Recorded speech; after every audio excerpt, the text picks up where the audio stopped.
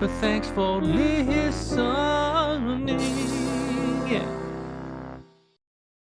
Hello, everybody. Welcome to episode 191 of We Say Things, sponsored by Manscaped. Gentlemen, if you didn't already know, it's tax season here in the U.S., and you know what that means? It means that Manscaped is here to make sure your paperwork is done and your boys downstairs are having fun. Make sure you spend your tax return money on the important things this year, like family, friends, and ball deodorant. That's good. That's good. Join the 8 million men worldwide who trust Manscaped by going to manscaped.com for 20% off and free shipping with the code WeSayThings20. Remember, old promo code won't work anymore. 20.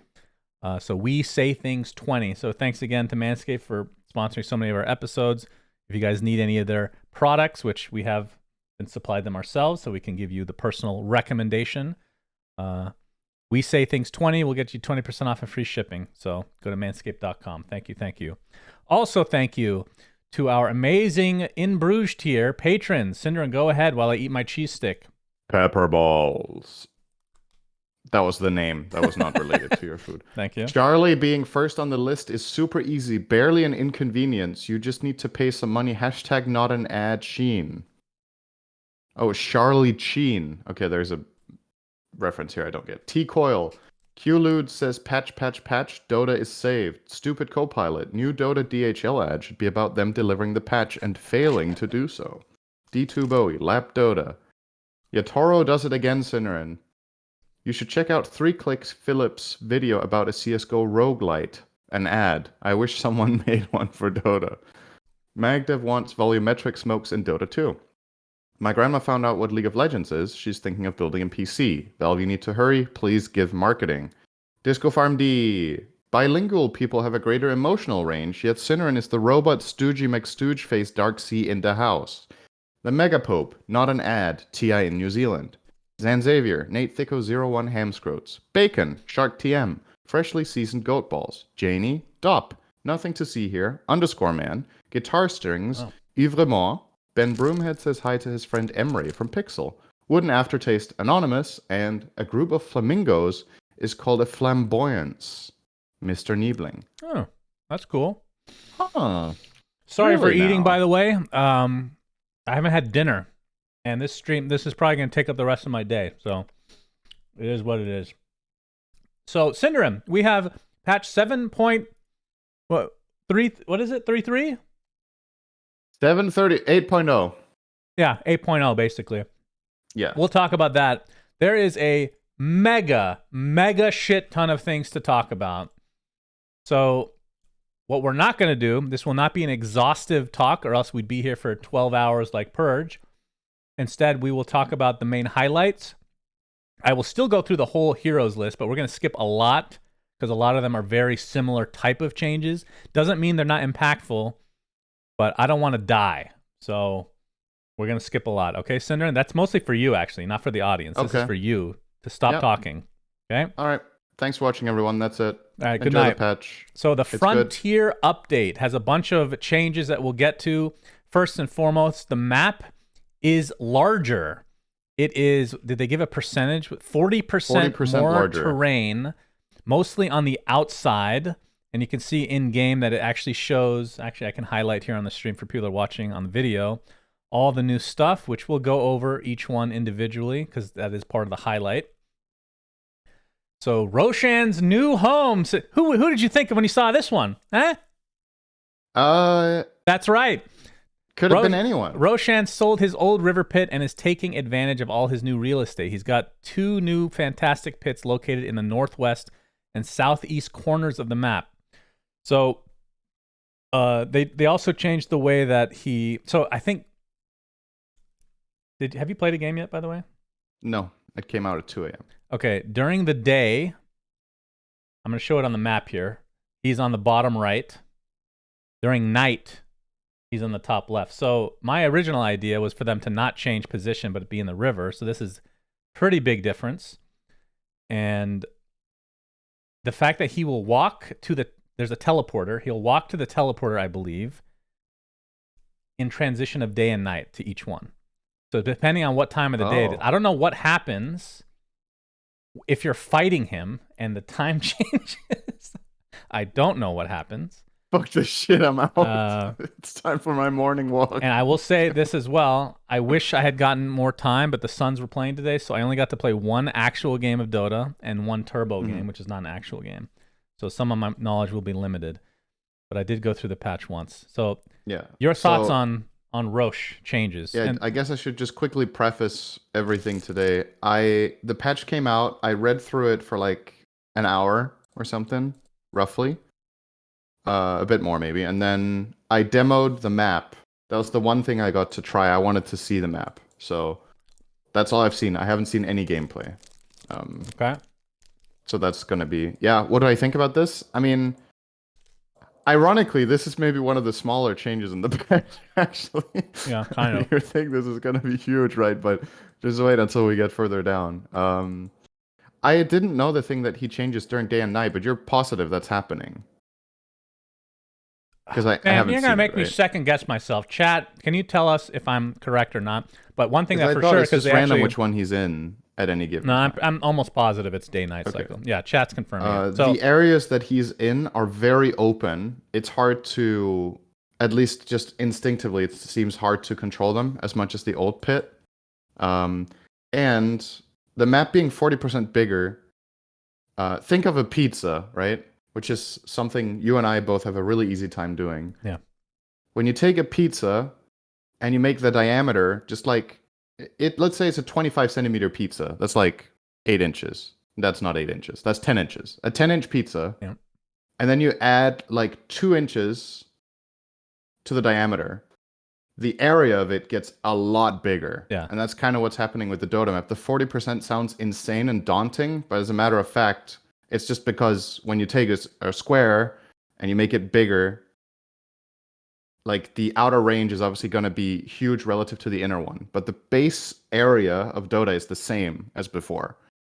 All of the added spaces on the outside. So the lanes are still same distance to each other. They're still same length, but all of the added area is on the outside. Which is important to keep in mind because otherwise, as soon as you read this, the map is 40% bigger, you're like, holy shit, the bases are going to be so far apart. This is going to take forever, you know? Yeah. But it's it's on the outside. So at least that's how I've understood it. You're correct. Everything when I was in the game, it felt exactly the same, and then when you get to the areas that are new, it's very disorienting. Okay. Very disorienting. Anyway, Roche, he won't drop the shard anymore on the second time. It'll just be cheese. But based on where he is on the third Roche, he'll drop either scepter or shard, which that's a huge difference. And that is interesting with what you said, because I thought it's random which pit he's in. But if you can decide where he is, you can be like, it's really good for our lineup to get a scepter. Oh, I'm sorry. It's refresher shard. Yeah. For some reason, I thought, first time I read it, I saw ag shard. Okay. Yeah. Oh, I see. Yeah. So he drops, my main point is still the same, right? It's like you, as the team that wants to kill Roche, you might be more encouraged to kill him during the night than the day if you want the night drop. Mm-hmm. And during the day if you want the day drop. And I think, I don't know the win rates of this, but in my mind, I've always considered the Ag Scepter a better drop than the Refresher Shard. Of course, no question. The Shard will rarely be better. It can, but usually. So that means that if he drops the Scepter during the day, I'm assuming that's the day drop. I don't know. Then you might want to try to kill him during the day, but that also means the enemy has better vision. So that's kind of interesting. That the dynamic is like that. Okay, next up, Twin Gates. So now, top left of the map and bottom right, there's a gate. You channel this for 3 seconds. I think you need to not take any damage during it or get hit by anything, or it gets cancelled, is my guess. I don't know if you tried that in your single game. Well, I mean, I used them, but I wasn't getting hit, so I guess I technically don't know. You channel on the gate for 3 seconds, and you teleport from one edge of the map to the other. So it's basically the map becomes a full wraparound from northwest to southeast with a 3-second channel, which is enormous for how you can cross the map from top to bottom lane as well. It takes some time to get to these gates because, like we talked about, the map is bigger. But now effectively, your heroes can just cross the map all the time from top to bottom lane. Yeah, they're basically close to the tier 1 This towers. change for me is bigger than the Roche one. Like, way bigger. Mm-hmm. because this affects all stages of the game all the time. Like the way heroes can move, the fact that this doesn't cost you anything, it doesn't cost mana, it doesn't have a cooldown, I believe. It doesn't share anything with your town portals. You can both use this and your TP. The map is like, this is extremely movement heavy, which I think a lot of position fours are going to love that this changes there, but we'll see. Yep. Seems pretty cool. Okay. Next thing is Lotus yep. pools, players. So essentially these little pools, this is kind of like a shrine replacement, I guess you could call it. They're located also kind of in a similar area, more on like the top left above the river, and then for the bottom right side underneath the river. And does it actually say, it doesn't say how often the lotuses actually spawn, but essentially fruit will spawn in this fountain, and you can go and channel it to receive the fruit, which it gives HP and mana. And if you end up getting more than, does it actually say, more than X amount, they combine into a bigger version of it. So periodically these things will show up. This is a way to get, it's like a more community shrine, right? Because one person using a shrine back in the day, it's done, can't use it for a while. Now you just go individually. But to my knowledge, anybody can take these. So the enemy can be in your area and take these. So, and the really big difference between this and the shrine is that this is an item you get in your inventory. Yeah. So it's effectively, it's a rejuvenation potion if you've played any game that has that item. That's what this is. And the power of the potion gets bigger the more flowers you have. And they can, it's according to this text, there's like breaking points where they stack into bigger fruits, but I don't know what they are. And I don't know what the incredibly large fruit that they claim is. If I scroll down, maybe we can find it here. Not that we should care, I guess. So like every 3 minutes, say something. Every 3 minutes, one will spawn. Mm-hmm. And stackable. 3 are combined into a greater healing. And 2 greater healings can be combined into something bigger, apparently. Okay. So the biggest one is like 900 healing and mana. That's a lot. But I don't know how many. So how many lotuses do you need for that? 6? A lot. Okay. Well, anyway. let's stick to like just the general rundown, and then when we get to the bottom section, we can, if we need to, revise them. Yep. Tormentors. So this is really weird. So these 2 powerful neutral creeps spawn near each base after 20 minutes, and both have a belly full of ag shards. So these things don't have that much HP, but they have a huge amount of shield that regenerates extremely quickly. So you need actually a good amount of people to be hitting it. And it also reflects damage, but it's shared damage, I think is the way that I read it, to where if you're doing it solo, you get wrecked. But if you're doing it as a team, it gets shared, so you're not taking that much damage. And then once you kill it, an ag shard automatically gets consumed. So it's not even an item that you can choose who to give it to. It gets consumed by the person that does not have it with the lowest net worth. Very interesting. Your thoughts on this one? What? Okay, I did not know that part. I thought it dropped one. It drops 1 to the lowest net worth hero that does not already have a shard. And then if everybody has a shard, it gives like gold. We can get to that later. It gives gold. Dude, imagine this, like in pub games, the 5's like, hey guys, my shard's really good. Let's go kill the Tormentor. Fuck you, I don't care. All right, apparently it's not the lowest. It chooses randomly between the 2 lowest net worths. Okay. I guess the good news is people have a pretty good gauge of who has the lowest net worth. It's generally the supports, right? But sometimes maybe you don't really know who it is, and it's a surprise. Like, let's go kill the Tormentor, and then you get a garbage shard on your 3 because he has bad net worth. Yeah, I mean that's what happened with me. I was playing LC today, and that shard is not particularly good. So that's funny. Okay, I mean, yeah. It's a really interesting choice to make it like that. Obviously, it's a way to try to help the players that are further behind. There's going to be more stuff of that later on as well. So these things are considered neutral creeps, but effectively these are kind of like almost buildings that regenerate over time. Because they're not like, you can't pull them. It's not a unit. It's just like a structure that you're destroying. Yeah. Okay. So, yeah, those are on, how do you describe exactly where these are? So for the Dire side, it's between their tier 1 and 2 tower, but to the right side. And then for the Radiant, it's actually before their tier 2 tower on the left side, just to give you an idea. Watchers. So Watchers are... So they have a lot of flavor text, so I'm trying to skip some of this. They begin the game inactive. There's a bunch of them on the map. And once you activate them, it's like a second of channeling. It's pretty quick. You get vision of that area for 7 minutes. But the area is quite small. It's way smaller than a normal ward. Yeah. And your enemies can come and sabotage it, which I think disables that temporarily, and then eventually you can retake it over again. But these so are you can't all over steal the it map. from the other team. Yeah, I was confused how this worked, and then last game we took one over, and then somebody took it from us, and then it just didn't look like it was active at all for either team. Okay, so there's actually merit to running to these in the beginning of the game and getting them, because then you own them for 7 minutes, and the other team can't. If that area is even relevant for the first 7 minutes, that's the thing. I don't know. And I don't know, we can count them, I guess. There's at least 8 on the map. Maybe there's more, but there's a bunch. So those are called Watchers. Okay, chat is saying that when you take one that the other team controls, it gets destroyed for 2 minutes and then it respawns. 2 minutes, okay. Yeah. Defender's Gates. Defender's Gates combine the sparkly... Again, trying to skip all this. Blah, blah, blah, blah.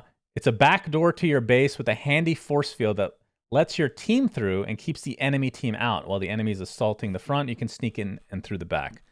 So these... Here it is. So this one, it's just literally connected, like on the Radiant side, it's on the top left of your base, essentially. And for the Dire, the opposite, the bottom right. This one I apparently did not see when I was reading the patch notes, because I didn't even know that was a thing. So that is interesting.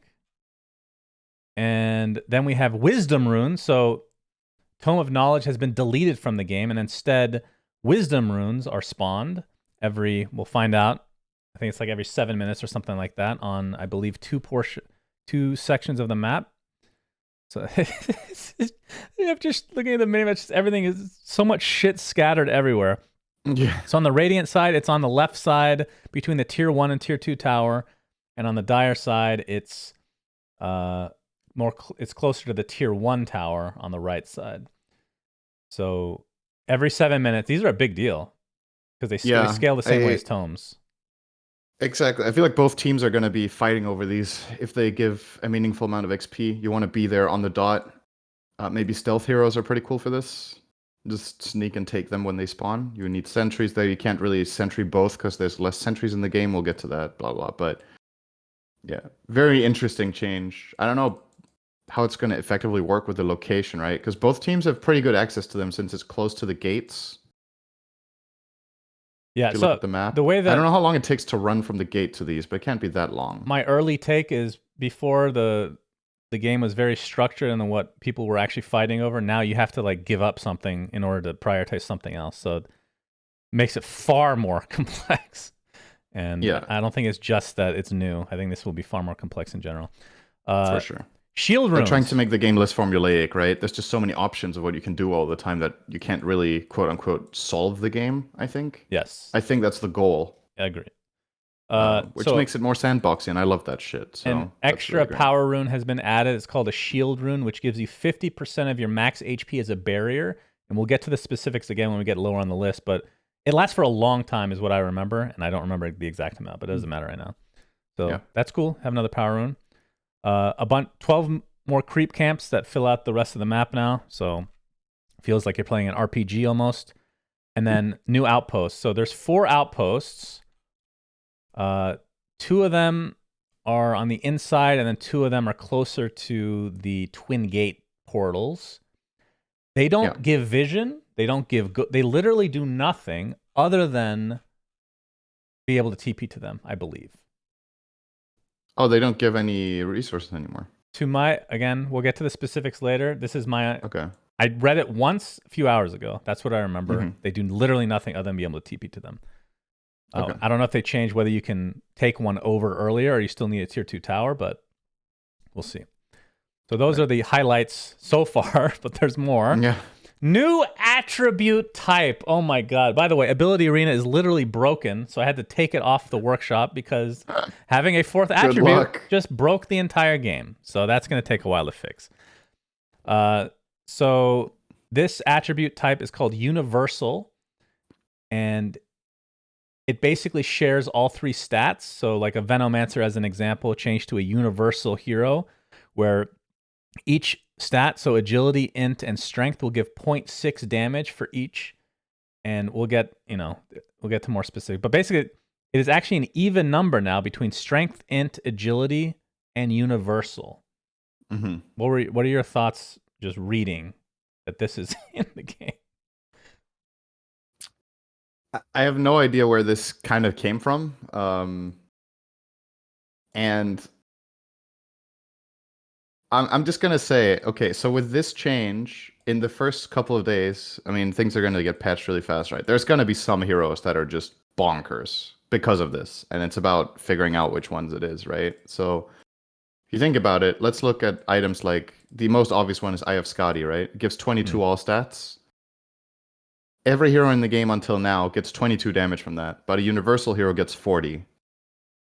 So there's like individual items that are really powerful for these heroes, but then the ones that only given one attribute are less good, right? Mm-hmm. So it's kind of hard to say how impactful this is and how you itemize these heroes. Like Skadi's obviously the clear outlier. And I believe most of the heroes in return have also been changed so they scale generally better with levels in terms of how much damage they get. Beforehand, if you were an int hero, you would get like 3 damage from your int. Now you get damage from all 3 attributes when you level up, and most of the heroes that I scrolled through just gets more. Some of them get significantly more than before by leveling. So yeah, it's interesting. It's very new. It's creative. I don't know how they came up with this, but I'm a bit surprised they chose this many heroes for starters. It's like they felt like it had to be an even distribution. Oh. And I think as a result, some of the ones that have the attribute type don't really fit it. Like, why is Wyvern universal and not int? It's like the intiest int hero in the game. Yeah. It's a nerdy hero that literally, its lore is that it reads books. Some of it was definitely lore, and then there's weird ones like Marcy is universal. That's a human. It's literally just a human. So, but the thing, this is probably the hardest thing for me to remember now when we cast. Like, what heroes the universe? Like, because these attributes have been set in stone for 15 years. Oh, by the way, we got invited and officially finally announced that we'll be casting the major. Oh yeah, as a side note. I am so I like you shoehorned that in. Oh, by the way, we're casting the major. I'm so hyped to cast the new patch. I cannot tell you how this is gonna be crazy. It's gonna be fun to cast an event where nobody knows what's happening. I feel like the players, even with the prep time they have, are still gonna be lost. No, this is way There is no way the teams understand the game. You could have 2 weeks on this patch and you would still know nothing, I think. Yeah, absolutely. BKB reworked. Whew, this one's big. So activating... This one's complex too. It is. Activating BKB now applies a basic dispel and grants 50% magic resistance and a new mechanic. I believe this wasn't, right? This wasn't in the game. Called debuff immunity. While it's active, negative effects from debuffs do not affect you. Plus, you'll have immunity from pure and reflected damage. But when the BKB ends, if there's any debuffs that have been put on you and they're still, like, let's say there's a Gale on you, Gale's not a good example. Let's say you hit BKB, you get Galed, the slow will not affect you, the damage will, although you have 50% magic resist, so you're taking less damage. And then let's say the BKB ends, but the debuff of Gale is still on you for like 2 more seconds, then you will get slowed for the remaining 2 seconds. That's as dumbed down as I can get it. So this is a enormous nerf to BKB. Enormous, no question about it. But yeah, your thoughts on this change. And there's more to go with it because like every stun in the game has been reduced. Every single one, basically. So I think part of the reason they did this is that, I don't know, I know that BKB from the community's perspective maybe isn't a popular item because they're like, it gets bought, multiple of them every game by pro teams. It's so important. It's such a crucial part of the game, etc., etc. But by design, I think this item was necessary because of the way spells work in Dota. But we'll see how it works now, because we'll get to that. But stuns have been reduced, like you said. I personally didn't mind the old BKB, but I'm also, I don't know, maybe just by virtue of having played the game forever, maybe I'm just more used to that item being the way it is. I'm very, very curious. Again, I haven't really played yet. I'm really curious what happens in games when spell casting heroes get really strong and when stuns are max level. Because I looked at the numbers for how they got nerfed, and it's like 10% duration maybe on average. So just it feels like arguably stuns, slows, debuffs of all kinds might actually be better than they were before.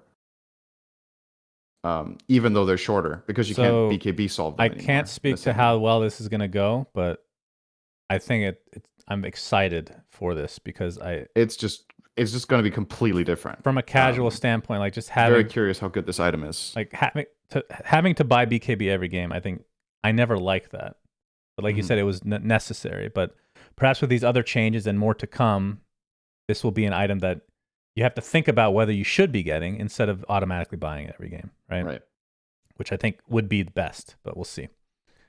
Neutral item drops rework. So they added my idea for the Roche, and looks like we finally 2 years later add yours. So essentially, I don't know if I can take credit for this idea. Yeah, you made it. I don't think I came up with it. You came up, but with I've been pioneering it, or not pioneering. That's not the word. That means I came up with it. You came up with it and pioneered it. Yep. I've been pushing for this for a while. So when instead of a neutral item dropping on the ground, it's a token now. So you take a token and you use it, and let's say it's a tier 1 token, you'll get, I think it's 5 choices of tier 1 items for your hero, and that item will only work for you. So you're not sharing that. You can share the token because you can send the token back to base, and you can only, I believe you can only use 1 token as well, because that wouldn't make sense. So you're getting an item for yourself that only you can use, and it's catered to how you want to play. This is what you've been wanting for a long time. How do you like the execution? So one of my gripes with neutral items was always the RNG element, that certain heroes and certain items just work extremely well together. Like one of the most egregious examples from the last patch was Pangolier with Brigand's Blade, right? Like just insanely good on that hero and very clearly overpowered, right? But what if you play Pango and it just doesn't drop for your team? It's like we're talking a win rate percentage difference here about whether that item drops or not. So I think it's way better to streamline it more so that tokens drop. You can choose what you like for your hero in the moment in time, and it also becomes more interesting because now it becomes a strategic thing where it's like, what's the game state? What do I need most? What's good for me right now? What's good for the team right now? Rather than what do we randomly get? Oh, hope it works on our heroes this game. Oh well, we didn't have a great carry for Paladin Sword. Kind of sucks it dropped.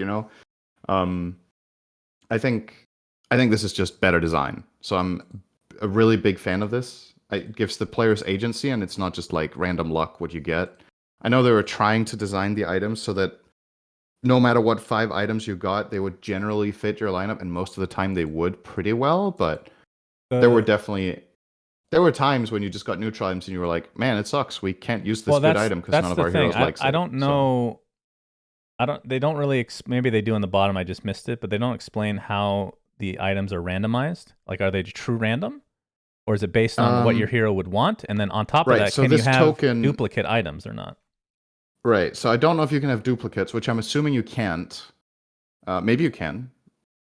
And the other thing is you get 5 choices, right? So there's still the element of randomness. You can't just pick from the whole catalog and be like, this is the exact item I want. But answer me this. What you do is you narrow how many tier 1 items the range are in the of game, RNG, right? Say? How many tier 1 neutrals? Actually, if all 5 people, how many tier 1 neutrals are in the game? Like, I'm going to have a look. 12? Yes. There's 12 of tier 1, 2, and 3. Okay, so there have to be able to be duplicates, because if all 5 people use the token at the same time, then obviously they can pick the same items, right? It's not possible. That's true. So I'm fairly sure you can have duplicates. And then in terms of how random it is, like the game I was playing, again, just the 1 game or the 2 games, they seemed like items that I would want on the hero. Does that make sense? Consistently. There's just a high chance that that's going to happen, right? When you get 5 out of 12 and there's broadest Yes, they are. but again, they don't But now that I specifically think about say. it, so you now get offered. You get offered 5 out of 12, right? Mhm. In the past, you would get 5 totally random items out of 12 for your entire team, and then you could trade them as you wanted. Yeah. Now you get offered a choice of 5 out of 12, and you have to take one, and you cannot get the others even if your teammates get them. Right. I mean, it's still just better, isn't it? Like you just get 5 to choose from. I'm not a math whiz. We're gonna Uh, have to let somebody do the math for us. yeah. I mean, my gut feel, at least, this is also something, keep in mind, this is not a final version, right? This can get tweaked, but just getting this concept in the game for this mechanic, I think is really good. Yeah, agreed. So. By the way, I had no problem with the last neutrals. After they made all those changes, I was fine with the system, but I think this improves it. Okay, neutral creep scaling. So some of this we'll skip for now, and we'll get to when they get to the specifics. I mean, you want to talk about the kill formula? We can get to the general Yeah, tab. so just really quickly, kills on heroes are worth more. So they're trying to encourage more skirmishing and more roaming around the map. And obviously, I mean, more team fighting, but I feel like that's been the meta for a really long time already. Curious to see how this all plays out, but obviously with what we talked about with the portals at the edges of the map, etc., I think there's going to be a lot of movement.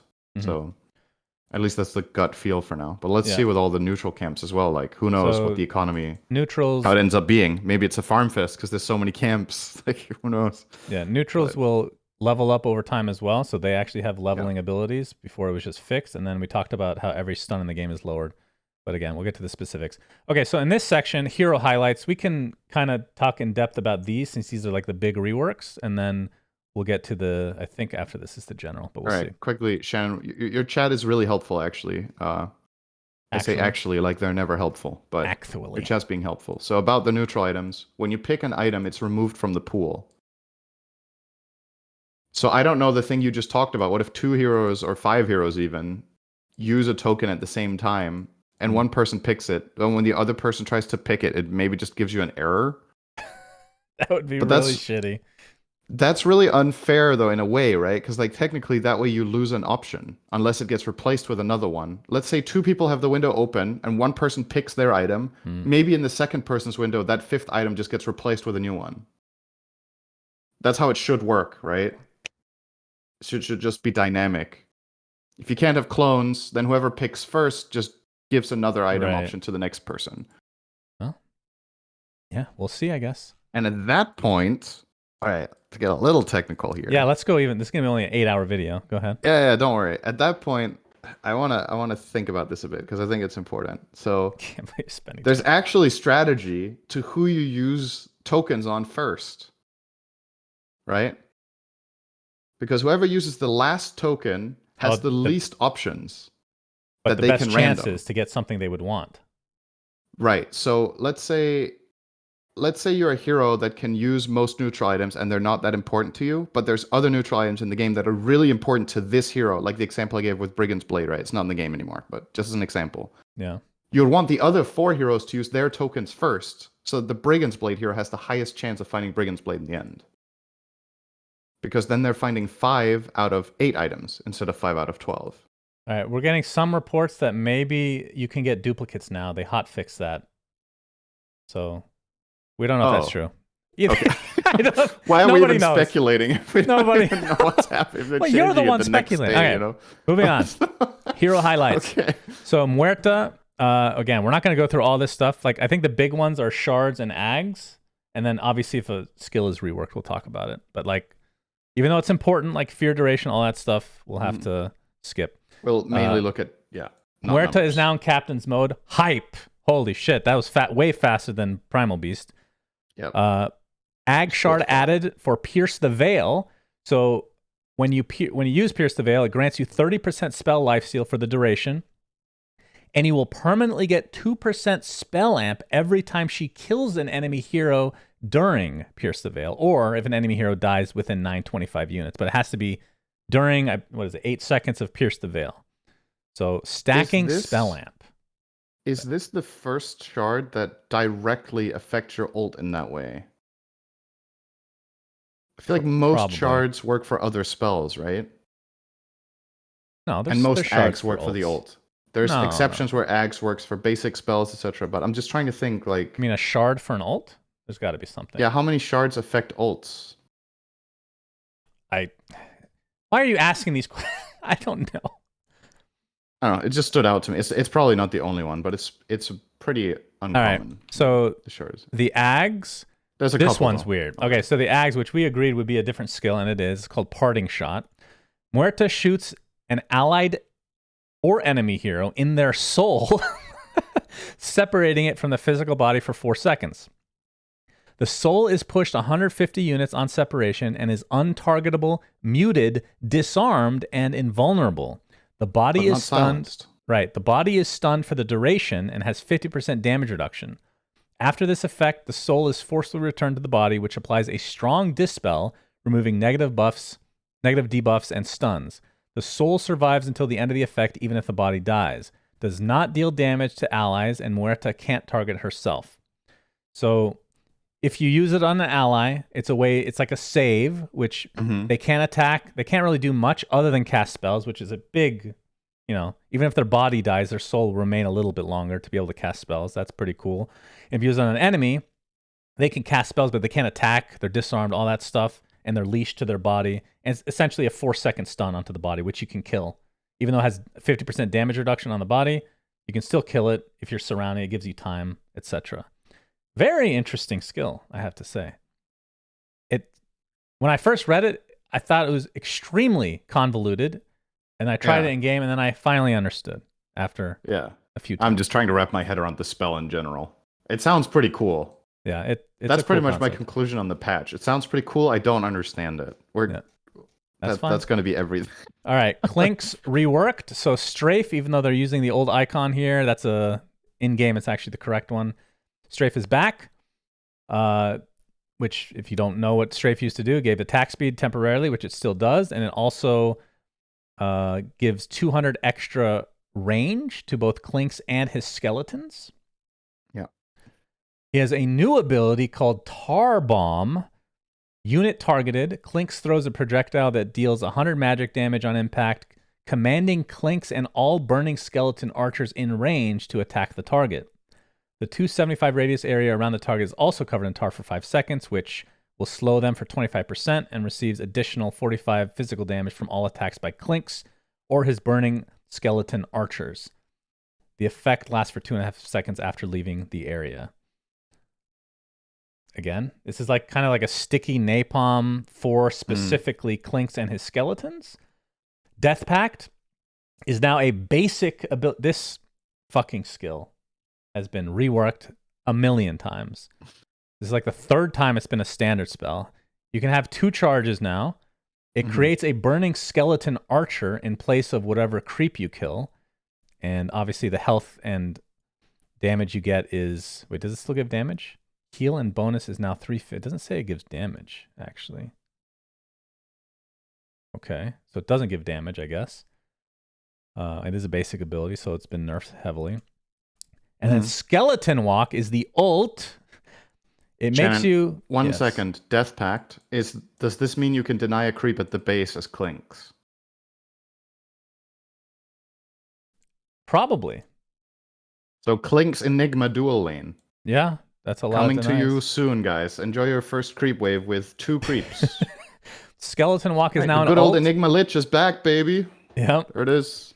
You can be invis for up to 45 seconds. Move speed doesn't work on allied units, someone said.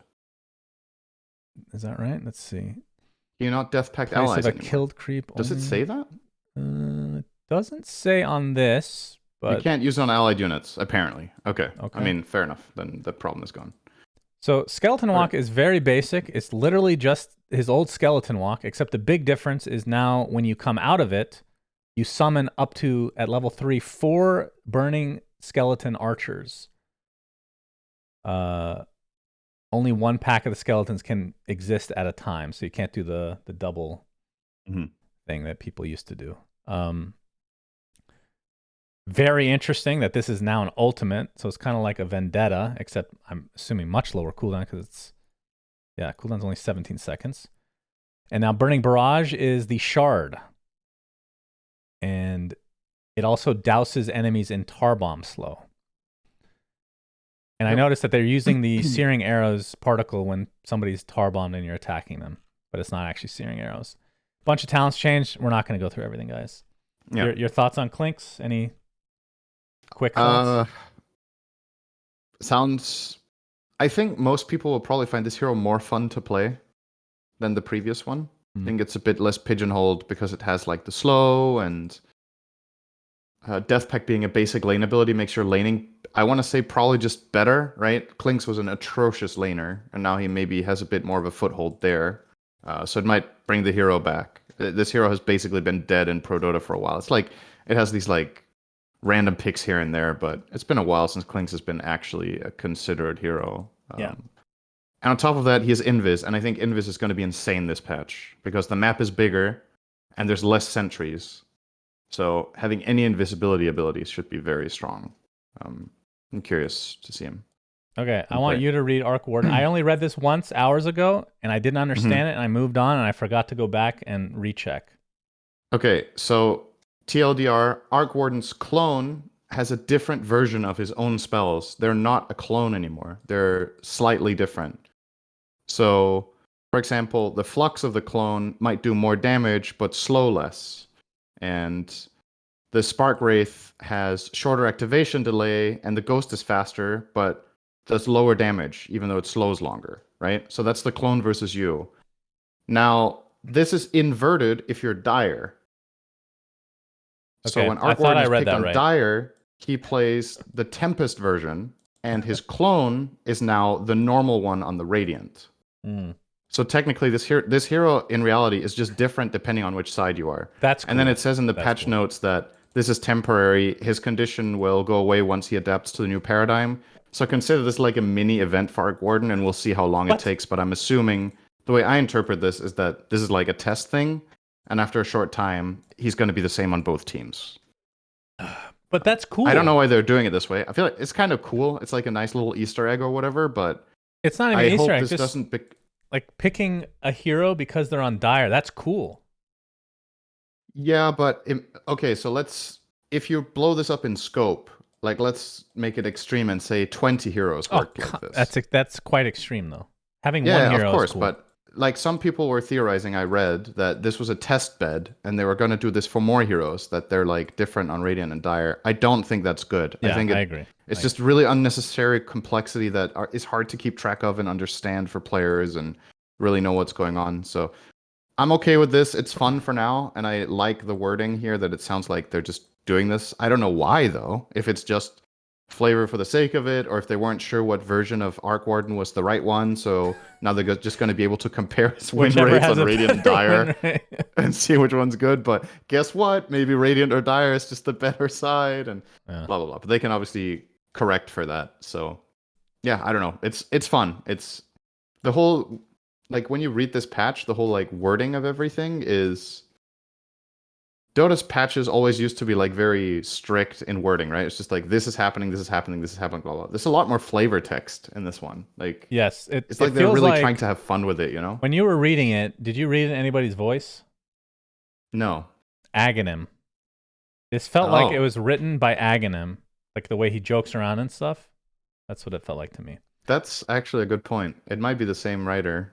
So Ogre Magi is too dumb to be an intelligence hero, so he isn't anymore. He is now strength, and his int is 0, and it will always be 0. You can't change it. Base mana increased, base damage, blah, blah, blah. He has a new innate ability called Dumb Luck. Max intelligence is 0. Ogre Magi receives 6 points of maximum mana and 0.03 mana regen per point of strength. Each 20 points of strength is also increases the multicast chance by 1%. Your thoughts on Ogre? I mean, this sounds fucking funny, you know? Like, it's like the same vein. They're really trying to make some really unique, crazy things. I don't know if this is fair. I don't know if he's good. I don't know if he's bad. I have no idea. But it's funny, right? And that's... This other cool. one is It's a creative also idea. just as weird, and I actually played around with it in game a bit in the test Mhm. client or whatever it's called. I still really don't understand. But Medusa, she gets the same treatment as Ogre in the terms of the 0 strength instead of int for Ogre. So zero strength gain as well. And Mana Shield has been completely reworked. It's now a passive ability.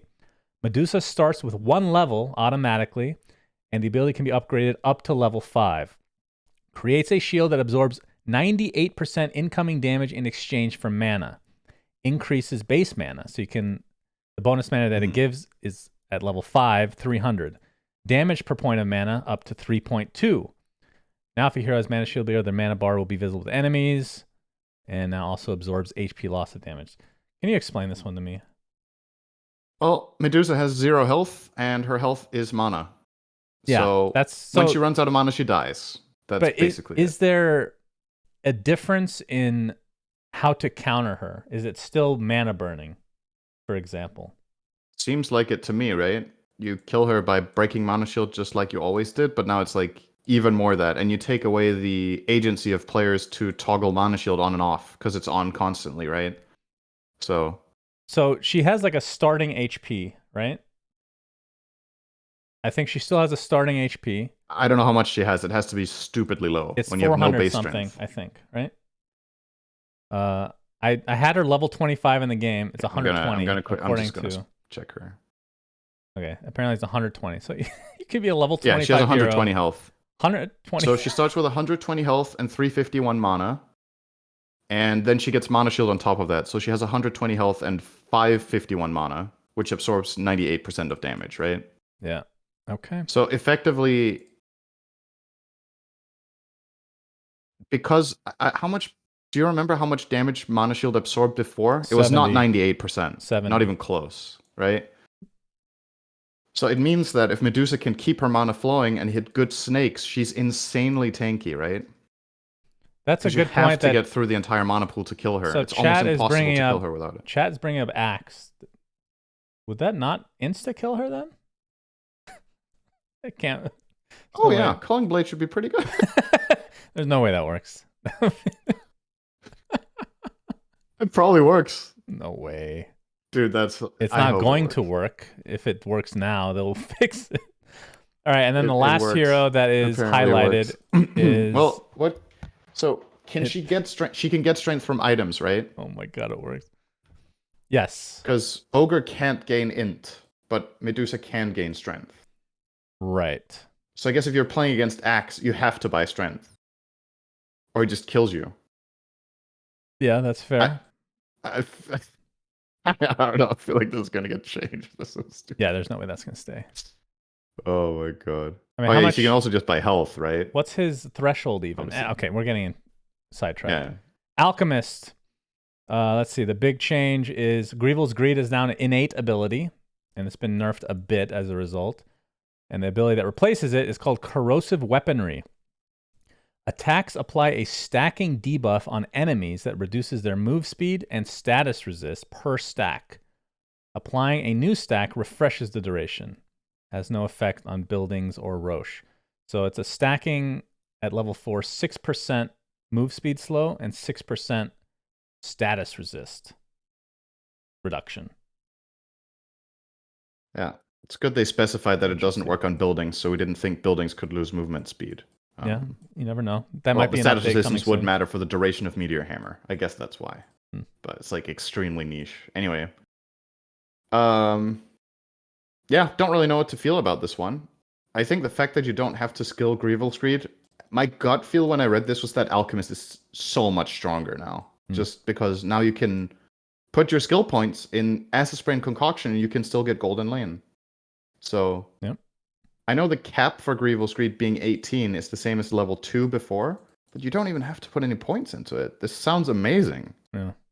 Like, my thought on this is like, this hero's just flat out way better. Like, more than 5% win rate better. Hang on, let me check, actually. Can you see the trends in game aren't reliable yet, are they? They take weeks. Probably not. I think it's Dota buff hero win rate. You can sort by day or something, right? All right, whatever. I'm not smart enough for this. Thank God. All right, moving on. New items. There are 7 new items. Blood Grenade is a 65 gold consumable. It gives you 50 health. Wait, it's consumable, right? Or is this actually an item that stays? I think. Okay, maybe I'm wrong. I feel like it should say that the grenade is broken if you throw it, but it doesn't. So for 75 mana and on a 10-second cooldown, you throw a grenade at the 75 target. health. Oh, you're right. It is called It costs Blood health Grenade. to throw. 75 health to use with a 10-second cooldown. Throw a grenade at the target area. Enemies in the area will take 50 damage on impact and be slowed by 15% and take 15 damage every 1 second for 5 seconds. Radius it is 300. consumed when you use it. Okay. This one has no upgrades. I thought this would be like combined with Meteor Hammer or something. Kind of a similar effect. But it's just a standalone consumable.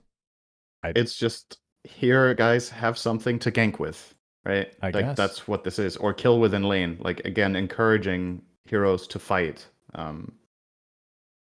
This item costs 65 gold and 125 health to use, right? Because it gives 50. Yeah. So you pay the 50 plus 75 to do this damage. So it's quite dangerous actually to use. You need to be careful. Because sure, you can be like, yeah, the 50 health, but it's cheap, right? But instead of this 50 health, you would have bought maybe a Fairy Fire. So, you know, the math really quickly starts getting extremely skewed in the favor of you're putting yourself at risk here. But it does good damage, and I think this just encourages people to play. I don't know. What do you think about this? Is this like a trialing item? Is it the first thing I think of item? is I don't know. It's a good cancel for Blink Dagger, I guess. If you just I don't know how have fast this the in your projectile inventory. is. Yeah, I don't know either.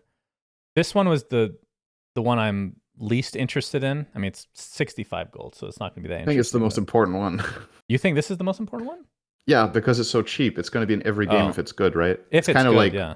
when they introduced Mango. Like, think of how important that item is now. That's fair. I this guess feels like it could be a Mango type item in terms of importance. Like, really?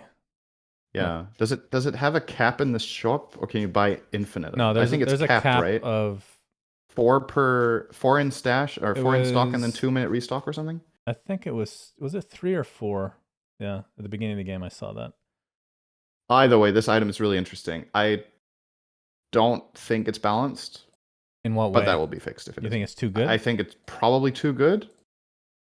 Okay. Just consider the fact that kills are worth more as well, right? Like, people want to find kills, and this is like an item that is very kill centric. Okay. So, this is one I could very well be wrong. I did not give a shit about this one. I barely took any brain power to dissect if it would be good. It doesn't seem like it's good to me, but been wrong many times before. Diadem is 1,000 gold, and it's very complicated. It gives 6 attributes, and Terrible that's value. it.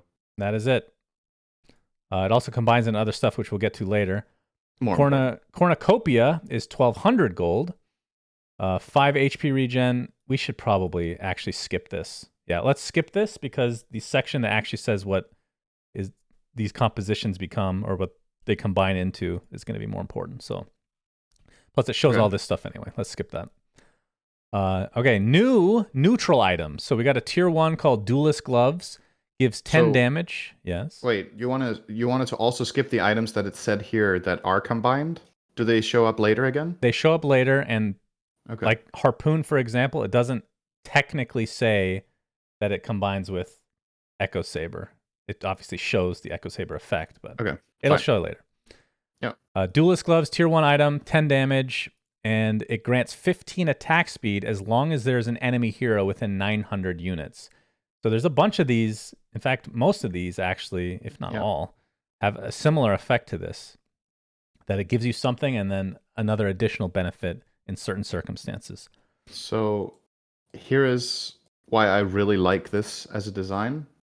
Is one of the problems. You know, I have not been the biggest neutral item fan. That goes without saying. But part of my problem with the items was how much they contribute to power creep, which, if you're unfamiliar with that term, that basically means that over time, when games get patched, what generally tends to happen is that things get stronger and stronger and stronger, and that means that older stuff gets less and less relevant. Think collective card games or collector card games, right?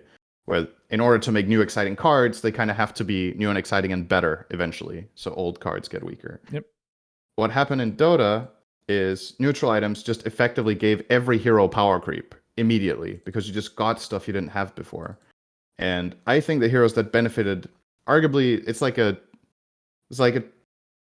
there's two sides to it. The one is just the passive way that heroes acquire gold. When they got a neutral item, they just started farming faster. Or they got mana so they could farm more, whatever it is. Like most neutral items just made you the rich got richer, right? With these items. With this, it's like, yes, they do, but not as much, right? Because this is more focused on, okay, these items interact when players are fighting, not so much when you're farming. So if you look at duelists' gloves, they give 10 damage, which is not that big of a deal for farming speed compared to some of the other tier ones we've had in the past. I think this angle is pretty interesting to try to make the items feel relevant and interesting to use, but not as like, oh, now you're just farming a lot faster for free. So effectively for me, this is trying to combat power creep. That's what I'm reading. And I think that's really good. Yep. To try to slow that down a bit. So another tier 1 item that was added is Spark of Courage. Provides 10 damage when the hero is above 50% HP and 5 armor when they are below that threshold. That's very interesting. Another cool one. Tier 2 item, Gossamer Cape. Gives 20 move speed. And also has a passive, Sixth Sense. Automatically dodge an attack from an enemy hero with a 5-second cooldown. Seems pretty strong. Very strong against certain heroes. My goodness. Yeah. Tier 3 item, Defiant Shell. Gives 5 armor and 7 all attributes. And has a passive called Reciprocity. Is that how you say it? It's like I was going to say reciprocal, but reciprocity. Okay. I think so. When attacked, the hero counterattacks the target within their attack range. 5-second cooldown. I had this on LC.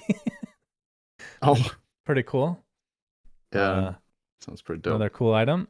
Can you also does this proc when you're stunned? Do you know? Ooh, I don't know. I'm not sure. Or disarmed. Yeah. I guess it doesn't work when you're disarmed. Well, probably not disarmed. Vindicator's Axe is a tier 3 item, gives you 25 attack speed, and then also in addition to that provides 30 damage if your equipped hero is silenced, and 15 armor if you're stunned. Another very cool item. I don't know how an axe can give you armor, but we'll go with it. I like the concept. Another tier 3 item, Dandelion Amulet. Gives 25 move speed and 300 mana, and also provides a buff every 12 seconds, blocks up to 300 magic damage from damage instances over 75 damage. That's pretty damn strong, I would say. This sounds amazing on some supports, I think. And the last neutral item, tier 4, called Martyr's Plate, gives 20% magic resist and has an active that redirects 20% of all damage dealt to your allied heroes within 900 radius towards you for 8 seconds. Cool concept as well. This is a full heal on Abaddon ult. Yeah. This would be the Abaddon item to get, no doubt. Yeah, that's pretty dope. Matchmaking has been... Okay, did you read this? Yeah. You want to sum it up for us? Okay, so using the Glecko system, or Glicko. We're moving from our MMR system, we're moving to something called Glicko. I'm not going to pretend that I know all the ins and outs of this, but essentially what happened over time in Dota was that the areas that people got clumped into in MMR was undesirable. And what they're going to do with Glicko is try to get better assignments of people's skill and rating to generate better games. And Glicko operates mainly with confidence. And what that means is it gathers data about your wins and losses, etc., and should be, compared to the previous system, more accurate at assigning your skill based on confidence. And the two main things, they say that in the start. MMR was just 2 numbers. It was rank, and then it was rank confidence. And your rank is an estimation of your skill, and your confidence is the confidence in that estimate. So first, it's like, okay, you seem to be this good. Let's get a big enough sample size and be like, okay, are you actually this good or not? Was it an outlier, right? That's why calibration is a thing, because people can have insane games and they can have terrible games, and you try to kind of factor all that in. I don't know the equations. They don't mention them here. But the hope they have with Glicko is that it will group players better in terms of that. And I don't know how that's going to reflect in MMR number, but effectively what they do is everybody's recalculating right now. So you've all lost your medals, and don't despair if you get a new one, because if you get a worse medal than you had before, that doesn't necessarily mean you dropped rank.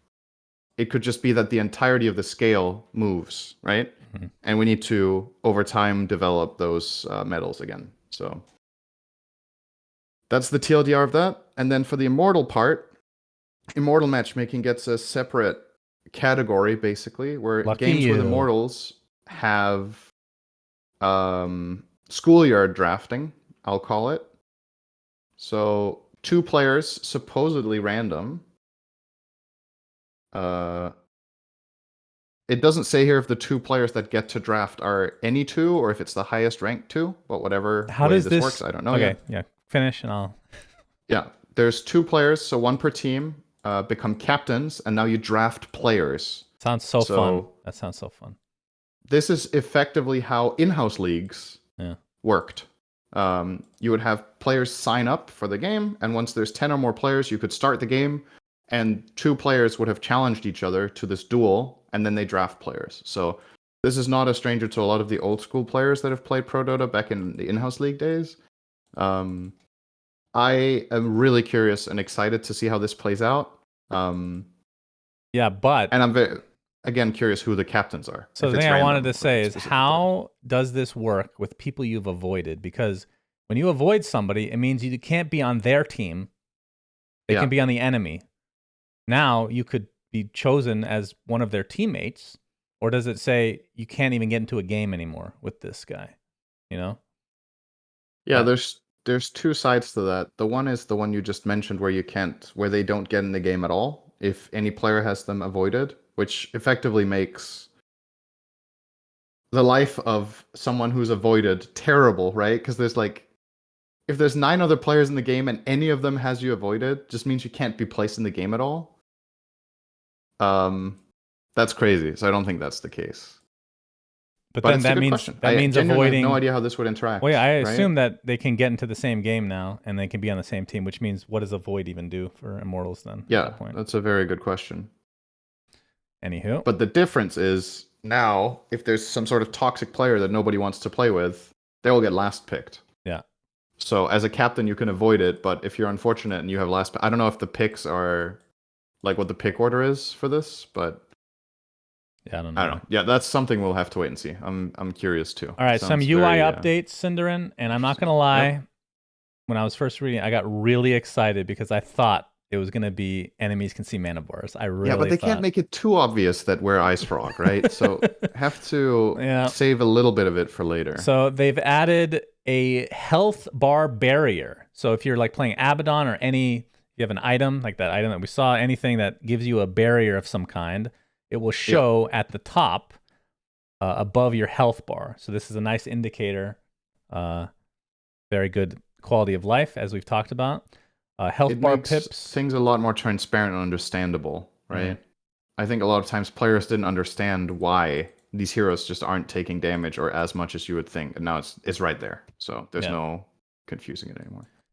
Health bar pips have been added to things that take X amount of hits to destroy, so like wards, or I was playing against, so I didn't really, I'm not a support player, so I don't de-ward. I didn't look at any wards the entire game, but playing against a Clinks and shooting his skeleton guys that have these bars, they have 3 ticks, looked super ghetto. It literally looked like Warcraft 3 to me. That gave me nostalgia, which shouldn't be a thing. It looks like shit.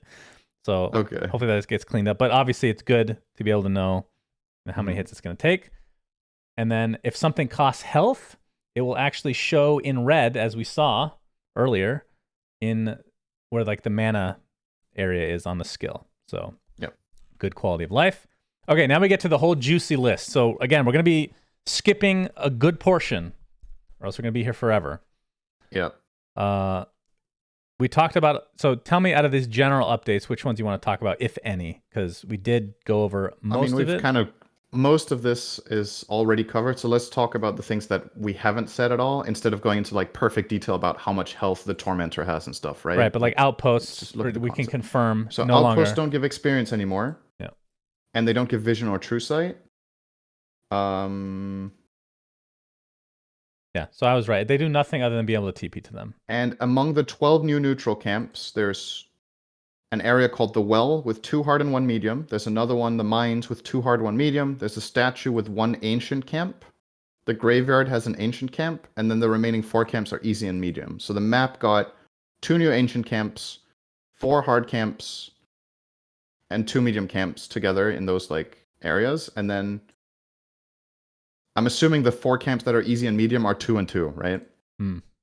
So that means we got 4 medium camps, 4 hard camps, 2 ancient camps, and 2 small camps. And each one, so it says units here are granted with a buff, and each of these camps, or not camps, each of these sections of camps are given a buff of some kind. I assume this does not affect heroes at all. So, for example, one of them gets 1.5 mana regen buff, another one 4 HP regen buff, 2 armor, 5 attack damage, etc. So, I guess it means if you convert them, they have this buff because they're from that camp, right? Oh, that's interesting. I would think so. I think this interacts with Helm of the Dominator, Ancient Chen, right? Probably. And Devour. I don't know if Devour would work. That would be kind of crazy, right? That would be. Not sure. Okay. Probably. Yeah, that's a little unknown then. Universal heroes. Did you think we should be mentioning all of them? Abaddon, Bane, Batrider, Beastmaster, Brewmaster, Brood, Chen, Clockwork, Darkseer, Dark Willow, Dazzle, Enigma, Io, Lone Druid, Lycan, Marcy, Magnus, Marana, Nyx Assassin, Pangolier, Phoenix, Sand King, Snapfire, Techies, Timbersaw, Vengeful Spirit, Venomancer, Visage, Void Spirit, Wind Ranger, Winter Wyvern. That is the most you've ever sounded like an AI. I'm really proud of you. You genuinely sounded like Microsoft Sam. So a lot of the, like, obviously they're going to run out of heroes that, like, lore-wise would make sense. Do you think because they had, if they wanted to even it up, 4 attributes divided evenly, obviously you pick the heroes that on some level you're like, okay, I guess that makes sense. Like an Abaddon, like an undead guy, whatever. Io, like very like Enigma, that makes sense. The most obvious one is Bane, because Bane has the same in every attribute already. Yeah, right? Bane. I'm talking more lore, but yeah, that makes sense. Like Brewmaster, right? Because you have the spirits. I don't know what their selection criteria are here, except what you said, that they want to even it out, so they have to pick a certain amount from every attribute to begin with. Yeah, because like Pangolier, we talked about Marcy, Snapfire. These are random as fuck. And the reason this is important is that the way the math works, which we talked about earlier, that you get 0.6 damage per attribute, there's inherently some of these heroes that want to buy the items that give all attributes or give more than one attribute, and there's some that don't. So for me, this is just going to, some of these heroes are going to be really big winners of this change, and some are going to be losers, I think. And there's no way to know until you play. But I'm just looking at this list of heroes and I'm trying to think, okay, who of these heroes would I want to buy multi-stat items on so I get damage and can carry with it? Here's the interesting... Abaddon is an example. Sorry? Here's the interesting question about that. So if you want to, let's say something's imbalanced, how do you nerf something like that? Do you literally just change their attribute? Like next in the B patch, like, oh, you know what? Marcy makes more sense as a strength. We made somebody else universal instead. You know what I mean? I don't know. Because that's weird if we're talking about in patches, in B patches, C patches, that literal attributes are changed. That's weird. I think this whole concept is going to be really difficult to balance, and it's going to take time. And one way, like you said, is to just shuffle heroes around. If they're too overpowered as universal, you can make another hero universal. The other thing is you could obviously nerf the individual hero that is too strong as universal hero. You could nerf some of its stat gains, right? Then they lose his damage. But I don't know. This feels like a crazy experiment. And this is one of those things where if the results aren't what they like, they might just scrap this entirely, actually. This feels like a thing that could just be removed completely. They've done that before with other stuff. Exactly. We've had that with... we had the version where Strength, Agi, and Int gave additional effects, right? And we had... we had like the fire element stuff, right? Fire we had damage the over element time or stuff something. where they were trying something new that lasted for a week. That was like an instant fuck this is a terrible idea. Out of all of the big changes in the patch, I think this is probably the one I like the least because I find it really hard to gauge, and I don't really know what this adds to the game. Yeah. It's just strange. I understand how it works, but I don't know why we get this. That's a good question. I mean, maybe they're trying to make more variety in item builds and the way heroes are played. But at the end of the day, what's going to happen probably is that universal heroes are going to get solved, and there will be a build on these heroes as well. The items will just be different from before. Well, would you have... okay, just quick. So, I don't want to make this longer than it needs to be, but do you... Again, I know you haven't played a single game. Mm-hmm. I hate it when people like go on Ability Arena and they haven't played the patch yet and they just, are saying what's wrong or whatever. But this is what we're fucking paid to do, kind of, by Manscaped, of course. If you need to shave your testicles, go use our code. Make sure you use the universal. Would you have rather that been, like, if they were going to do something like this, would you rather just been a normal but a fourth attribute instead of combining 3 in this way? You know what I mean? I think they might have tried to come up with one and they couldn't. Yeah, possible. Because that's the tricky part. It's like, what's the fourth attribute going to be? But I agree. I don't know what this... It seems it's a big change. It's exciting. Yes, it's huge. It's exciting because it's new, but I don't know what this offers either. This is day 1, so don't want to make it seem like we figured anything out. Yeah, Nobody's figured this out. There's just a high chance that a subset of these heroes will be a lot better, a subset will be a lot worse, and then it's about what you're going to do about it. Because there's no way this isn't massive for these heroes. Like, everything in Dota is a lot of the time really small numbers make a big difference. This is big numbers. So, yep. It's pretty crazy. We'll see. Okay. We talked about how disables have been nerfed. We talked about BKB. I think we did a decent job, but basically... things like Juggernaut, Blade Fury, they don't give... I don't think I saw one old magic immune thing like Blade Fury or Rage or whatever that gives 100% magic resist at all. No. At most, I think it was 80, which is Rage and Blade Fury.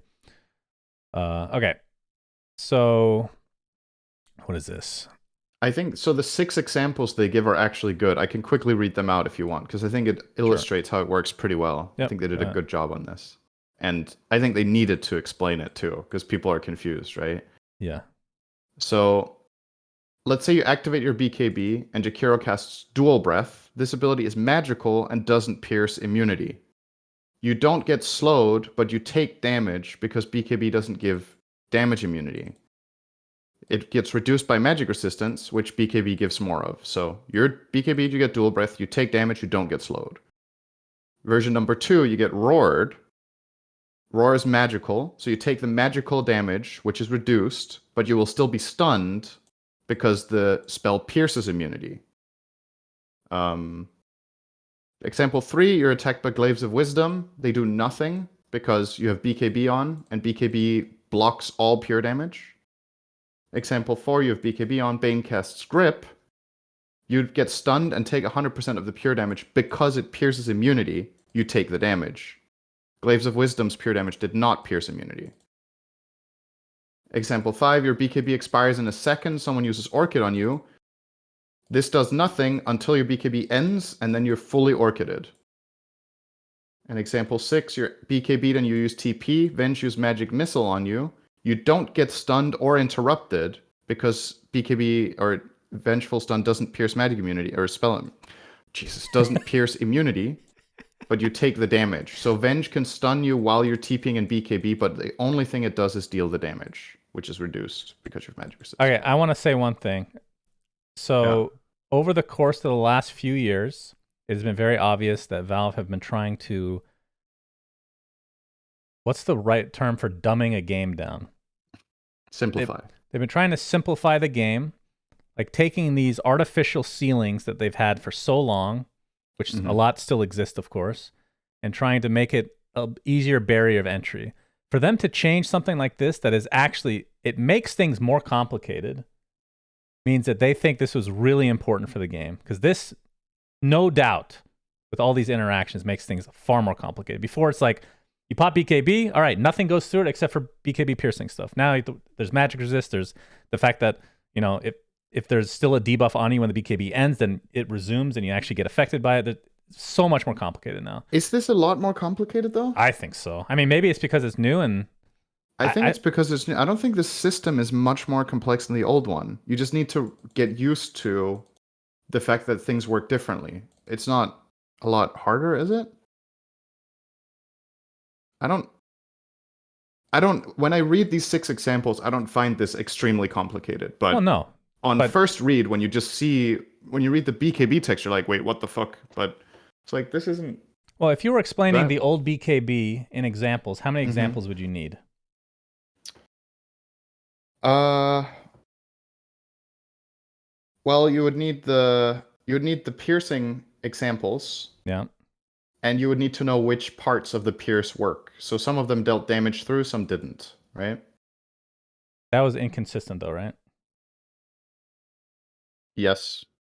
As most things in Dota are. So three I examples? I mean, maybe this is more complicated than I think it is. It's very possible that I've looked at this and I've thought of it in a too simple way, and maybe it is a mess. But I'm not too worried about this one personally. Okay. Well, we'll see. Other changes. All right, tell me what you want to talk about. Because the formula stuff is over my head, obviously. Yeah, so whenever there's an other category or like map, people usually, or a lot of people at least, just kind of scroll through this and look at the heroes they want to see the change. These changes are usually really big, even though they just get a few lines. So melee creeps give no extra gold over time now. In the past, they got stronger every 7 minutes. They started giving more gold, I think 7.5. Range creeps do give more gold, but only half as much as before. So the scaling gold on lane creeps will just be significantly lower over time. That's that. The new gold formula gives more. I haven't looked at graphs for this. I'm sure you can just look up graphs, but the TLDR should be, in most cases, you get more gold for killing heroes. And then this one to me is really weird. All units gain movement speed during the night. Yep. Effect is doubled for heroes, but it can be broken for 5 seconds upon attacking or taking damage. So every hero gets 30 move speed at night. All summoned units get 15. And you have this until it breaks from damage or you hitting or something. Is this because the map is larger? This was a weird one. It's to encourage heroes to move, I think, and use the night for ganking and make things happen. This one's really weird, and I don't know if it's base move speed, because in that case, this is just better for some heroes. Like, especially Night Stalker should be zooming, right? And other heroes that buy Yasha, whatever, I don't know if this is just a flat bonus on top or base, but it matters whether it skills. Then we have base HP reduced by 80 on every hero. That's Medusa's health right there. Yeah. Which is huge depending on how they compensate on each individual hero. We're not going to go over that, but some heroes will be less tanky probably. Strength gives 2 more health per point now, so that's the compensation there for a lot of heroes. Int gives magic resistance per point, 0.1% magic resist per point. This is enormous because this affects every hero. How many different int buffs have they come up with? I don't know. How many? If you had to guess. I don't know. 5? Yeah, probably. Like, do you think this will last? No. Like, at a certain point, just does it give this in addition to... Is this the only thing int gives now? I can't. It still gives mana regen too, I think, right? Oh, it should. It doesn't say it lost its mana regen. Yeah. So now it gives mana regen, and magic resist to have int. If you want to add some more complexity, what does this mean for universal heroes that are buying all attribute items to get damage? They also get tankier because they get int against spells. That's right. That's very interesting. Right. Then there's like, yeah, I think that's it for that category. That's fine. Okay. All right. So so the way that we're going to do this is obviously we're going to skip a lot of stuff. I would say a good portion of the hero change logs are actually changing stun durations. So we're not going to really mention that. Just know that they've all been lowered. Yeah. Most of the talents, I think we just skip unless there's a big one. I think Ags and Shards are the big ones that we go over. Obviously, any reworking of skills. So for neutral creeps, we talked about how they all have 4 levels now, but the 4th level is only achievable if you're Chen. So at level at minute 15 and minute 30 is when they get the level 2 and level 3 respectively skills for the neutral, or the neutrals. We won't be going. Do any of these warrant a discussion? Not really. They're just all stronger over time. Yeah, except for the Centaur, which did get the stun reduction, which is big. That's just the damage. Okay, scroll through that. Okay, we talked about Blood Grenade. Talked about Diadem because it doesn't do anything. It's just a stat item. Cornucopia, that's also just a stat item. This one's in the secret shop. I didn't know that. Okay. Yep. I don't know how to say this word. Pavis? Yeah. What's a Pavis? It's a type of shield. How do you know that? Because it's an item in Diablo 2. Of course. I was waiting for you to say because I read. That would have been a good burn. Yeah, good one. Pavis requires a Void Stone, which is only 700 now, and a Ring of Protection, and a Fluffy Hat, and a Recipe. So total cost 1400. Gives 3 armor, 2.5 mana regen, 175 health. Has an active called Protect. When cast on an ally, grants them a barrier that absorbs 300 physical damage. Duration 8 seconds. Cooldown 18 seconds. So this item is sounds crazy good. Dream.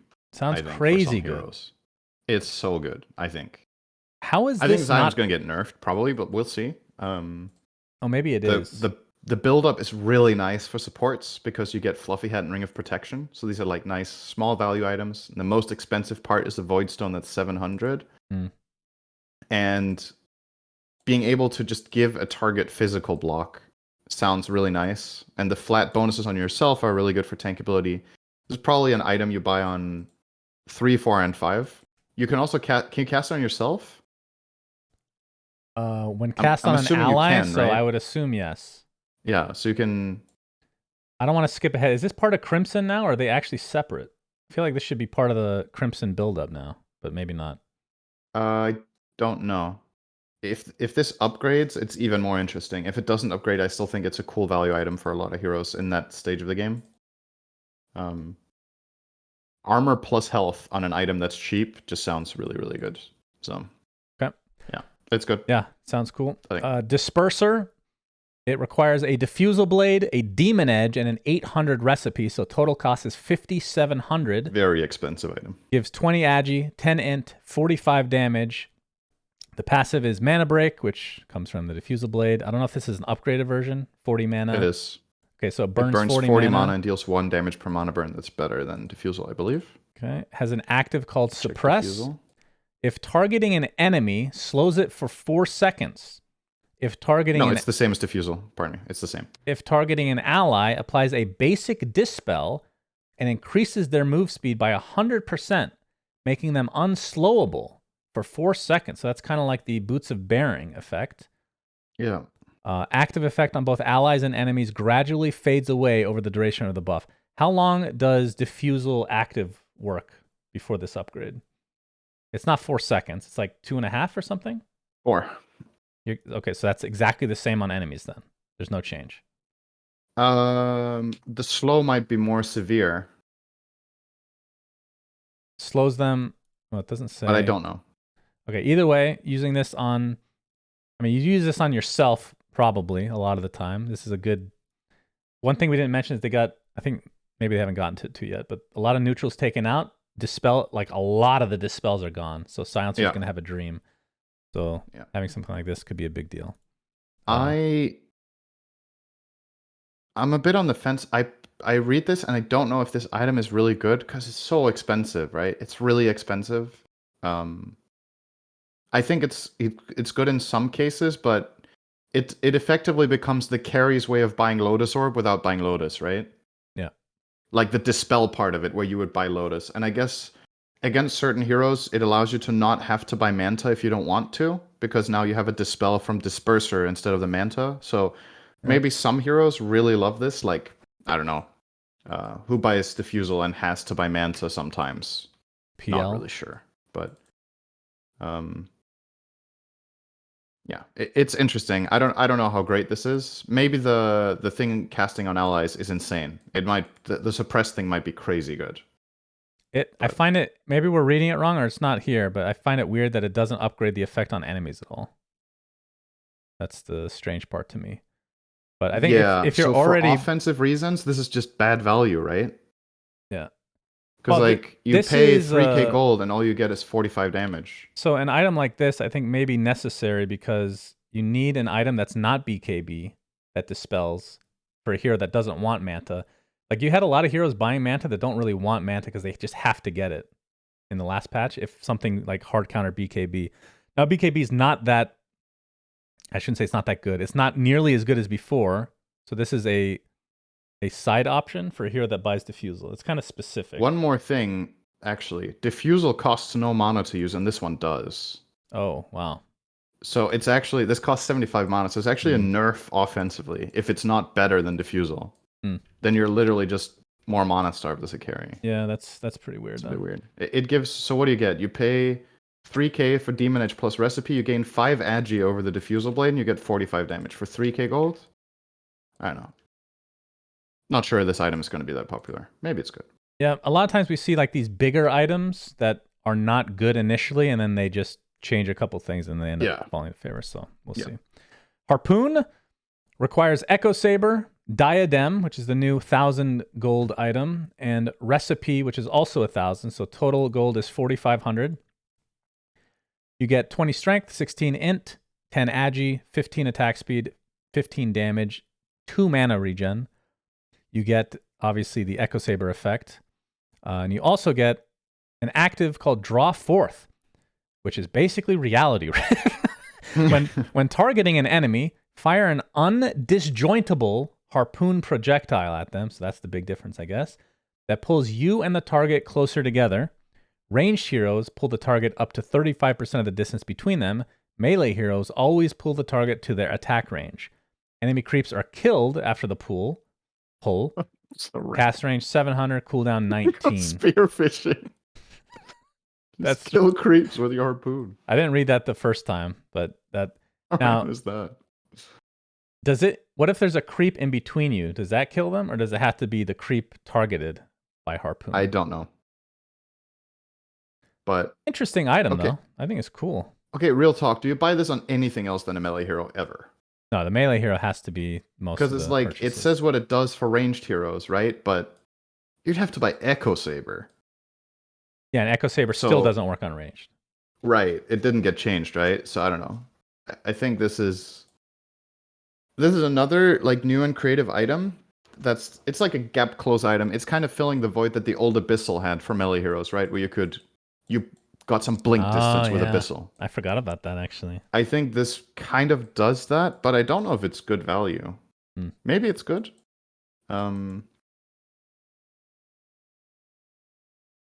Yeah, this one, I don't know. It sounds cool. I've used it in game and then I lost right after, but that's not the reason why, of course. Did you play a ranged hero? No, I played Legion.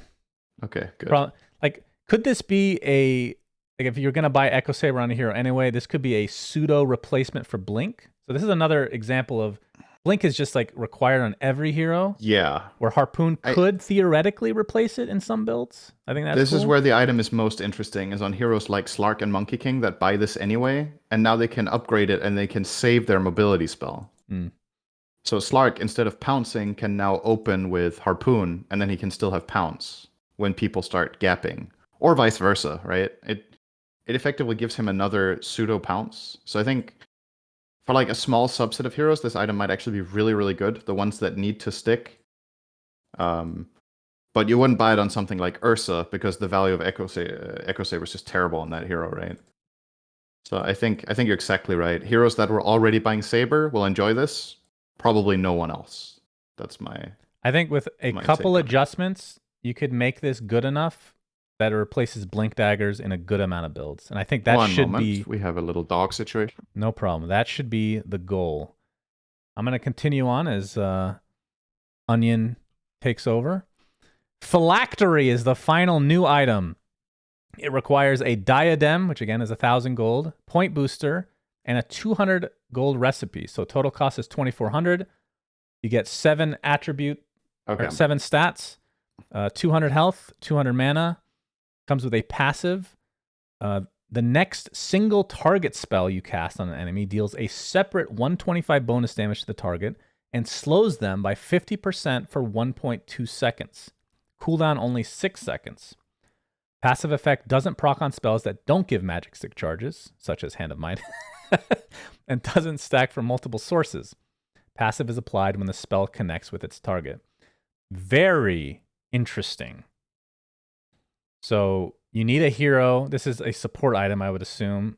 You need a hero with a single target spell that isn't already a slow, because it essentially adds a slow to it.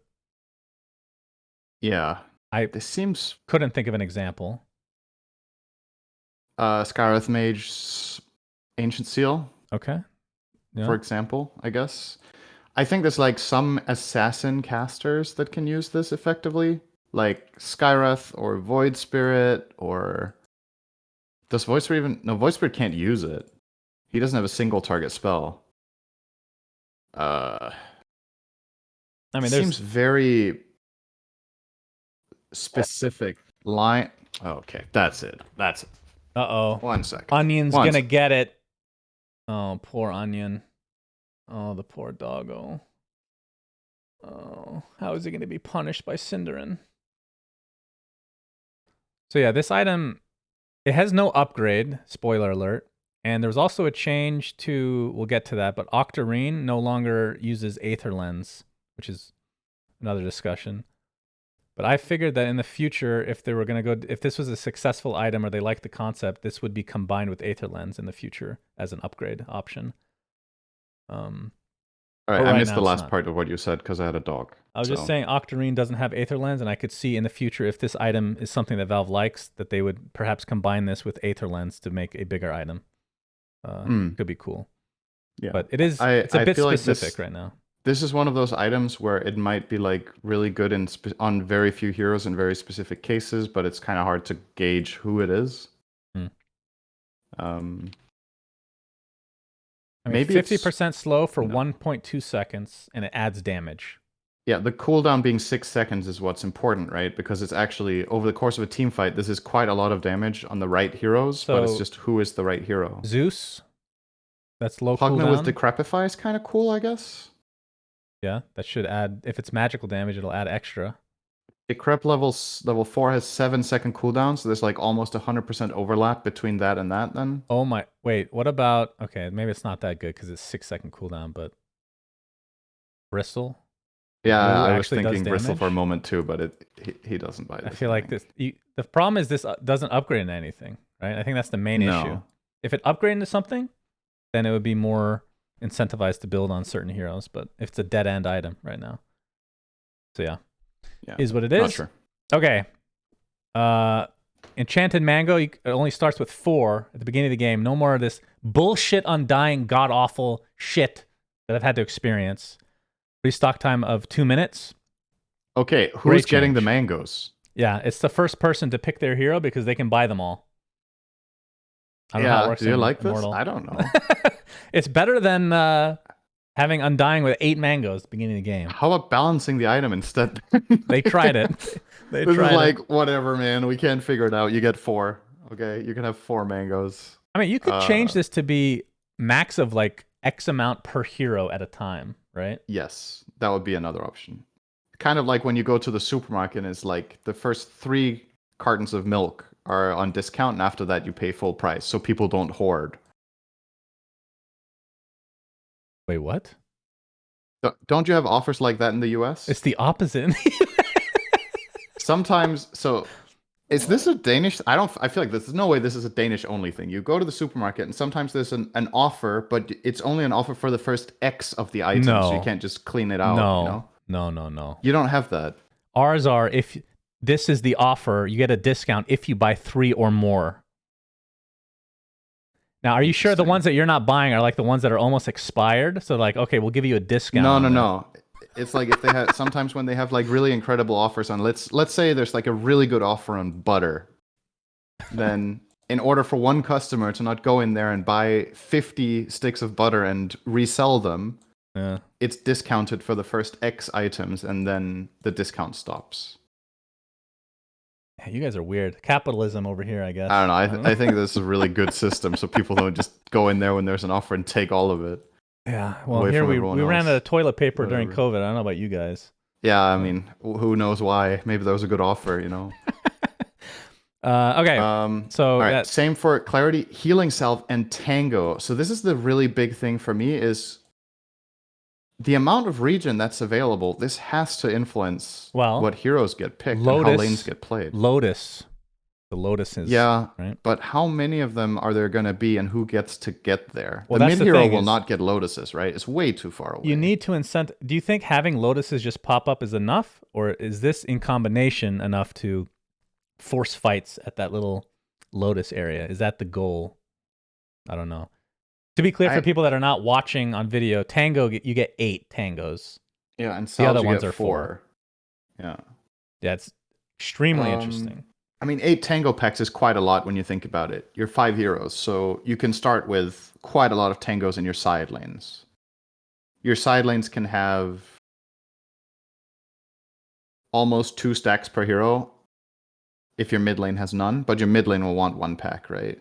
So you have 7 among your side lanes. I think maybe it's not as starved as it might sound at first. I mean, healing salves and tangos, I would say mostly prevalent in the laning stage.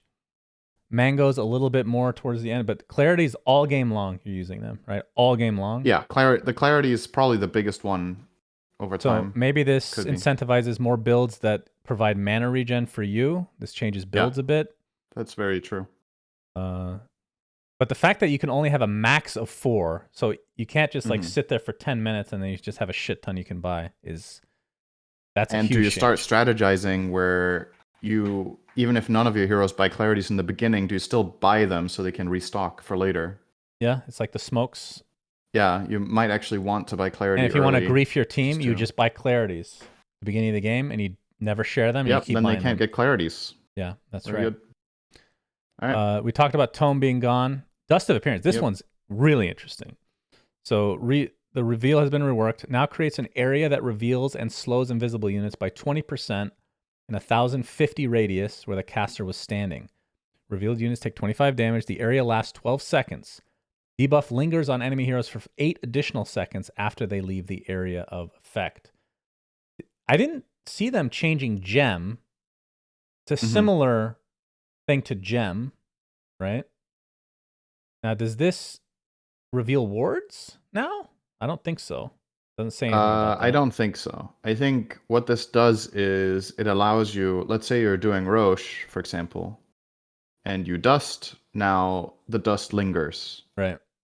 So if anyone enters the area while you're doing an objective, dust can be used for coverage. I know you could already do that with sentries, but there's less sentries in the game. That's literally the next point on the list here. And with the map being bigger, you might need something like this a lot more for zone control. And additionally, it means that if your dust misses, if you were trying to dust a hero and they just barely avoided it, but the fight still takes place in the same spot, they will get into it again, right? And they will get slowed. Right. So, yeah, it's pretty interesting. With the linger, I guess this means this is a technically possible 20-second reveal. Because the area lasts 12, and then if people leave in the end, they get an additional 8. Yeah, I think that's the way it reads. Unless the max duration is 12, and when that runs out, the dust is gone. That's also possible. It could be either or. Yeah, cool change. I like it. Yeah. You talked about sentries, so max stock from 10 to 8, restock time from 70 seconds to 80. Oh, wait, there's one more thing, Shannon. I just quickly glanced at your chat. Of course, you can't dispel it now. Is that what where does it say that? You can dispel when you leave the linger area, but you can't just dispel dust in the middle of the fight because then it just gets reapplied because it's an aura. Oh, if you're still in the area, yeah. Yeah, so let's say you're Ricky with Manta. You can't just jump in, get dusted, then Manta and be invisible. You're still visible. Yeah, true. Because you're in the area. That's pretty big, actually. Yeah. Okay. Smoke. Yep. Allies affected by smoke can't use smoke or deceit themselves for 2 seconds. Very important. No more double just to tapping. Avoid people wasting smoke. Okay, so a lot of this we need to skip, but Ring of Health and Voidstone reduced in their effectiveness a bit, and the cost is 700 each now. Cloak, in the meantime, this one's big. Cloak costs 300 more, but gives 5% more magic resist, so from 15 to 20, and Hood has been removed. I was shocked by this one. Yeah. I was fucking Hood shocked. is like a Dota staple. We've had this item forever. Yeah. I remember when it was first put in the game. That was probably within the first like few months of me playing Dota 1. This was put into the game. Yeah, this is a very old item. It's an interesting choice for sure. And obviously the items that used Hood, so Pipe and Shroud, used the Cloak instead, and their recipes have been changed, but they still, in essence, do similar things. Yeah, Shroud, the big difference is it's a passive effect now. So now passively converts 25% of incoming magic or pure damage to mana. But it doesn't give you spell lifesteal anymore, I believe. Yeah, so that's another big... Yeah, that's true. That makes me sad, because that was the coolest part of this item. And then for Pipe, nerfed a bit. Yeah, so never mind what I just said about Shroud. It's actually totally different. Lol. Wait, it's a different item now. It still requires Cloak, though, but... Yeah, it uses the Cloak, and it is still like focused around being tanky-ish, but yeah, the spell life still being gone and converting incoming magic or pure damage to mana. Sounds interesting on Medusa, maybe? Okay, yeah, could be. Is that a Dusa item? That would be very interesting. Gives her strength, so now she doesn't get killed by Culling Blade. And kill 2 birds with 1 stone. Yeah. Okay, we're skipping a lot of these. If you need to stop, let me know. So this one is interesting. Blink daggers all across the board, all of them. Taking damage from Roche or enemy heroes now mutes the item for 3 seconds instead of setting it for a 3-second cooldown. Can you tell me... It means you can't refresh it to get it available again. Oh. So Tinker can't rearm, and you can't use Refresher Orb or Shard to blink out in the middle of a fight. This is literally a Tinker change then. Okay. Mainly Tinker. That's great. Because it doesn't affect it. I was thinking, like, this doesn't affect anything that I do, so I'm not understanding the change. Okay. Arcane Blink, out of the big blinks, is the only one that was changed to no longer provide mana cost and cast time reduction or debuff amp. I'm not going to lie, Synderen. Without this stuff, what does this do now? It's got really low cooldown. Oh. It's a 7-second cooldown blink. So it doesn't have an effect 1400 range. It just has a lower cooldown than the other ones. Yeah, the Arcane Blink upgrade is literally just longer cast range and shorter cooldown. I don't know how this is really good on, but that's what it does. Wow. So. And that makes me sad. I thought the fast cast time was really cool, actually. I know that's probably a Tinker item that was annoying, I would assume. It was probably just really hard to figure out how to make that item fair, right? It's like, it feels like every iteration of Arcane Blink we've had has been like stupidly good on a few heroes and irrelevant on the rest. And I guess maybe with this, you're like trying to... But it doesn't feel like this is something you will want to invest in, does it? Like, who wants to buy this item now? I mean, 7-second cooldown is quite good, though. Yeah, but you blink in and then you fight, and then it's on cooldown anyway because you've taken damage. Oh, you just farm, you know? Like, get that Arcane Blink to farm. I don't know. Maybe I'm missing something. Maybe there's something really good about this, but it's not really striking me as particularly great. Someone in chat saying Puck. That's interesting for sure. Oh my god, that was so I think annoying, Pucks will still buy overwhelming blink though. Oh, that's true. That's what they were before anyway. Don't know. I mean, if you get Octarine Core with this? Yeah, maybe when you have CDR, it's interesting. Why, because going from 7 to like 5 makes it more interesting? 7's still really low. Yeah. I think this might be better than you think, but I'm sad that the effect went away. Like, I personally enjoyed this, like, Shadow Fiend Arcane Blink strat, which I guess is dead now. You have to time What if you had this on heroes that have Blink? What? It's like Queen of Pain. You blink in, you cast your spells, and then you blink out with your Blink spell. And the cooldowns align way better now, so you can actually weave in and out of fights. Yeah, I think you're going to lose a lot of games if you buy that. I mean, not first item. All right, moving on. Whatever. That's a little too long for my taste. Battle Fury changed for, by my count, the 22nd time since I started playing Dota in terms of the recipe. 200th. Broadsword, Claymore, Quelling Blade back into the fray again, and Cornucopia, the new 1200 gold item, and a 450 recipe. So same cost, different recipe. Yeah. We talked about harder to acquire because you don't get Ring of Health, right? Yes, that is true. BKB, we already talked about ad nauseum. Yep. And let's see, what else? Different recipe for Orchid. Yeah. Roughly the same item. 20 less damage, pretty big deal. The Bloodthorn last line is pretty interesting, though. Additional so it damage increases dealt. Soul Rend by 30 to 60%. Oh, wow. That's fucking huge. That is big. The burst you take after Thorn runs out is no joke. But it lost some damage. It lost 15 flat damage. And Orchid lost 20 flat damage. And in exchange, it got health regen and int, which means for int heroes, the damage is largely unchanged, but for everyone else, it is a big nerf. So carries that were buying Orchid will definitely be way less inclined to do so now. It helps a little bit if they're universal. Then they get some damage from this, but it's not great.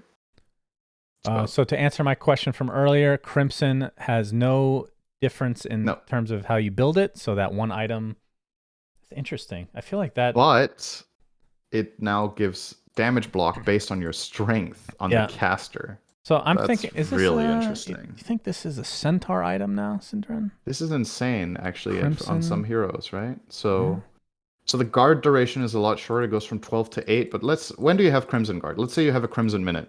I don't know, let's be generous. Minute 15. Let's say you're having a good game and you buy it early, right? Okay. And let's say you're Centaur. What level are you minute 15? Let's say you're level 11 or 12. How much strength do you have then? 4 times. You have about 70 strength. So that means Crimson on Centaur at that time blocks 112 instead of 75. It's 50% better. That's good. That's a good That's pretty good, but it's for a short time comparatively, but it's a really strong block. Wow. All right, I will be testing that. Yep. Dagon recipe change, so it's a diadem, voodoo mask, and 1150 recipe. So it provides spell lifesteal, so up to 15% at the highest level. And energy burst, which is the active now spell lifesteals for 75% of the damage done. And it instantly kills non-ancient creeps. This is an item that is just all attributes now instead of int. Wait, where does it say that? The first line. Oh, yeah, you're right. Okay. So before it gave 7 plus 2 int per level. Now it gives 7 plus 2 all attributes per level. It's a giga buff. Yeah. It costs the same. I mean, this item was never picked other than for like these weird games where you want to kill like an illusion or something. For a competitive game. This is an interesting item now, I would say, on quite a few heroes probably. And the all attributes one is obviously extra interesting for universal heroes. Because they get quite a bit of damage from this item too. Yeah. This is a necro item now, Cinderin. Spell lifesteal. Is he universal? No. Okay. Actually, I don't. He's not. He's in. So. I just checked. Okay, good. But yeah, interesting item. I think this is going to be picked up more, and I think that's good. This is a classic Dota item that's just been gone for a long time, it feels. All right. So any other big changes here? So everything that's related to like stats that are like neutral items that give X stats are changed for universal heroes so that it's like 60% of the effectiveness. So for Ether Blast, which is E-Blade's active, it uses 60% of the total sum of the target's attributes as their primary attribute when being targeted towards. That's a lot of damage, isn't it? Yeah, most likely. I think so.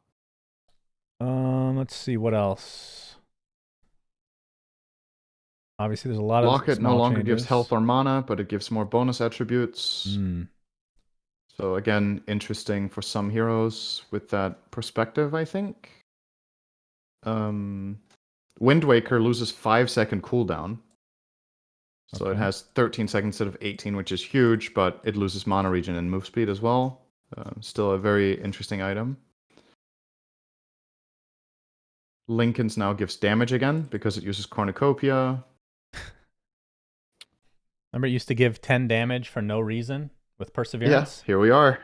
We're back. And now Solar Crest, I think, is coming back. Oh, yeah. It's 200 cheaper, but it gives 1 more armor, positive or negative. It gives 8% more move speed, positive or negative, and it gives 20% more attack or 20 more attack speed, positive or negative. The downside is that the duration is 4 seconds shorter, and the cooldown is 4 seconds longer. But this is a very impactful cast now. This feels really strong to me when I read it. Meteor Hammer, which was built every game in pubs, has been changed a bit. So it costs a little bit, 50 gold more. And it no longer stuns. That's the big change. Impact now slows enemies. Short duration. It still does stun. Oh, it's a 0.5. Okay, I read this wrong It's 0.5 initially. second stun. Okay. It's short, but it matters that it stuns because it cancels channeling and TPs and shit. But, so slows for 20% for the full duration, which is 6 seconds. Stuns for 0.5 seconds. And the impact to buildings has actually been increased of all things. Yeah. Oh, Okay, interesting choice. This one's also big. Octarine Core no longer uses Aether Lens. I talked about this earlier. So recipes, Perseverance, Soul Booster, and a 200 recipe. So much cheaper, right? How much was it before? How much it was cheaper like is it actually? 5-1 maybe? Something like that? I don't know. Yeah.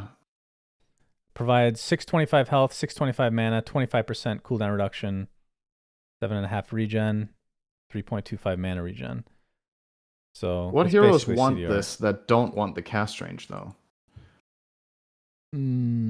This feels like it's mostly a nerf, right? Because it was such a nice natural build-up before for a lot of heroes, and now they're trying to make it more accessible across the board, but I'm trying to think of heroes that wanted the cooldown reduction. Like even someone like Dragon Knight, this item was also good on because of the Dragon Tail cast range, right? So like even he loses this. Don't really know. Moving on. Chat saying Death Prophet, I guess. It also gave Spirit Siphon cast range though, which was really good. I think most supports that bought this item bought it because they wanted Lens to begin with. Yeah. At least that's my experience. Hey, with what do you think about that? That Lens is a dead end item right now. I mean, I'm sure it's still going to get picked up, but it's. I don't know about this. Actually, definitely feels bad. It's still good on the right heroes, right? Like for example, on Bane, you would buy Lens but never get the Octarine. You'd go Lens Ags or Lens BKB or Lens Glimmer Force, like whatever. Who else buys Lens? Shaker would buy it as a build-up to Octarine, though. Not sure. Okay, Phase Boots gets 5 more move speed. Power Treads, this one's really interesting. They've never done this before. You get 45 move speed to range heroes and 55 to melee heroes that buy treads. That's interesting. I feel like most melee heroes generally would buy Phase Boots. This is trying to incentivize to not do that. You're giving up armor and a little extra boost and phase movement. But yeah, I'm curious to see how that ends up working out. Refresher Orb recipe has been changed for the 8th or 9th time in the last 2 years. Yep. Cornucopia. It's damage now again. Double Cornucopia. And a 2600 recipe. So it's 5,000 gold, which was the same price as before. Stats are basically the same, except you get 20 damage in addition. Yep. Okay. You don't get regen. That's kind of a big deal, right? What do you mean? Shit. What did Refresher use before? Wasn't it Perseverance before? Yeah. It goes from 13 to 12 and 7 to 6. So the regens are almost identical. It just gives 20 damage. Why does it give regen? Wait, what is Cornucopia? Is just the base Cornucopia item, gives right? mana regen and health regen. And damage. Okay. That's why it uses it. We'll just move on. It's already getting tired here. All right. Satanic loses 13 damage because fuck that item. Cool. All right. Yeah, that makes me sad. Giga nerf. Can't say I hate it. I have not been a Satanic enjoyer for a while. It's got multiple nerfs now. I think we're reaching a point Good. now where it's more fair. Wait, is double cornucopia, is that actually perseverance? No. Right? Is it? Shannon, you need to stop yourself. I was reading chat. I need to not do that. All right. This is my first old man moment because it's 4 a.m. There'll be another one. I'll tell you when that is. Scythe of Ice stuns for less time, but like we said, we're not going to talk about those too much. Urn of Shadows and Spirit Vessel will now gain a charge when you die. If you have 0 charges. If you have 0, so it. I mean, it's actually so clever. It's really funny. That's clever.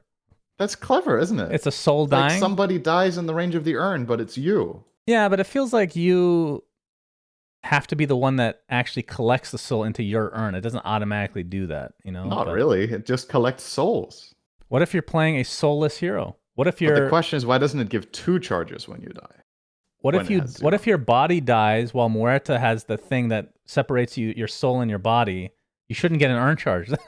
They better be very specific about this. That's true. Important stuff. Wraith Pact finally removed from the game. I think we can all rejoice. It took a while, but we recognized that this item was never interesting to begin with and not good for the game. Thank the Lord. But okay, after the last nerf, we didn't see it very much, but I never liked this design. So yes, true. Yep. Okay. Okay, we talked about the neutral items. changes. Let's get to it. Possessed Mask is out. So I like how they say some are cycled in and cycled out, and they just said some of them are removed, which means they will not be cycled in. So Possessed Mask is out for now. Faded Brooch has been re-added. By the way, it looks different than this icon. It's blue in game, or was for me. So very important. Of course, the Kobold now controllable from the Trusty Shovel. Does that mean you can't kill it? You don't get your little 4 gold anymore? I don't know how it works, and I don't know how long the Kobold is yours for. If you can build like an army. Yeah, I would love to see that, actually. Just hide Kobolds all over the map as wards. Yeah, that'd be great. It's apparently, strange. Kobold, according to chat, gives a GPM passive. Is that true? Is it that Kobold that you dig up? Was that the same Kobold as before? Maybe. That's hilarious. We're just going to see people followed by a fucking army of these things. So when you get Trusty Shovel, you like strategically send Kobolds to all your cores. So they have 1 each. Just walking with them. Does it stack additively? No. That's why you need to put 1 on each of your cores, so you'll each have 1 all the time. Come on. If you're going to do this, make them stack at least. Like, that's hilarious. Is it? Okay, I'm getting... So it doesn't say here how long the Kobold lasts, and this seems like there's conflicting ideas in the chat about whether it's even the GPM Kobold to begin with. It only lives for 60 seconds. It lasts for a minute. It's fucking worthless. So you can't even kill. You're just haunted by this thing that you can't kill anymore, giving you a little extra 20 gold. It's better than killing it before where it gave like 7. Yeah, but you have to look at it for a longer period of time. I feel like that is send it punishment somewhere enough. as a ward. Use it to deny runes. Like whatever. Wait, does the passive work on enemies? No. Well, can you give them 20 gold? All right, anyway. Seeds of Serenity got plus 50 health. That's really big, actually. Okay. That's a big buff. Like, neutral items in tier 1 getting plus 50% of something is crazy. This item is a lot better now. We talked about the new ones. Brigand's Blade cycled out. Dagger of Ristul cycled out. Nether Shawl removed. Was that really... I mean, I like this one a lot. Yeah. They kept nerfing the minus armor portion, and then it got to a point where it's just like, isn't this just good on everybody now? It's minus 2 armor. It's like basically good on everybody. So what I think they should have, like with this, I would have liked Brigand's Blade to be removed and Nether Shawl to be cycled, probably. Because I feel like Brigand's Blade by design was just really ridiculous on certain heroes, and I don't know how you would fix it with what it did. But Shawl is kind of like more of like an all-round item that, like you said, most heroes could use and find value in. I think depending on the game and situation, but maybe saying Brigand's Blade is so satisfying that they just want to remake the item entirely. So it's not going to be anything like the other one, but they still want to call it Brigand's Blade. I see. Nether Shawl will never be, that name will never come into Dota again. Apparently, it's just been removed. Okay, moving on. Like I said, Pupil's Gift. Half values for all attributes to Universal Heroes. Isn't this just way worse on Universal Heroes then? I mean, I guess it depends. What does it give? 15 stats? Yeah, Two so it gives 15 two of the two stats. others, and that means on Universal Heroes it gives 7.5 to each attribute, or what? Yeah, so that's what 22.5 or whatever. Yeah, and for other heroes it gives 30, and then it's about, I guess it's about how valuable those attributes are for the heroes. Yeah, they could have made Actually, not this. They sure. could have made It this gives them 60. damage no matter what, and it's like all round. Maybe it's good on Universal Heroes, actually. Who Okay. knows? Wait. Oh, okay, yeah, okay. Isn't there, like, Almost had hang an all on, is man there moment another again. tier 2 item that has all stats? Give me a sec. There is, right? There's plenty. Tier 1 and tier 2 with all stats. Wait, is there a tier 2? Yeah, there's Specialist's Array. Hmm. So if pupils give 7.5 all attribute to them, or you can get Specialist Array, which gives 5 all attributes, 10 damage, and the crack shot. I think every single ranged Universal Hero would rather have the array than the gift. It's actually called crack shot. Probably. I don't know. This is a weird one. All right, moving on. Orb of Destruction has made a triumphant return as a. Well, it's been moved from tier 3 to tier 2. So as a result, the armor reduction has been nerfed a bit and the slow as well. But that was a very good item from back in the day. It's still going to be very good, I think. Vampire Fangs have been re-added. So lifesteal against creep has been reduced by 50%. This is the one that gives lifesteal and spell I don't lifesteal, remember right? this item was. Oh, yeah. I And think it night gave vision. both. Did it give night vision? It gives 300 night vision. Oh, okay. I like this one. This one was Interesting cool. And now that there's less spell lifesteal in the game, well, no, I guess they just moved it from moved it to Dagon. I lost track. It's fine. Blast rig removed. Was that necessary? How good was this? Uh, To remove it. I this was also a design I didn't like from the beginning, so I don't mind. It was just a lot of flat armor and the weird proc that's like insanely good against certain heroes in certain moments and otherwise kind of meh. So, Okay. don't mind this being gone. Flicker removed. I love this item. Fuck me. Witchbane removed. So that's 2 dispels removed. 2 dispels gone, yep. Make it a 3rd because Stormcrafter only gives 25 move speed along with, I guess, the mana regen and shit, maybe. No longer has an active. But the passive, which does damage, hits up to 2 targets now. So it's basically a totally different item. Does the Bottled Lightning work with spell lifesteal? It does, right? I would imagine. Why wouldn't This it? sounds like a pretty dope item on heroes like Leshrac, right? You get move speed and you just have these like lightning charges all the time hitting 2 heroes in the fights. I think this item is a lot better, actually. And has utility that isn't like that was the problem with it before, right? Like why did people use Stormcraft? They literally used it as a dispel, right? But I think now it has real utility on certain heroes going into fights. Like tanky heroes, this is gonna ramp up over the course of a fight how much damage this deals. So this overall, pretty this felt like interesting. a big nod to Silencer making a return. Because if you kept one, is there any dispel in neutrals now? Can you think of any? Because if you kept one, you're gonna probably find it at some point in the game. Because you can choose now, right? Before it was Book of random. Shadows. That doesn't. That's a tier 5. It does a dispel though. Okay, that's it though. Well, Force Boots as well. I'm not. Forget about tier 5. And Force Boots, yeah. Forget about tier 5. Any normal item. No. Okay. No dispels. It's a pretty big deal. Surprised they didn't change Ogre Seal Totem. That item's actually been pretty polarizing. They made no changes to that one.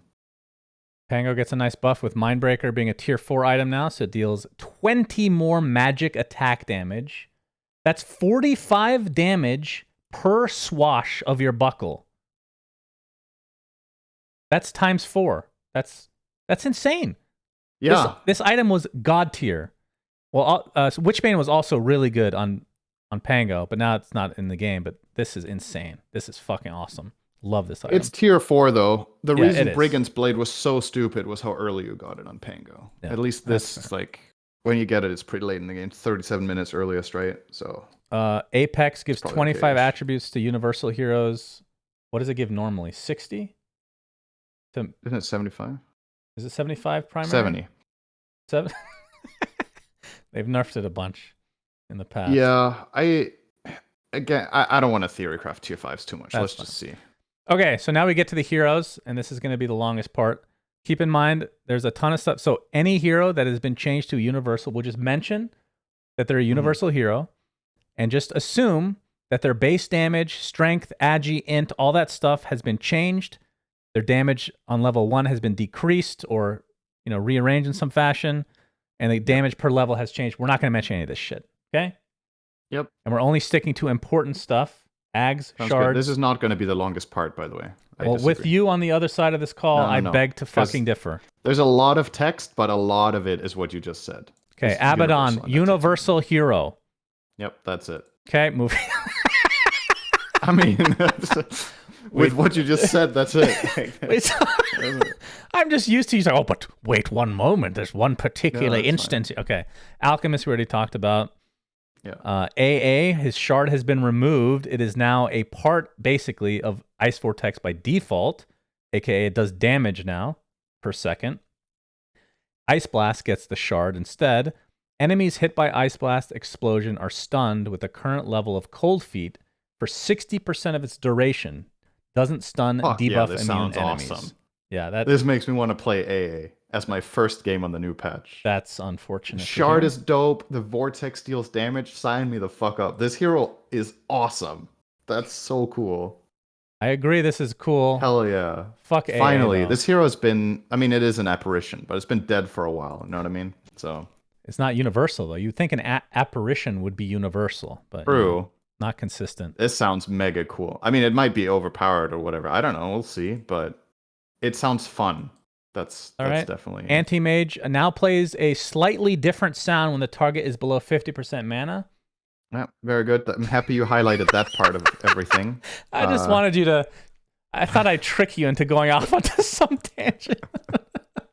All right, moving on. All the things here. Arc Warden we talked about. Whatever, dude. Hacks. Okay, talk to me about this. So Counter Helix no longer uses pseudo-random proc chance. It now takes, at level 4 attacks to trigger. This is a giant change.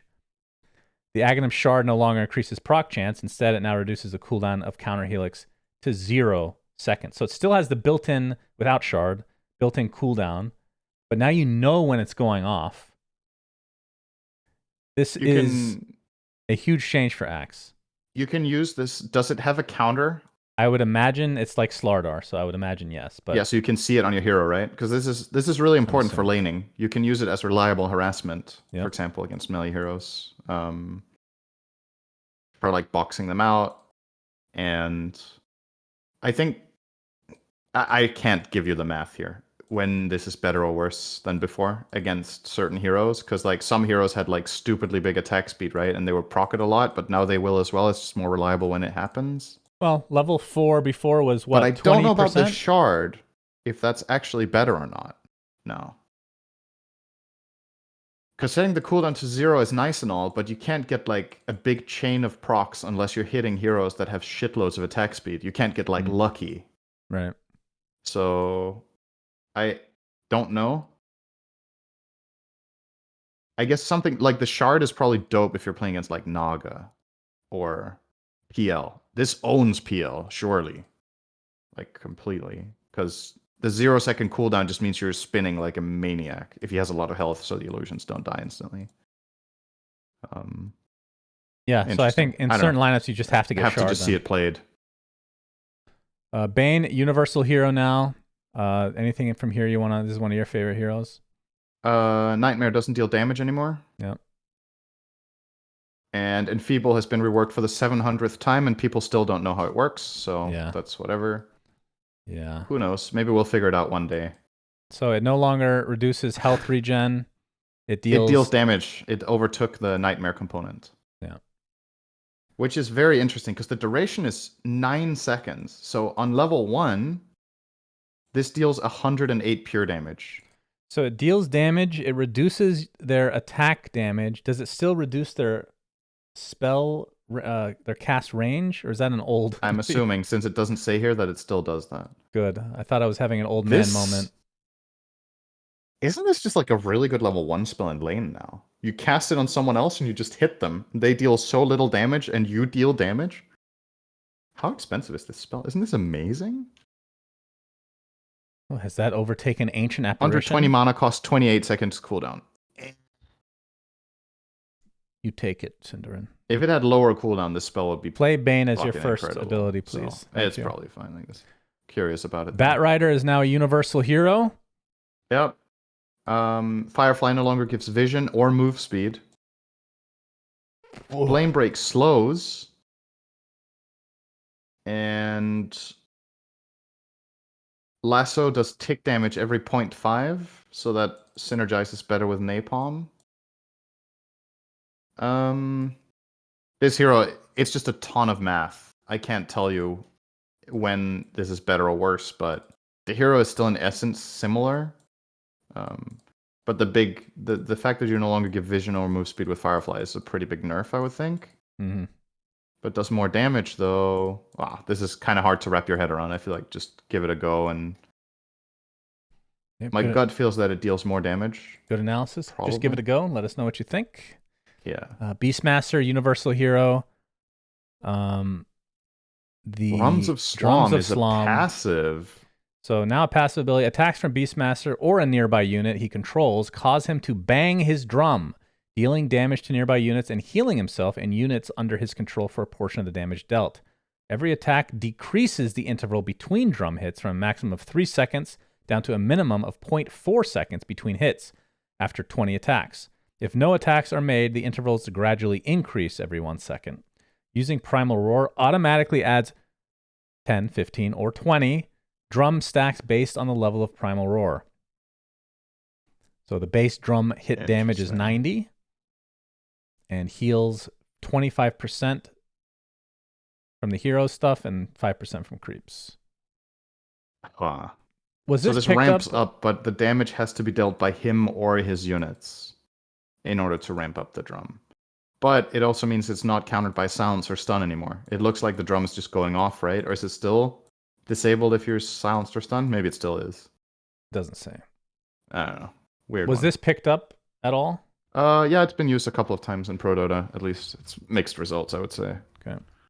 But Bloodseeker. Blood Mist, everybody's favorite Aghanim Scepter ability. Now passively turns all your overheal from your own abilities into damage barrier up to 50% of Bloodseeker's max HP in addition to its active effect. Barrier decays by 0.5% of max health per second. So a way to increase your HP. Is this is now good enough? Very interesting. It sounds like it could be good enough now. Yeah, maybe. It could be good. We'll see. Try it out in your pubs. Yeah, give it a go. Bounty Hunter, which I watched a game, I think it was yesterday, where was it 9? Just absolutely shit on, who was it? Somebody from Beast Coast, or was it EG? Yeah, that was insane. A mid performance. Shuriken, no longer mini stuns. Janata. So this is another one we won't mention. Things like Janata, Tidebringer, things that are like passives with cooldowns are now officially passives with cooldowns. Because before you could silence and they would not go off. That is now. It made no sense that you could silence Janata. It was an old Dota 1 mechanic that just was never updated. So one of the many. Yeah. So now disabled by break only. Why does Shuriken not have mini stun? So instead of a mini stun, it's 100% slow for 0.35 seconds. So now your stun is on Shadow Walk. Yeah, so Shadow Walk no longer slows, instead it stuns. So this is the old shard. Yeah. Temporary shard that they had.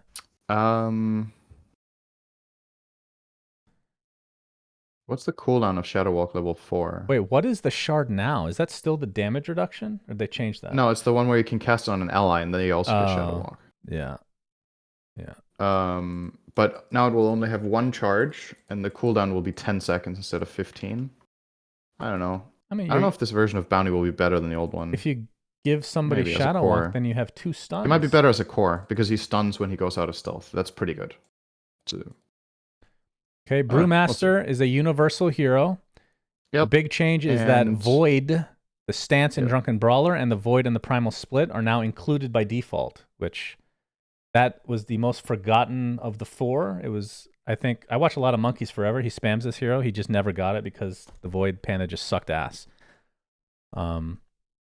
Now, the Void Bruling is given a different ability than before. Instead of Astral Pulse, which was the disarm, it can now target allies or enemies, and it pulls the target and the Void Bruling in the target. Basically, it's the new... It's Wild Wing.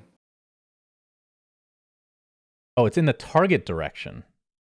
Yeah. Okay. It's like the Wild Wing, right? You Yeah. draw.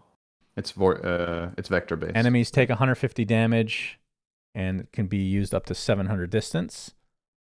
What's the shard now then? It extends the duration by 12 seconds of the ult. Of the ult, yeah. And it gives the Brulings the primal split cancel ability, which I believe is the one where you choose where you end up when it ends. Correct. So that shard is outstanding. Yeah. Right? I think that's probably a must buy, I would assume. One big change. That's incredible. A lot of stuff was changed, obviously, but Earth Bruling, since there's no such thing as like this spell immunity, BKB type thing anymore. It's now debuff immunity with 50% magic resist. So it's essentially a BKB'd, the new BKB'd Earth Bruling. So you can kill it with magic damage.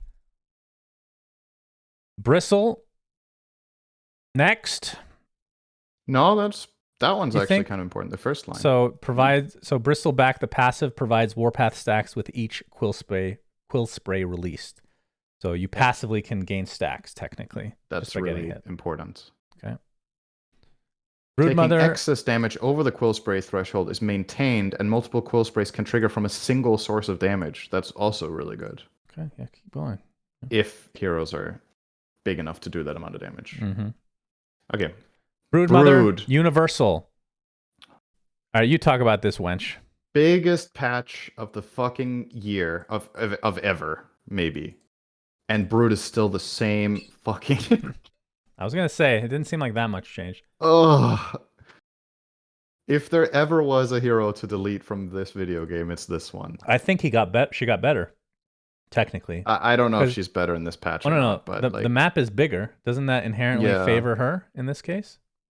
Theoretically, at least? I guess yes and no, right? Because she can traverse the map pretty well, but she also gets to lock down a smaller portion of the map relatively, right? She can't build a house that's the entire jungle, because the jungle's now also on the edges. So I don't know. It's hard to say really. I'm just a notorious non-Brood enjoyer. I don't think there's ever been an iteration of this hero that I liked in the entirety of the game's history. I've never liked Brood ever. Yeah. It was the same way with techies until the rework, and now I think it's passable. It's not great, but it's not stupid. Brood is stupid. Okay, I'll say it. What's wrong with techies? Dumb hero. I think he's fine. It's a dumb hero. Fuck this hero. All right. What about the new Arc Warden? Do you like that one? Radiant Arc Warden or Dire Arc Warden? You have to specify. We talked about this as one of the first things in the episode, Shannon. You're getting old. It was a joke. God. Anyway, Centaur. Bad joke. You're getting old. Thank you. That's you had better jokes when you were young. There were more offensive jokes when I was young, probably. Centaur, nothing of note, unfortunately. I was hoping that they would change the cart to be terrain walkable. Do you think that would be good? I think that would be cool. To what, sorry? The cart, make it terrain whatever the fuck it's called. That's not how carts work, Shannon. You can't just drive up a mountain. Well, can you still use it in Chronosphere? I mean, it used to be able to. So. I haven't seen this item much, so I wouldn't be able to tell you. CK, moving on. Chen, Universal Hero. And we talked about Holy Persuasion. Well, first, if you use it on a creep, you get the bounty now for it. What the fuck? Yeah, that's pretty good. Right? And Aghanim Shard also adds 1 level to upgradable abilities of persuaded creeps. So you can max them out. That's cool.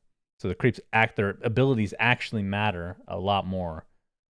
I mean, Chen is just flat out just buffed with this, right? He has more base damage with the universal change. He has more damage gain, and he gets gold when he dominates. So, just a better hero, right? There's no drawback. Everything about the hero is just better. Unless the map makes him worse. Well, what about... He's just a better hero. How many creeps can you have with Chen? 3 by default? 4. You can have 4. Yeah. Is there any... Before, would you just... I mean, I know they'd probably die in a lot of cases, but would you try to keep them alive? Because now you're incentivized to continue to use Holy Persuasion off cooldown, right? That's a little weird, right? Yeah, I mean, in the early stages of the game, you just deplete their resources and then get a new one, right? I mean, I'm think saying it's pretty good. it's a different play style, a little bit. Yeah, maybe a bit. Clinks, we talked about. Holy shit, that is actually a really long one. Clockwork, your favorite hero, is universal now. How do you feel about that? I have no idea Good. how I feel about that. Power cog, this is a cool change. Now applies a magic barrier to all allied units in power cogs when cast, and at level 4 is 200. This is very cool. I love, love, love this change. Rocket Flare also slows by 100% for 0.4 seconds. You don't look very excited, Cinderin. These are some cool changes for your I'll explain your boy. in a second why. Well, go ahead. Make it literally a second. So the Rocket Flare change makes hitting the hook shot really easy, which is obviously just nice for Clockwork players, right? You hit a flare and then you can hook because they can't really move. But so the trade-off that it seems universal heroes get in order to get universal is that all of their stat gains get decreased, right? Mm. And what this means is for Clockwork, he loses 0.7 strength gain, 0.5 agi gain, and 0.2 int gain. And the trade-off is that he gets damage. You don't really care about that as Clock. So isn't the hero just worse? Until the stats I would way rather back. have the stat gains than some more damage. Oh, but that's... So we already said that. And the itemization that you would go on this hero doesn't really use all stats at all. All right, you're looking at this the wrong way, my friend. The universal shit is obviously a beta test. Yeah. We've agreed on that. They will be working these numbers. I can't believe I'm defending Valve of the two of us. Conceptually, these changes are fucking cool and great quality of life for Clockwork. The stats can easily just be increased. Sure. So how do you like the concept? The current version. No, Robot Man. Talking about Clockwork, it's also a robot. Okay. Do you like Understood. the magic barrier and the slow? Yeah. Okay, moving on. When my best hero gets better. Good. Just double checking. So conceptually, I think the magic barrier thing is fun. I think that's a cool idea. It's not. I don't know how useful this is going to be most of the time. Like it's mainly for yourself, right? Because usually you cog in 1 or 2 enemies and yourself, so you get tankier against spells. Using it as a save or to protect ally sounds. You're still just going to knock back enemies instead, right? But sometimes both happen at the same time. You cog an ally, you knock back an enemy, and the ally gets barrier. That's kind of cool, I guess. We'll see. Great. Maybe this is really good. Okay. I have so many questions about Dota right now. Darkseer is a universal hero. Yep. And that's all that's interesting about him. His stat gains are unchanged, though. I thought we were going to talk about stats. Yeah, I'm just, in comparison with Clock, I'm just mentioning it. Because some heroes got changed a lot with stats and some didn't. So it's just interesting. Dark Willow, universal hero. Yep. Allied heroes can target Willow when in Shadow Realm. Yeah. That's very nice. Allied units you can force staff her now, I'm assuming. Yeah, that's great. Great quality of life. Glimmer her. And heal her. Yes, that's good. Yep.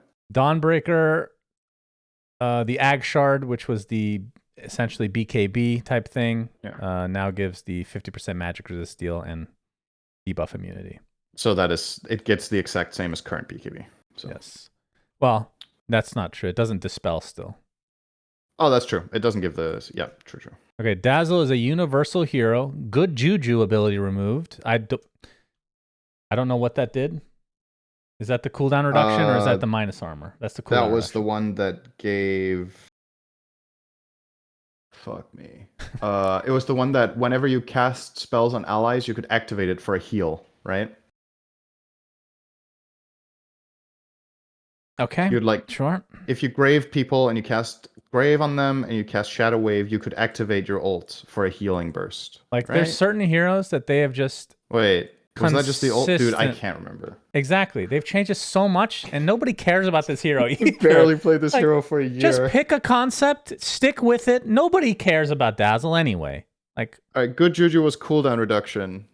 Okay, so they got rid of that Apparently. for the 5th time. Shadow Wave is the new Ag Scepter. Allows casting Shadow Wave on enemies to release an inverse Shadow Wave, They're really trying to get real creative with Dazzle, running out of ideas. The inverse wave bounces amongst enemies, dealing damage to them and healing any nearby allied units for 150% of healing and damage values of Shadow Wave. Dazzle also performs an auto attack. That's back, apparently, on every enemy hit by the inverse Shadow Wave. So they take that away from Poison Touch from back in the day, add it to the Shadow Wave. It's like they have a board of ideas for Dazzle that they're just reusing but implementing into different skills to see if they fit. Bad Juju also reworked, which that's the minus armor one, I think. Mm-hmm. Whenever a unit is affected by Dazzle spells, they temporarily gain/lose 1, 2, or 3 armor for up to 12 seconds. Can be activated to decrease the remaining... Fucking Christ. They combined it. To decrease the remaining cooldown of all other abilities by up to 6 seconds and items up to 5 seconds. Casting Bad Juju costs 125 health. Each cast increases health cost by 50%. You know what? I actually don't give a shit. Let's move on to the next hero. I genuinely don't give a shit. This is like, oh my god, this is so convoluted how this is going to work. But correct me if I'm wrong, you can give allies CDR with this. Okay. Yeah. Right? Because it's chakra. No, it's your own. Well, it you says... can give allies armor, and you can reduce cooldown of your own spells. Oh, you activate the ability to get CDR for yourself? Yes. So you can cast your spells on allies, and then you get stacks on Bad Juju. Then you cast Bad Juju, take damage so that you can heal again, and cast Grave earlier. I mean, just looking at this and thinking about it, this might be incredibly good. But we don't care. But I don't know. We'll see. Fuck Dazzle. Boring. And remade too many times for me to care. Is this a big change, the Exorcism for Death Prophet? Exorcism spirits now deal more damage the closest to Death Prophet is to the target and need to return back to her in order to attack again. So they already did Sounds more like a damage, right? They were faster. Like, they still had to return to her and go back. So it was already doing more damage the closer you were. So what's the difference? It's kind of hard to quantify this without knowing how fast they were before to deal damage again and stuff. But considering this hero has been really meta and really popular for a long time, I would say this overall is going to be a damage nerf because that's what the hero should get, right? So it's probably what's happening. Okay, very good. Disruptor. Ag Shard has been reworked. That was the one where you cast it on an ally and it gives them the Thunder Strike and it gives them a short burst of speed. When cast on the ground, Thunder Strike now lies dormant, not striking, for up to 5 seconds. If an enemy comes within range during that time, Thunder Strike attaches to it. If no enemy comes within range, it strikes the ground. Aghanim Shard also increases the number of strikes by 2 and cast range to 1,600. Yeah, the cast range is big. So it's pretty cool. Yeah, the other effects obviously are good. The casting on the ground, it's like a trap. Yeah, but I don't know about that. I don't...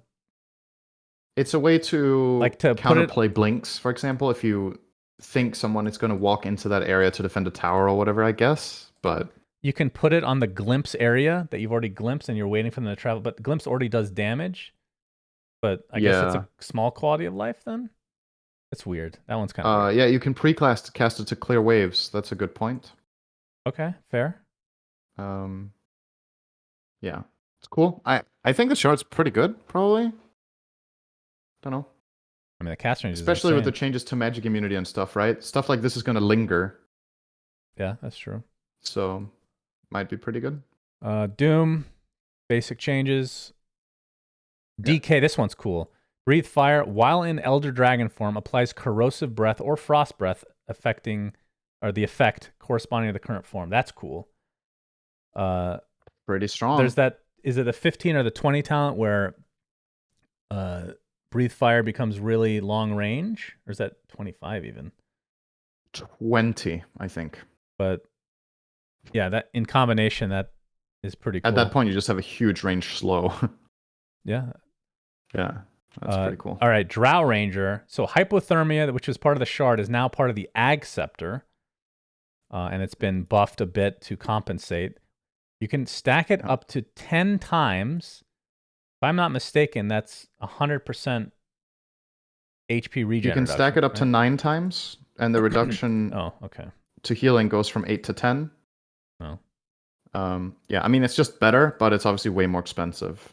So you have to buy eggs for it, which is a big nerf. I think this shard was extremely good. And now it's part of the I mean, yeah. We'll see. Mhm. This shard is fucking cool though. It's called Glacier. Drow Ranger creates a hill of ice beneath her, pushing enemies away from it. Any unit that stands on the hill gains 175 bonus attack range and high ground advantage. They cannot miss and gain flying vision. The front of the hill obscures vision and cannot be moved through. Lasts for 8 seconds, costs 75 mana. It's like a twist to Sniper's concussive grenade, but it looks really cool. I don't know if it's good, but it's a way for her to like. I mean, Arteezy's gonna love this item. He cliffs himself anyway, so you can just get an item to do that easily. What do you think? The fact that this gives True Strike is really big, isn't it? Like, Drow just gets 8 seconds of True Strike whenever she wants with the shard, and she gets attack range. You become like an artillery cannon that can't miss. 175 attack range on Drow is a lot. I think this is pretty good, no? It looks cool. That's all I can say. I don't know. I think it's pretty good. Yeah, I like this one. We'll see. Again, there's many of these changes I read in this changelog where I'm like, this sounds cool, it may be good, but you have to see it in play. It doesn't say anything here about how big it is, for example. It's pretty small. Pretty small. Yeah, but like you don't really know. You need to get a feel for it. Like if but you're the down concept, below, I think, is cool. You lose vision of the guy that's on the cliff. Unless obviously if you're attacking, then you're gonna show yourself. But so still, yeah. One thing it doesn't actually does it actually not say this? Because I tried it in game. This also adds.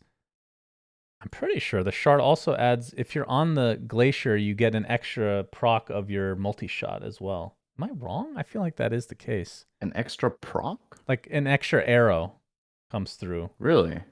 I could have sworn I read that. Chat, somebody check in game. Let me know if I'm crazy, having an old man moment or not. Earth Spirit. Ag Shard has been removed and changed. That's the one that used to give extra remnants, I think, right? And yes, it gave 4 extra. Okay, apparently I was correct. 1 extra multi-shot. Thank you. So now this, by default, you're getting an extra stone remnant every 5th hero level. That's cool. Yep. The new shard is Geomagnetic Grip can now target allies. Wasn't this beyond OP? And originally this shard is S+ tier. Yeah. This is insanely good. That was a 25 talent, right? Yeah. Which I think so. Wait, is that right? In the old past, when Earth Spirit was it's a maybe 20 the talent. best hero to ever grace Dota 2, this was the basic part of the spell. You could just cast it on allies. And it was beyond broken. Yeah. It was so broken. Oh, it was level 20 talent, chat saying. Okay. Yes. This hero is very buffed, I think. He's coming back with this. The shard is extremely valuable. And the fact that you just passively gain more remnants without having to pay for it over time. Just way big quality of life upgrade. You get more damage against creeps on Boulder Smash, so you can farm better. Very, very good, I think. Yep. I'm looking forward to. I mean, do you think mid Earth Spirit maybe at some point? Could be. Will we see that again? That would be cool. That's a possibility. I think something that Earth Spirit will really thrive on in this game right now with the changes is that he traverses the map really fast, which I think is going to be a really strong asset for any hero to have. The fact that he can connect between areas by rolling is very, very good. They gave him the Spirit Breaker treatment and the Clockwork treatment and God knows how many other heroes where Boulder Smash does 1.25x damage to creeps, right? So a way for him to farm, maybe they're incentivizing the core Earth Spirit to come back. Could be. I would love to see that. Of course, I can never remember his spell names when I'm casting, so I just say, he pulls him, he pushes him. That's fine. You call Pango's ulti Rolling Boulder all the time, so you're referencing him, which is nice. Do I? Is that true? I don't know. I feel like every caster calls Rolling Thunder Rolling Boulder. But that's my second favorite hero right now. I feel like I wouldn't get that wrong. Maybe you get it right every time. I don't know. Now, it's just now that you say that, I'm going to say it wrong. Of mine that I remember people saying, the Rolling Boulder. Like, that's Earth Spirit. If Earth Spirit wasn't in the game, that's what it would be called. Let's be fair. Well, let's see. Earthshaker. just stun Nothing there. stuff. Yeah. Yeah. Elder Titan, not interesting. He gets the BKB treatment for his Echo Stomp Scepter, yeah. Ags. Yep. Ember Spirit, that's the big base armor increased by 1 tease that they had going. There's a couple of heroes that got that. He's one of them. Enchantress Shard now also increases the maximum number of enchanted units from 1 to 2. That's interesting, actually. What is the Shard? Is when you Her enchanted creeps are really strong. Is it the and you can get attacking thing? The Shard? What's that? Is the Shard the attacking thing where you're forced to attack Little something? friends. Yeah. Okay. Sorry, you were saying? Quite interesting. Okay. Thank you. Enigma is a universal hero. Very good for him. Congratulations. Faceless Voids. This is interesting. Chrono He's not a universal hero. He's not, which, yeah, now that you mention it, that's that's pretty weird. You think like it could have been, lore-wise. but Wyvern is. So here we are. Faceless Chrono now freezes ability and item cooldowns of anyone trapped in Chrono. That's cool. And if they're already time dilated, it just prolongs the duration. So if they're in the Chrono, that is. That's pretty nice. Quite strong. Yeah, it's just a flat out buff. This can you still blink out of Chrono while phase shifted? Is that still a thing? Probably. I'm really happy that was what you were focusing on with all these changes to him. Well, that's the thing that came to mind for you. This is almost like Puck still blink. This is almost like time dilation on Puck, which is crazy good, right? But it's like if you get them in the Chrono, but they're already phase shifted. I think. Because it says freezes ability. No, it says ability and item cooldowns. I think you can still blink. No, it's not about the blink. But yeah, that is prevalent as well, I guess. Anyway. Wait, so what did you ask? Now I'm confused. Well, no, I'm just wondering if he can get out of the Chrono with phase shift still. If he's facing in that direction, I think he probably can. I don't think they ever changed that. Well, you get out with blink. Yes. Okay, so weren't we just saying the same thing? Okay, moving on. I think Puck can blink out of it if it's phased, yes. Okay, thank you. Grim, the Dark Portrait. This one is the closest we get to actual BKB in the game, by the way. So the Dark Portrait, which is his shard. Wait, is it Ags or Shard? It's a scepter. Ags. That's Ags. Yeah, it's insanely powerful. The illusion gets, instead of spell immunity, it gets debuff immunity with 95% magic resistance. Yeah. So you're not killing that with spells. Just don't bother. Yep. It's not happening. Gyro. And it's a strong illusion. No. Oh, I thought it was always a strong illusion. Don't think so. This is pretty big. Wait, does that mean you can't take it with Enchantress and... It means it doesn't get killed by Hex and Dagon and stuff as well, right? I thought that was always I could have sworn. Okay. I'm actually uncertain, because again, this is another one of those heroes that just hasn't been played much in the last year, so maybe it worked that way at one point, and then it didn't, and then it did again. It's just you haven't seen it very much. Okay. I'm going to keep scrolling down. Huskar, his shard, you can no longer cast Inner Fire while disabled. I have no idea why that was ever the case anyway. That's insane. That was weird, yeah. Invoker got some changes. So the shard, which was the triple chaos meteor, is now the 20 talent. And the new shard is now an upgraded EMP. So it multiplies the burn damage by 1.5 and makes it pull enemies closer to its center at 100 units per second. That's cool. Wow. That's pretty cool, actually. Yeah. I don't know if it's very good or too good or anything, but it sounds cool. I used it in the test client. It's cool. I agree. Good analysis. Yeah. Combo with Enigma. You pull them into black hole for the Enigma. You EMP the black hole. Oh, by the way, Invoker should... Oh, shit. Invoker should be elemental as well, right? Let's be real. That's... Oh, yeah, universal? Yeah, you definitely could. Shit! Oh my god, I'm going to say elemental in the cast, I think. That's fine. Universal. Rolling boulder. Elemental sounds better, though, doesn't it? I don't know. What do you think? Elemental. Well, we used to have universal in Dota before. We had universal damage. Then it was removed some years ago. I don't remember that. Universal damage was magic damage that pierced BKB, like March of the Machines. Oh, I see. Was universal damage. Io, he is elemental and universal. Yeah. That's about it. Is this Ag Scepter thing With interesting? Scepter, you can now explode your spirits and they start spawning again. Cooldown decreased by 50%. Cannot be activated if the ability is on cooldown. Interesting. Not sure how much that's going to matter, though. Can't really say. Okay, Jakiro, stuff happened. Oh, they changed the max stun of Ice Pad. That's actually a pretty big nerf. Well, they did on every hero. Yeah, on every hero. This seems bigger than the other ones, though. 0.5 seconds. It varies a bit. Some lose 10%, some lose 15, some lose 20 or something. It's one of those things you can read the changelog 100 times, but you need to play the game to feel how good heroes are. Juggernaut base damage increased by 1. Very important. Very random. Blade Fury is debuff immunity now with 80% magic resist, as we talked about.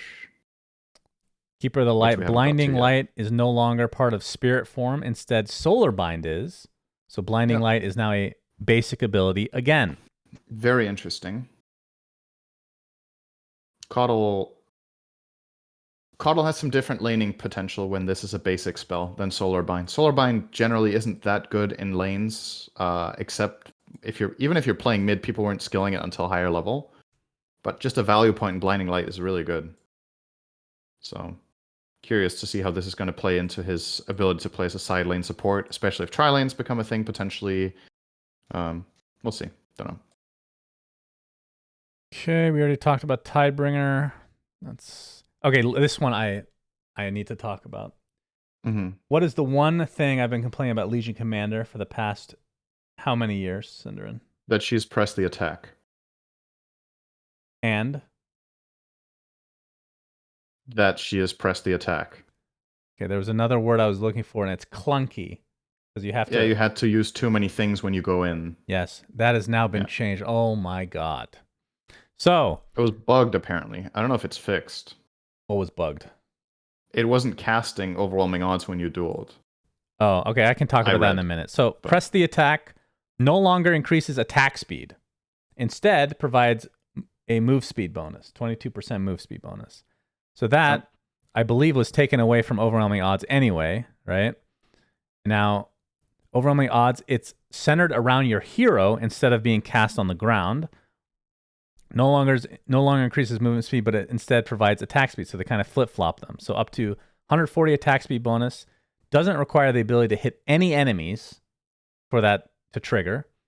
Radius increased from 360 to 600 because it's centered around your hero now. Mm-hmm. And now automatically triggered upon the dual cast, if not on cooldown. I don't remember that being a thing. Wait, what? But that's what I was saying. I think it was bugged yesterday. It might be fixed. But you can cast it during duel manually. So I don't understand what this is. It cast twice then?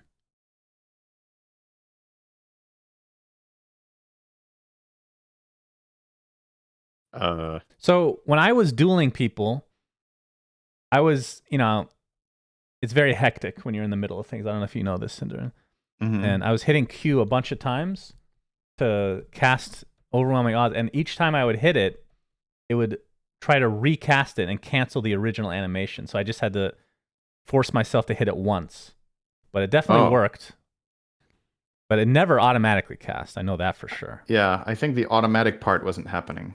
This looks like there's just an error in the changelog. It should be either or, right? Yeah, both sounds weird. It should either automatically cast or it should let you cast.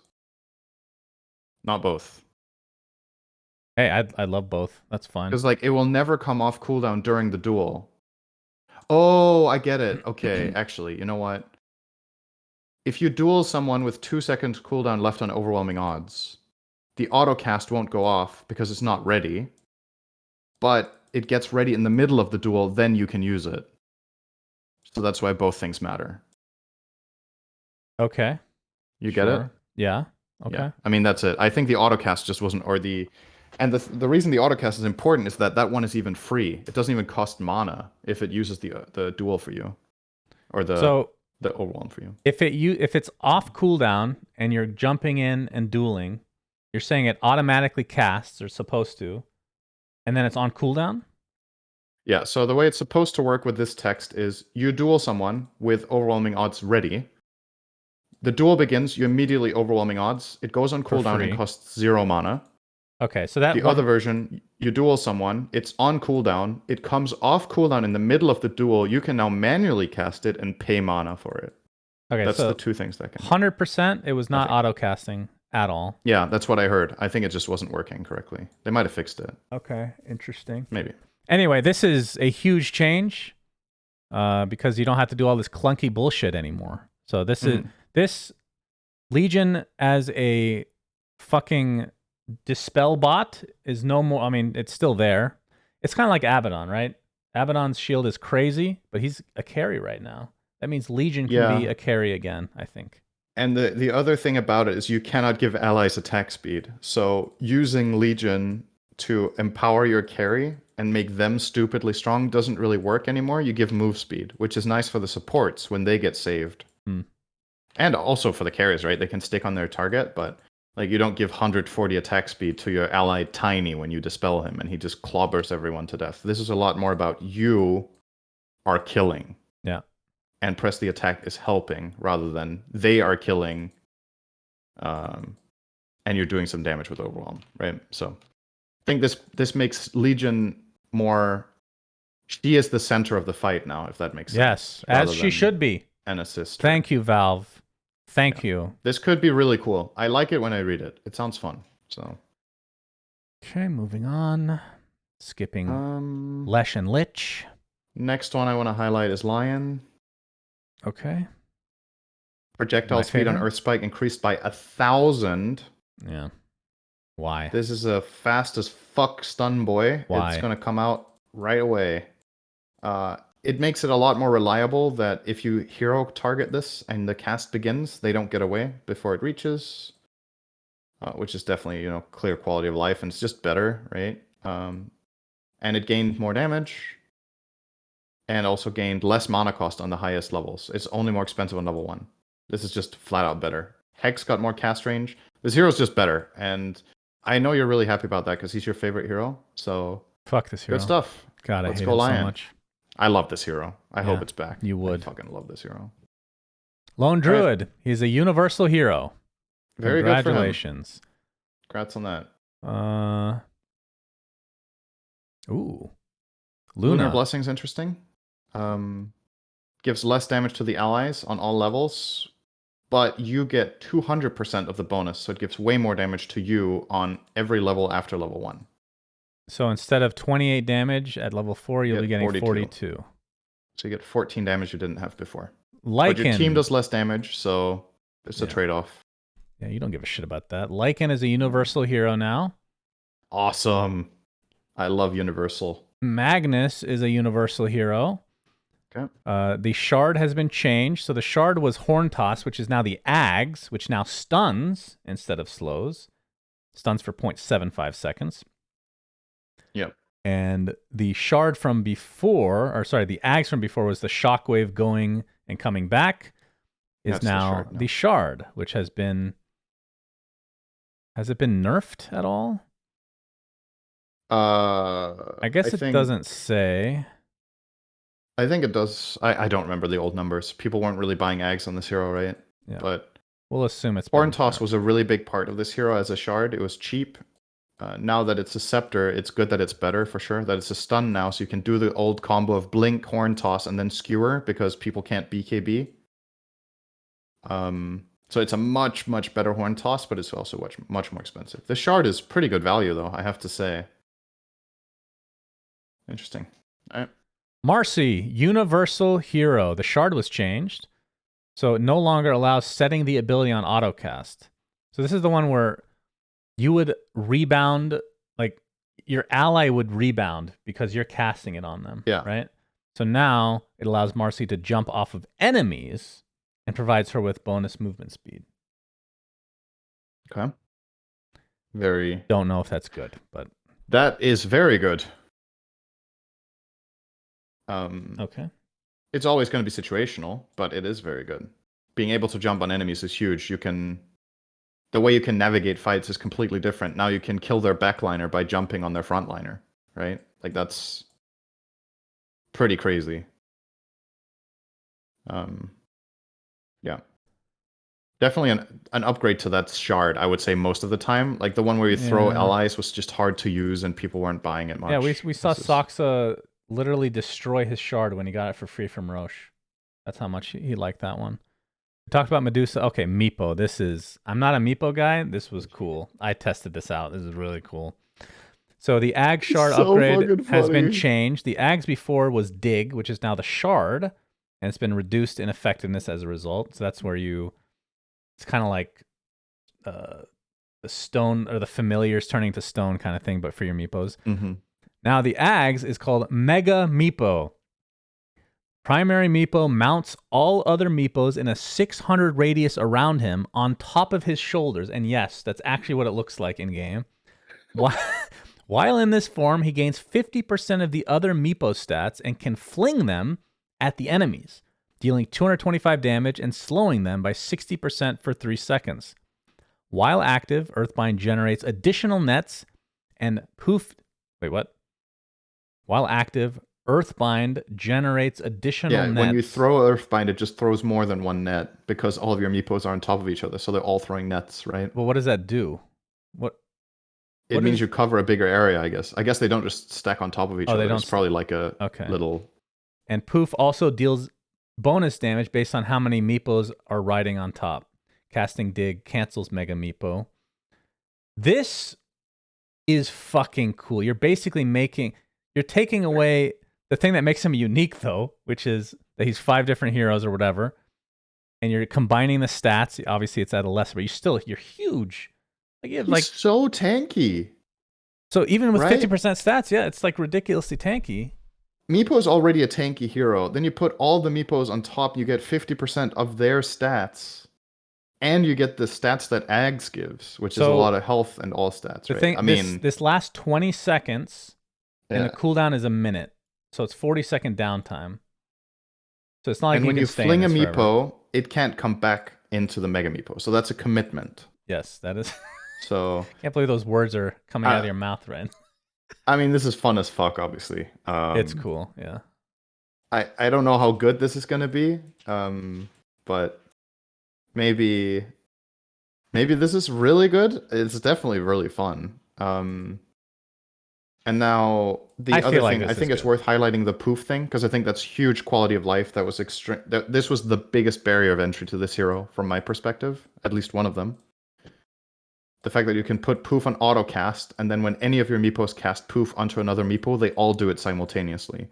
This is where meepo players had to like poof tab poof really fast on all of them to do the burst. Now you can reliably do that when you want to by toggling autocast. So it's just ease of access for players. Would you recommend that I play Meepo now because of this change? I don't know if you would enjoy it. I think you would enjoy it when you get Ags. Yeah, the Ags is the only part that. Yeah, but until then, I mean, the hero's still difficult, and it's not really stronger than before. Until Ags is just easier to play, I guess. So, don't know. All right, Mirana is now a universal hero. The Shard, which is the absolutely awful leap into breathe thingy coming out of Sagan. It's Sagan, right? Or is it Nova? Nova's Luna. So actually, number one, when you get the Ag Shard, Leap no longer breaks Moonlight Shadow. Pretty big, actually. And with Aghanim Shard, the ability can now be put on autocast to make it a ground and vector targeted.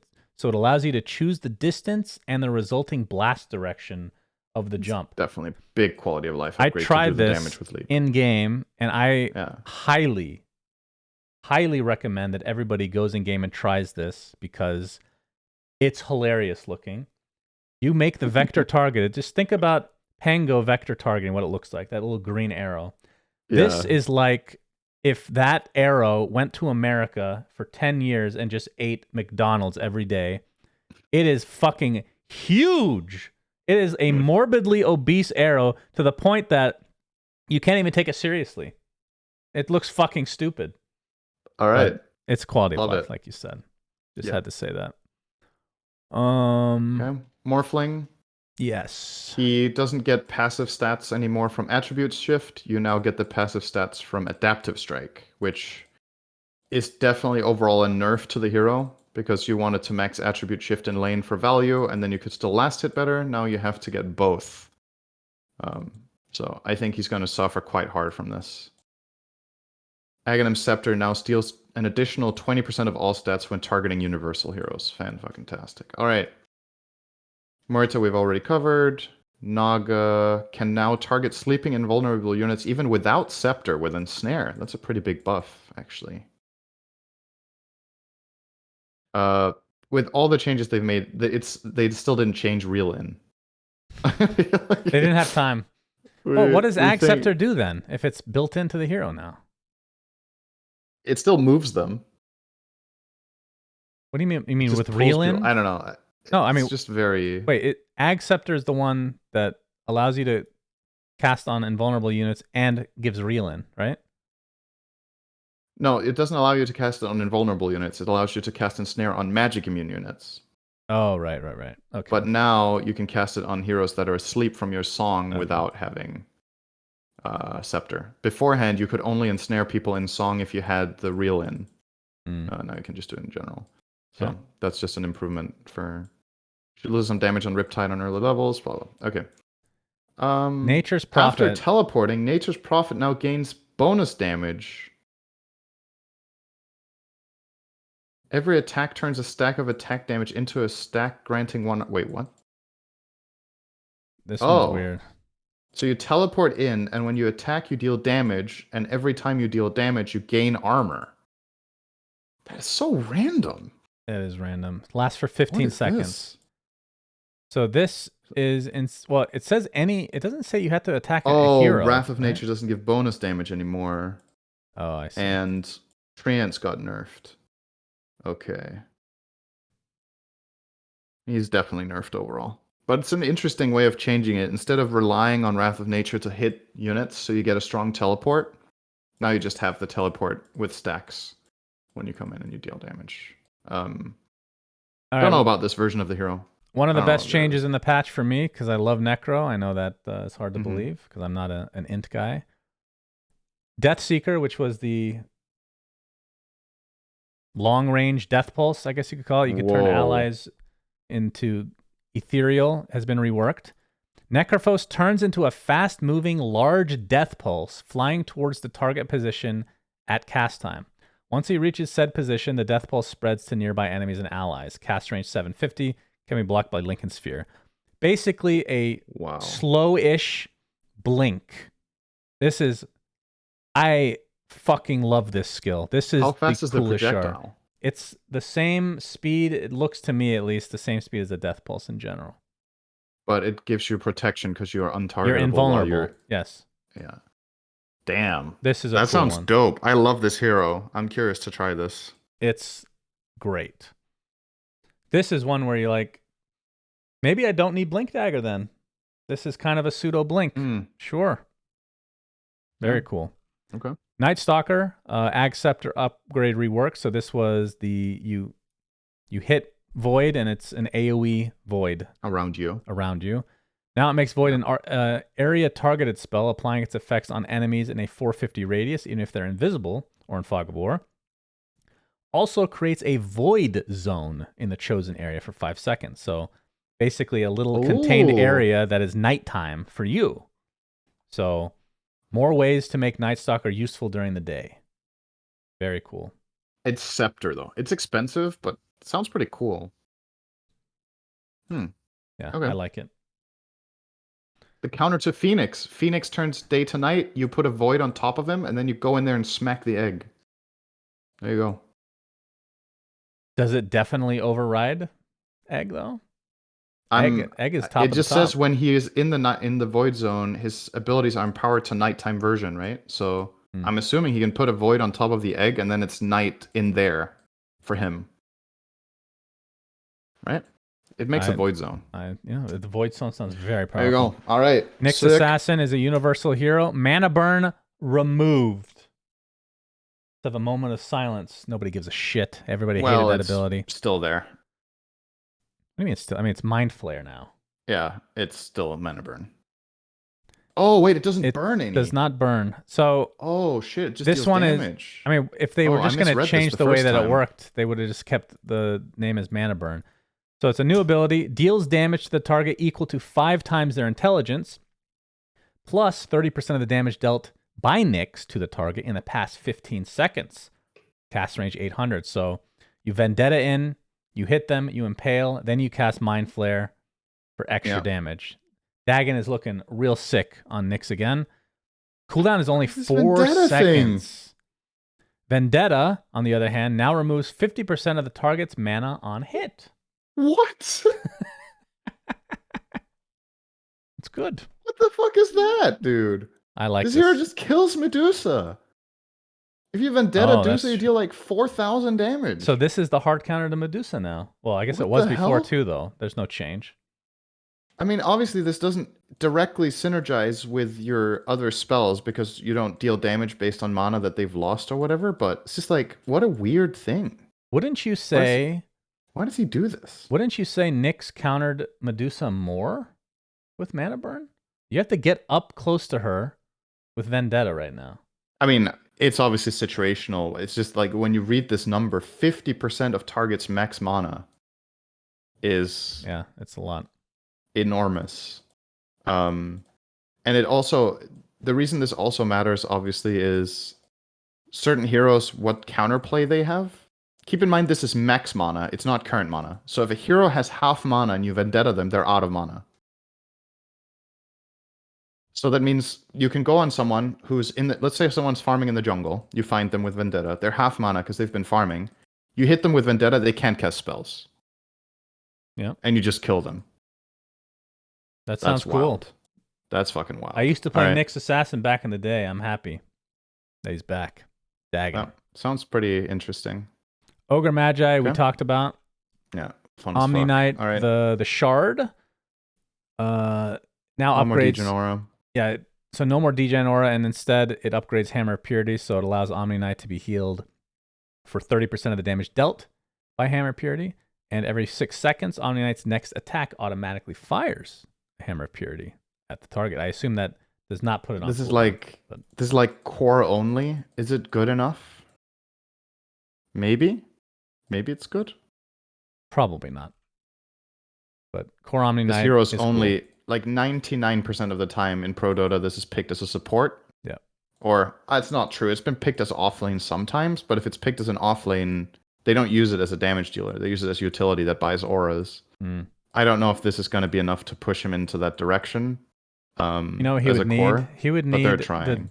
the Legion treatment, right? Right now you have Guardian Angel, objectively a support spell. Yeah. Heavenly Grace, it's obviously a support spell, but you could use it aggressively. Like Abaddon has the same thing, right? Yeah. But Abaddon, his ult doesn't help the team directly unless you have Ags. So right now, Guardian Angel is like, I don't know. That's the disconnect. And Guardian Angel you have to cast. If Abaddon had to cast his ulti and couldn't do it when he was stunned, the hero would just be terrible, right? So it's Oracle, Fate's Edict only disarms enemies now and only provides magic resist to allies. I think big change. This is my least favorite single change of the entire patch, probably, because it was unique. I loved this spell in design, and now I think you're just... The thing you're saying about dumbing down or simplifying the game, I'm not going to sit here and be elitist and be like, it was cool because you had to be really good to play this hero or whatever. I've said this many times on this podcast. I love game design where you're paying something in order to get something else. It's risk-reward. This spell is not risk-reward anymore. It's just reward. There's no downsides. You just cast it on an enemy, they get disarmed. You cast it on an ally, they get magic resist. It's just... Yeah, that was, for me, was the identity of the hero, is what makes it difficult and makes it fun to play is these judgment calls you need to always make about, should I do this or do that? And what is it going to cost me? What am I going to gain? This is just... It's just mega buffed, right? Except now it has longer cooldown, so if you were really good with the old one and using it wisely, this hero might actually be worse some of the time now than before. Well, now you're damaging your teammates a little bit, right? No. Fate's Edict into what's Purifying Flames, right? It gives magic resist to allies. Yeah, but it doesn't say. Oh, I thought it was a percentage. I think it gives thing. 100%. It's 100% magic resist. I think so. I think it's the same as before. Okay, so this but is just you no longer disarm them. Is this the only 100% magic resist in the game then? I think so. Yeah. Okay. Yeah. So I personally, if they wanted to buff Oracle, I would have loved a lot of other things before this because I loved the design of the old one, and you could have just made it better, give it better stats, give it better, better damage. Better. I agree whatever. with you. This is not my kind of hero, but it was unique in the fact that it was very specifically designed in that way, and now it's I thought that was very cool. Gone. In addition to that, the Ag Shard, which was Reign of Destiny, is the Scepter is now the Shard. The Scepter is now the Shard. So Reign of Destiny has been slightly nerfed from 60 to 40, being a Shard and being that much cheaper. It is so good as a Shard. My goodness. And the Ags now is the old Shard, kind of, in the Fade time. So... And it gives them improved base attack time and spell amp. So False Promise is literally just empower your core and make them a monster for the duration. I think it's cool. That one's cool. I'm gonna say this might be top 3 most buffed hero of the patch for me because Reign of Destiny being the Shard, even though it's worse, is really, really strong because you can afford this as a support. And yeah, the Fate's Edict objectively most of the time will be better, but again, don't like the choice, but it is what it is. The hero is just better, I think. Which is cool, because Oracle hasn't been played much, and it's one of my favorite heroes to play. I think it's really fun, but again, the Fate's Edict element is a bit of a shame for me. So you're going to play it, and you're going to own, and you're going to change your mind. Like, okay, never mind. I like owning. Everyone's favorite hero... I would rather own with it for other reasons than this one. Everyone's favorite hero to hate, Outworld Destroyer. Yeah. Astral Imprisonment for the Ag Scepter has been removed. Praise Gaben's left testicle. That one was horrible. My God. Having the double Astral is the worst.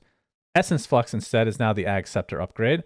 Damage that brings Outworld Destroyer below 20% HP triggers a strong dispel. Additionally, OD consumes all of his mana to provide a damage barrier equal to 50% of his max mana. Lasts for 15 seconds, cooldown 1 minute, cannot be refreshed. Effect is disabled by break. And for his ult, it now deals damage to all units and treats the units without a mana pool as if they had 0 mana. Slam that creep wave. It's pretty sick against summon heroes, to be fair. I think Sanity's Eclipse just annihilates like a Chen army, right? That's pretty sick.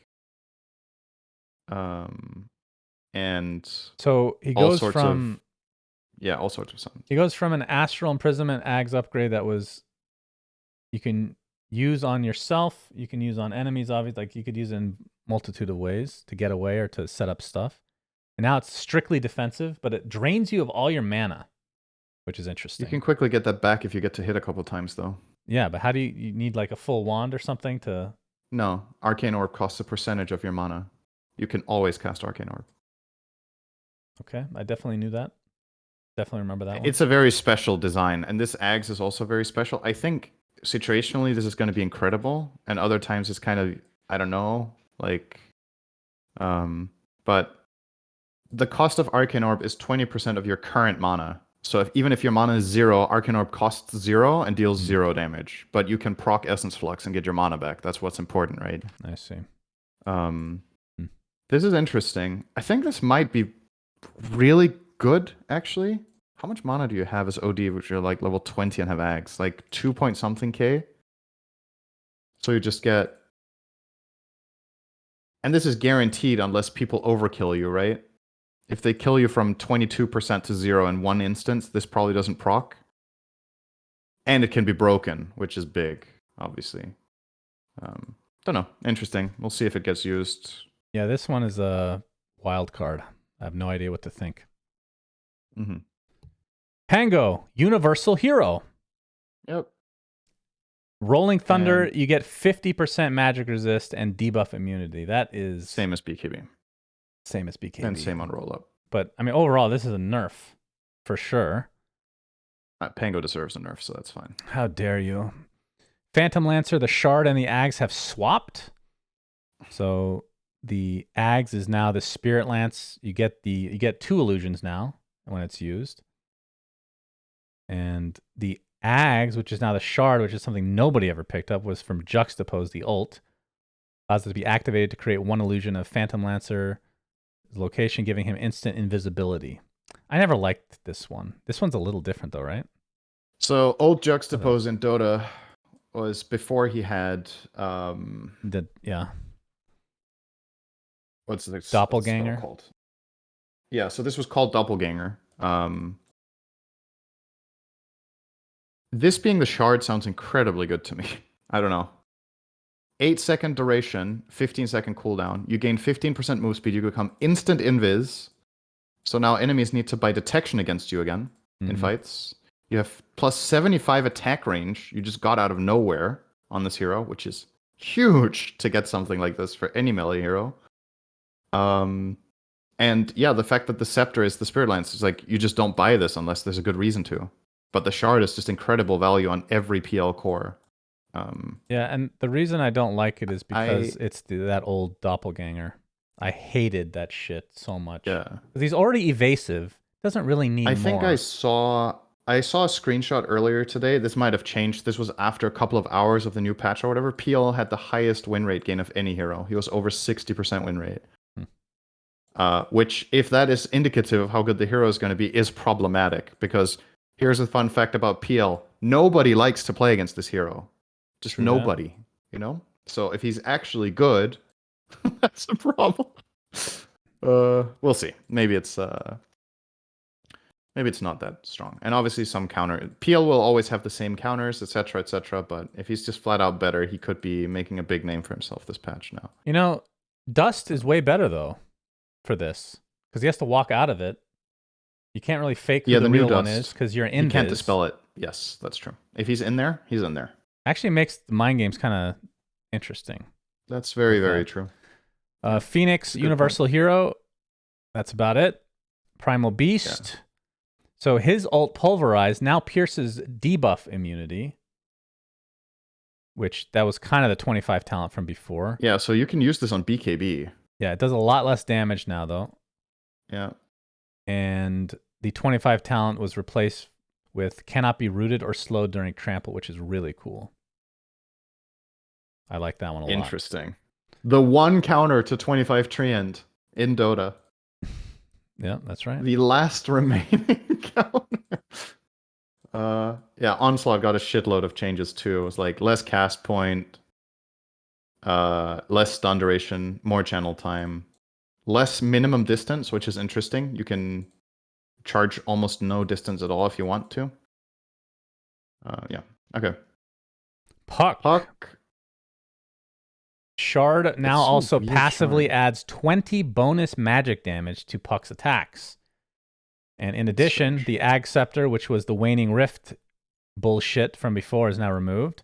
And now you get the Dream Coil upgrade, which is the old, I think it was a 25 talent, right? Yeah, rapid fire. So attacks inside of Dream Coil, everybody that's inside every 0.6 seconds. And yeah, and Puck doesn't need to be in it at all. He doesn't need to be near it. And with the Shard, that's 20 extra bonus magic damage on top of that. It's pretty crazy. But more of a right-clicky Puck. And it got cheaper Illusory Orb. Huh. Puck might be better. Well, obviously it's better. It only got buffs, but I'm trying to think of if it's better than before the nerf that it got in the later patches that we had. If this is an even better version than that. This was another hero that would have worked as universal, by the way. Yeah, probably. Pudge. Projectile speed of Meat Hook increased from 1450 to 1600, which is great, but now he can be heard in Fog of War because he's a creepy, disgusting, fat, decrepit old man. Just can't help himself. Slapping those lips. Oh. Just so loud when he chews. Anything else from here worth mentioning? Like, mostly nerfs. Not really. Okay. Pugna, this is a pretty big change. Decrepify. When targeting allies or self, no longer increases magic damage taken. So there's no downside. Because I think they got rid of the move speed reduction from before, right? Now there's literally no downside. instead provides 20% incoming heal amp. So it's only a buff now. So similar to Oracle, I would have rather. I like Decrepify.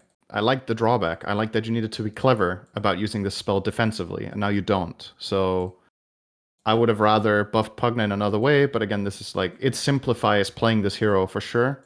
But for me, a really big part of the identity was defensive Decrepify being a risk reward. Mm-hmm. And I mean, it still disarms, I guess, but the drawback is significantly less interesting to watch and to play with.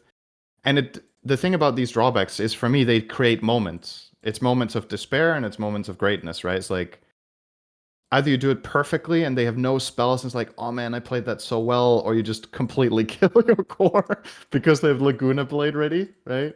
It's like, either way, that for me was flavor. And I think this, unfortunately for me, these changes on Oracle and Pugna just don't. They miss the mark. There's a lot of really cool stuff in this patch, but in low-level Dota, perhaps that was the reason they changed this, because I mean, people get griefed. I get why they're changing it, of course. It's to make the heroes more accessible and making the drawbacks less severe, but I guess we'll get to that with Wyvern soon, because it didn't really seem to happen for Wyvern. Queen of Pain, Shadow Strike with the Aghanim Scepter. The Scream of Pain now also works on the target you hit, which I remember reading that initially when they added it. I'm like, this sounds amazing. And then I realized it didn't work on the target you used it on. Yeah. I know it's weird. I feel like this...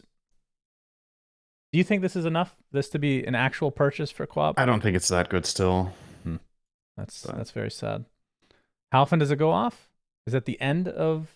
I don't remember. I mean, nobody buys it, right? It's when Shadow Strike ends, or if you cast another Shadow Strike while the Shadow Strike is on them. I think something like that, yeah. I mean, that sounds pretty good. I don't know. Okay. Moving on, Ricky no longer has Dart. Oh, big change. He now has a shard that upgrades Smoke Screen, which reduces their armor by 7 when they're in smoke, and they cannot be targeted by allies. That's huge. So this is effectively, I think this is an ability in World of Warcraft retail, or at least from the last Here we go. couple of years. I think so I haven't played the versions where this has been relevant, or at least it hasn't happened to me, but I think rogues had an ability called Smoke Bomb that they can throw where allies can't do stuff, I believe. Wow. So it seems a bit inspired by, I mean, it's not like it's an incredibly innovative idea or whatever, but I think this is similar to that. So if anyone has played that version of WoW, they can probably relate to that. Untargetable by allies is very special. Yeah. There's like nothing in Dota that does this, except so the old Shadow Realm changed as well, and Book of Shadows are the only other things that make allies untargetable, I think. Well, if that doesn't this count, is huge. Like banishing. It sounds crazy good to me, actually. Yeah. -7 armor and untargetable. You can't save them with Force Staff. You can't heal. You can't give them any active items like Lotus Orb to protect them or Solar Crest. Nothing. This sounds insane to me. It's really, really good. But something that... Do you think that this... That's wild. Oh, maybe not, actually. I was going to say, does this lend towards a core Ricky? I was thinking the same thing. I don't know if this is better for core support, because like the minus armor is really good for yourself, but it's also good for your team. I think we can all be happy that Sleeping Dart has been removed, though. Just wait until you stand in the smoke screen later in the game. You're gonna want the shard back. Well, I'll just buy the Force Staff myself. I don't give a shit. I guess fine. So. This sounds really, really... I think it sounds overpowered, actually. Okay, do you want to talk about overpowered? You want me to tell you the most overpowered thing in the patch that I experienced, which is definitely the most overpowered thing, even though I didn't experience everything in the patch, because I'm definitely right about this, Cinderin. Okay. It is Sand King, who's now a universal hero, but that's not the reason that it's overpowered. Wait, why are we there? I skipped Rubik. Didn't you want to mention Cloak and Dagger? Oh, shit, you're right. Okay, go ahead. That's pretty special. No, you're right. So when Ricky gets a kill or an assist with Cloak and Dagger, he gets more experience. That is also very special. So if this is a kill patch and it's going to be one with roaming and with invis heroes and stuff, Ricky might just become incredible. He might become a first phase pick, or like top tier at least, because he's invisible. The map is bigger. It's harder to get detection, like sentries at least. This is more. They're more scarce, and you need to cover more ground. He also gets more experience for kills, so he can scale, and he could get -7 armor from the shard, and just isolate and kill heroes. This hero sounds really strong to me. Honestly. Again, keep in mind, Dust was buffed to destroy Ricky, so he did need a buff if he stays in the area. So it's I don't know what's going to be bigger or worse. Okay, what's it about Sand King? All right, let's get to the old Sand King here. So first and foremost, this is not the OP part, but Burrow Strike now always applies Caustic Finale. That was part of the old Ags. That's pretty fucking big. And the new Ags is part of Sandstorm. Every 0.2 seconds creates 2 65 radius Burrow Strike spines at random locations. Each one stuns enemies and deals damage equal to the current level of Burrow Strike. Keep in mind, every talent on the tree of Sand King, there's a buff for either Burrow Strike or Sandstorm that synergizes directly with this. I can tell you, I was in the middle of this Sandstorm, alone, full HP, on Legion. I don't remember what hero I was, actually. And I died in literally less than a second, and I was very farmed. This thing was fucking crazy. Maybe it's bugged. This thing is insane. Yeah, I mean, it's supposed to be random locations, so maybe you just got really unlucky, and you got chain stunned multiple times, but... It was bad. It also could have been bugged. I mean, we've had. I mean, it might have been bugged too. That's very possible. But this sounds pretty crazy to me. It's in theory, I think it's cool though. No. Okay, moving on. Shadow Friend. Shadow Rays no longer slows turn rate. That's pretty big. Yeah. Presence of the Dark Lord. Every enemy hero killed near Shadow Fiend further improves the armor reduction by 2 for 20 seconds. And if you get more kills, then it increases it even more.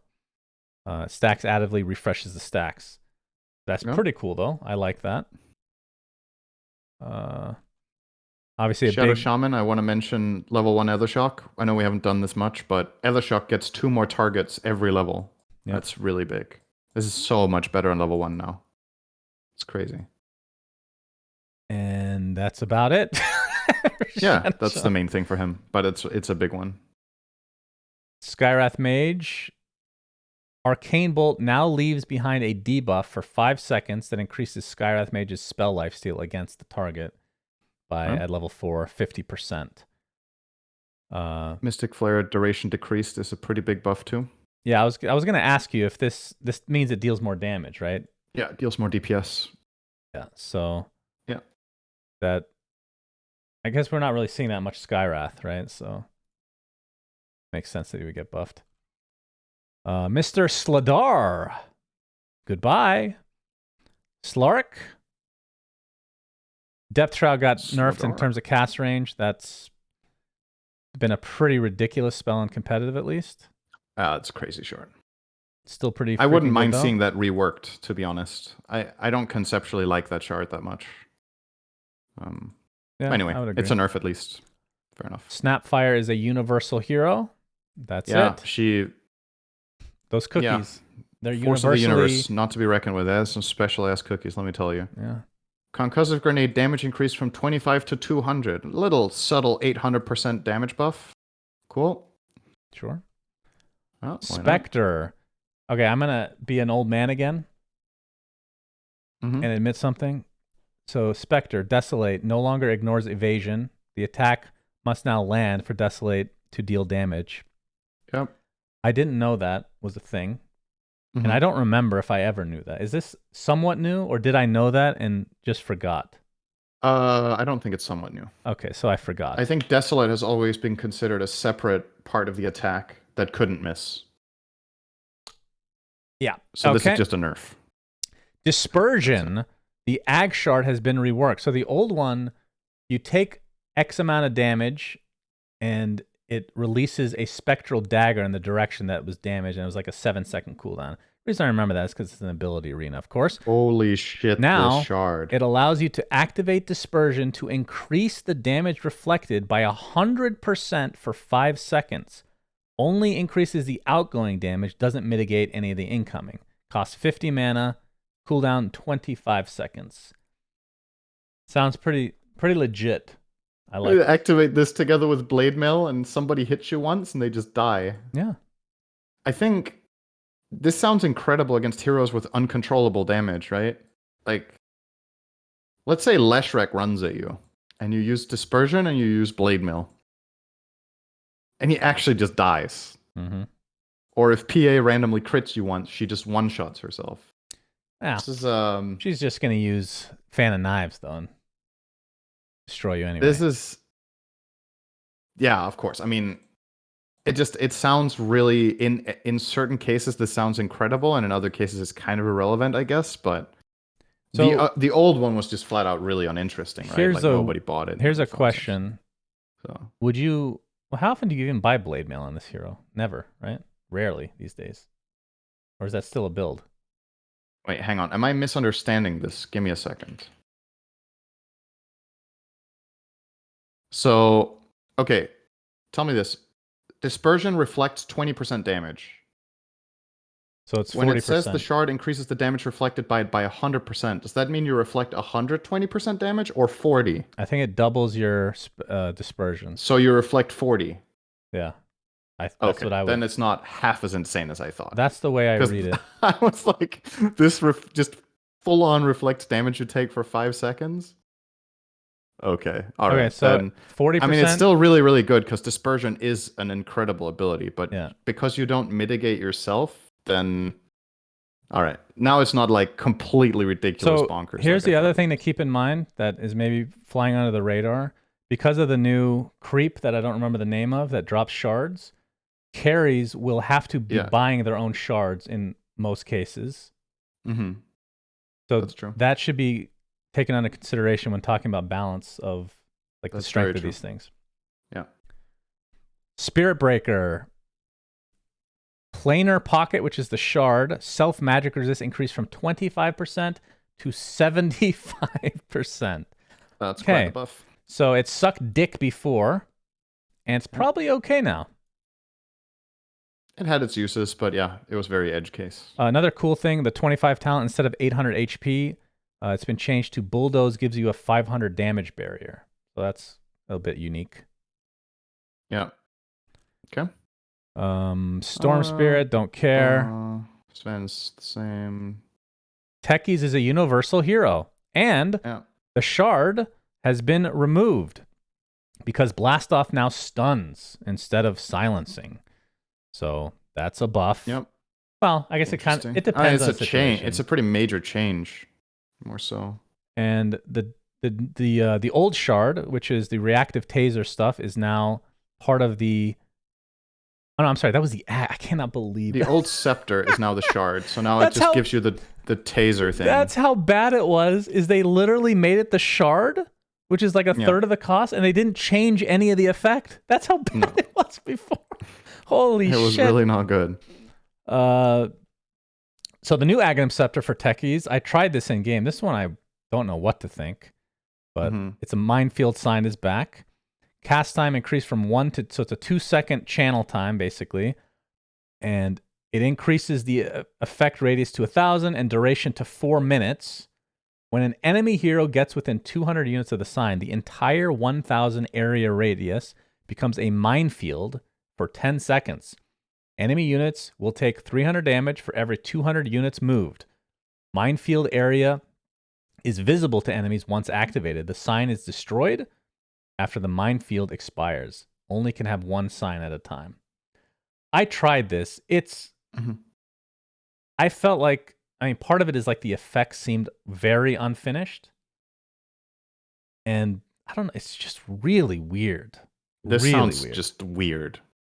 I don't know. I don't like this design. I don't get it. You hate techies anyway, so. I mean, I hate him less than I used to, but this is, for me, is not really a step in the right direction. This just sounds weird. But I guess this is really good if you can forcefully displace enemies. to get them further into the minefield, like swap force staff, this kind of stuff. But if they activate the minefield and they can see where it is and they can get out, they wait 10 seconds, it's gone, and that's your ags right there. So I don't know. All you have to do is look for the mine or the sign, and you see that he has ags because you can click on the fucking top barn, right? Yeah. So, I don't know. That's strange. This is a bit odd.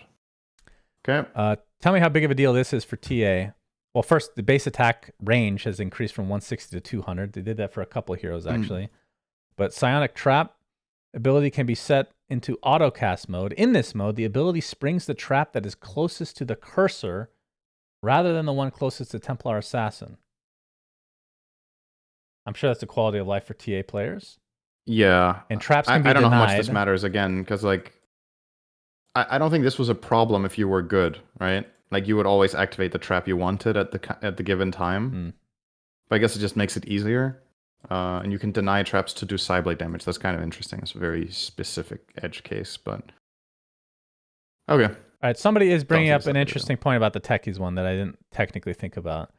If you blast off, you stun for 1.4 seconds, and you put the sign down, which takes 2 seconds. So it's 0.6 seconds when they're not stunned, and they try to run away. Maybe that's a lot of damage. I don't know. Right. That might be good. I was thinking more from a defensive I'm strategy. not thinking about the sign in an offensive manner ever, but that's true. You could maybe do that, actually. And if you had the old Arcane Blink, you could have cast it faster. They changed it for that reason, of course. Yeah. Let's see. Terrorblade, whatever. New Ags on Timber. When you can... He's universal, you don't get the second chakram anymore. Timber is universal. Huh? Universal. He's universal. Sorry about that. Yes, of course. No longer get a second chakram. What you do get is Aghanim Scepter on reactive armor. You can activate it to gain maximum stacks instantly and a 200 HP barrier.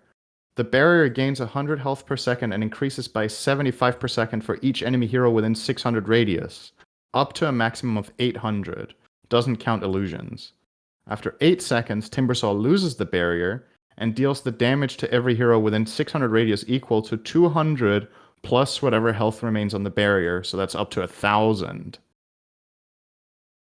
Okay, I tried this in game, and I'm still trying to fully understand it.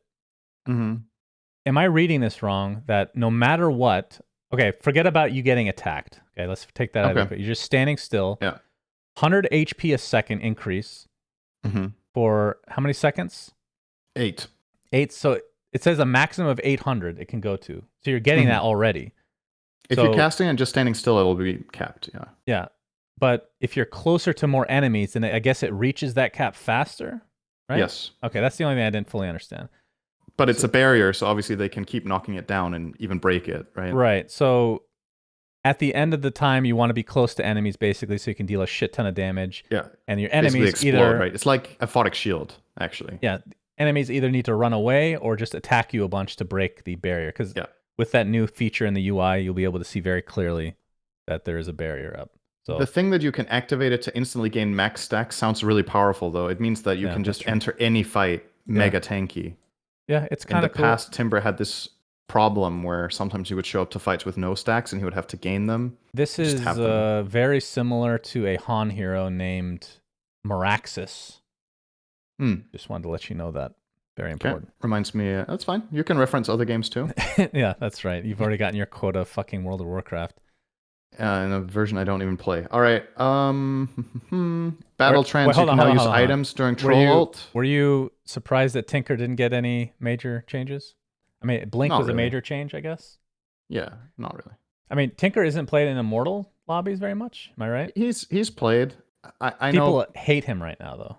In the last I know patch. people hate Tinker because he is. I mean, it's not my favorite design either by any means. There's just other heroes I dislike more conceptually, but I understand he's not exactly a fan favorite because he's a really good smurfing hero. He feels unfair at times, but I think the Blink Dagger change is really big, first of all. It's going to make less good Tinker players punished a lot harder. And yeah, I mean, that's the main thing. I don't know if the new map layout favors him or not. I think Tinker plays a lot around trees, and I don't know how well he plays on the new parts. Gonna have to wait and see that. Okay. Might not be that good there. Okay, Troll, like you said, this was my big disappointment of the patch. We talked You wanted about this ability changed. I wanted to either be completely changed to a new ability or change it drastically. And using items is a huge quality of life. Don't get me wrong, but losing control of your hero still sucks ass. Yeah. But this still is a huge buff. Technically, It's a big buff. You can BKB at the. BKB is not nearly as good though, right? Mm-hmm. But if you're about to get stunned, like you can see a projectile, then you can time the BKB. So you can activate battle trance and still use your abyssal. Yeah. For example. So I'm not saying this is not good, but the whole concept of losing control of your hero, I just have never liked. And no, I'm with you. Changed that. I agree. Undying Tombstone now has a shard that allows people to bunker inside the tombstone. That's awesome. They can enter it and they can't leave for 3 seconds after entering. And if Undying wants to enter the tombstone, he will kick you out of his house and he sits in there. Mega fucking random. What to say? It's cool. This is so random. It's cool. So random. So there's no buff. You're just hiding the hero so they can't take damage. It's not like you get healed or anything. They're forced to kill the tombstone, which they kind of already are. Like, I feel like you're not fighting. Apparently, this was the thing in Ag's lab. I didn't know that. So if you had it before, but okay, I didn't know that. I don't know, man. This might be really good. It just sounds so weird. The cast range is 350, so you need to be pretty close to go in there and hide. And you can't do anything when you're in there. You're just I love the wording. If Undying decides to enter the tombstone while another ally is inside, the ally is forcefully evicted. That's good. He fucking throws them out of his apartment. This feels like things. All right, that's funny. Like I don't know if it's good. Centaur cart of this patch. Would you say that is accurate? What's that? This is like the Centaur cart of the patch. Yeah, it is. It's just funny. I don't know how good it is. We'll 25 talent that you got I know you don't get 25 very often on Undying, but in pubs, not getting that reincarnation is going to feel 60% flesh cone strength. All right. I mean, this one's good, but the reincarnation, I'm sure most people would rather have. Yeah. All right. Venomancer. Vengeful Spirit's a universal hero. So good. Venomancer. Okay. Venomancer. Poison Nova is now a passive ability granted by Scepter. All right, can we have a round of applause to Valve? It is the year 2023. All the old Aghanim Scepters have now officially been removed. Congratulations. Now, a passive ability granted by Scepter creates a ring of poison around Venomancer. Creates a ring of poison upon death of Venomancer or an enemy hero infected with Venomous Gale. Also triggers if Venomous Gale is dispelled from an enemy hero. Enemies hit by the Poison Nova take non-lethal damage over time and have their magic resistance reduced. Radius 900, 10-second duration, max HPS damage 3%, magic resistance reduction 30%. And then he gets a completely new ult called Noxious Plague. Infects an enemy, so this is single target, with a deadly plague that does an initial burst of damage and additional damage over time based on the unit's maximum health. Enemies in a radius around the target are slowed, with values decreasing the farther you are from the affected enemies. They kind of become like, they're a plague, so you need to run away. When the target dies or the debuff expires or is absorbed, all nearby enemies are infected with a non-communicable version of the plague. As a second language speaker, I'm assuming this means that one can't spread again. Correct. Okay. 5-second duration, 200, 300, 400 initial damage, and then max HPS damage. This sounds very interesting. I actually kind of love this design. I'm also a Veno enjoyer. That is amazing that you said that. I think this is the most uninspired new ability in the entire patch. I think this design is, they're trying to get rid of an old Ags and they put some generic garbage skill that's going to get changed in the future. This feels like it's Do you think it's garbage or do you just think it's boring? I think it's good. Design-wise, I don't like it at all. I'm not saying this could be the most powerful ability in the game. I'm not saying the strength level at all. I think this is extremely uninspired, and they could have thought of something way cooler. But how do you make something cool for Veno, though? That's kind of the hero, isn't it? I mean, that's just fair. Isn't cool. It's a struggle, but the world is your oyster, you know? Like, giving him a single target spell it's almost like a Viper Strike that, I don't know. He has too much of the same bullshit going on, you know? He always did. exactly, but you can change that. Yeah, that's Anyway. true. Okay. That's interesting that you like that, though. That's very interesting to me. We'll Okay. see how that works. Visage is universal, and Viper got some cast range on his ult. Actually, pretty meaningful amount. Wow, almost doubles it. Jesus. Yeah, it's a long cast range Viper strike, but I guess the travel speed's the same. Void Spirit is universal. Good luck with that, sir. Warlock This one's lost cool. his old shard. He now gets a new shard, which is okay. So this is creative for me. Yes, if you this want is creativity, good. here it is. Yes. Creates an imp for every 2 seconds of channeling upheaval. These imps last for 15 seconds and have 7 to 18 damage, 300 health, and 1 armor. And an Eldritch Explosion passive. When killed or expired, imps explode, dealing 60% of their max health as damage to enemies within 400 radius. Imps continuously seek out the closest visible and attackable target, but can be controlled. This is literally the fucking annoying enemies in Act 3 of Diablo 2, the little skull shitters that run around and kill you on hard mode. Good to know. The Thanks for higher the spoiling. difficulty, the Spoiler. worst fucking enemy in any hack and slash ever is now in Dota. They were the... Oh my god, don't even... I fucking hated those enemies so much. This is a cool shard. So it does 2 things. I'm not saying the old Shadow Word wasn't a quote-unquote good spell. I'm not saying anything about balance. Creativity-wise, they This is take very creative. a boring shard and a very boring upheaval.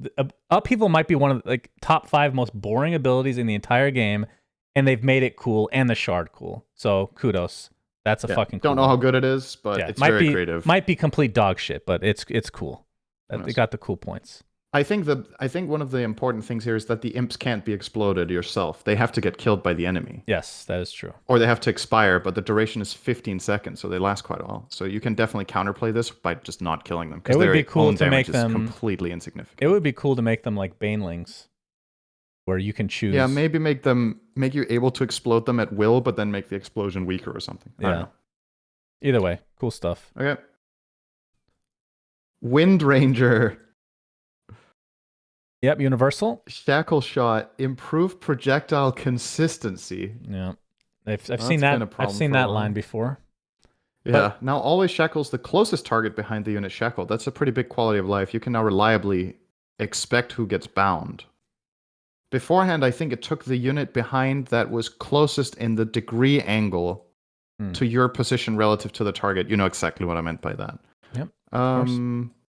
Aghanim Scepter no longer blinds enemies. Aghanim Scepter now also reduces physical damage taken by Wind Ranger by 50%. Interesting.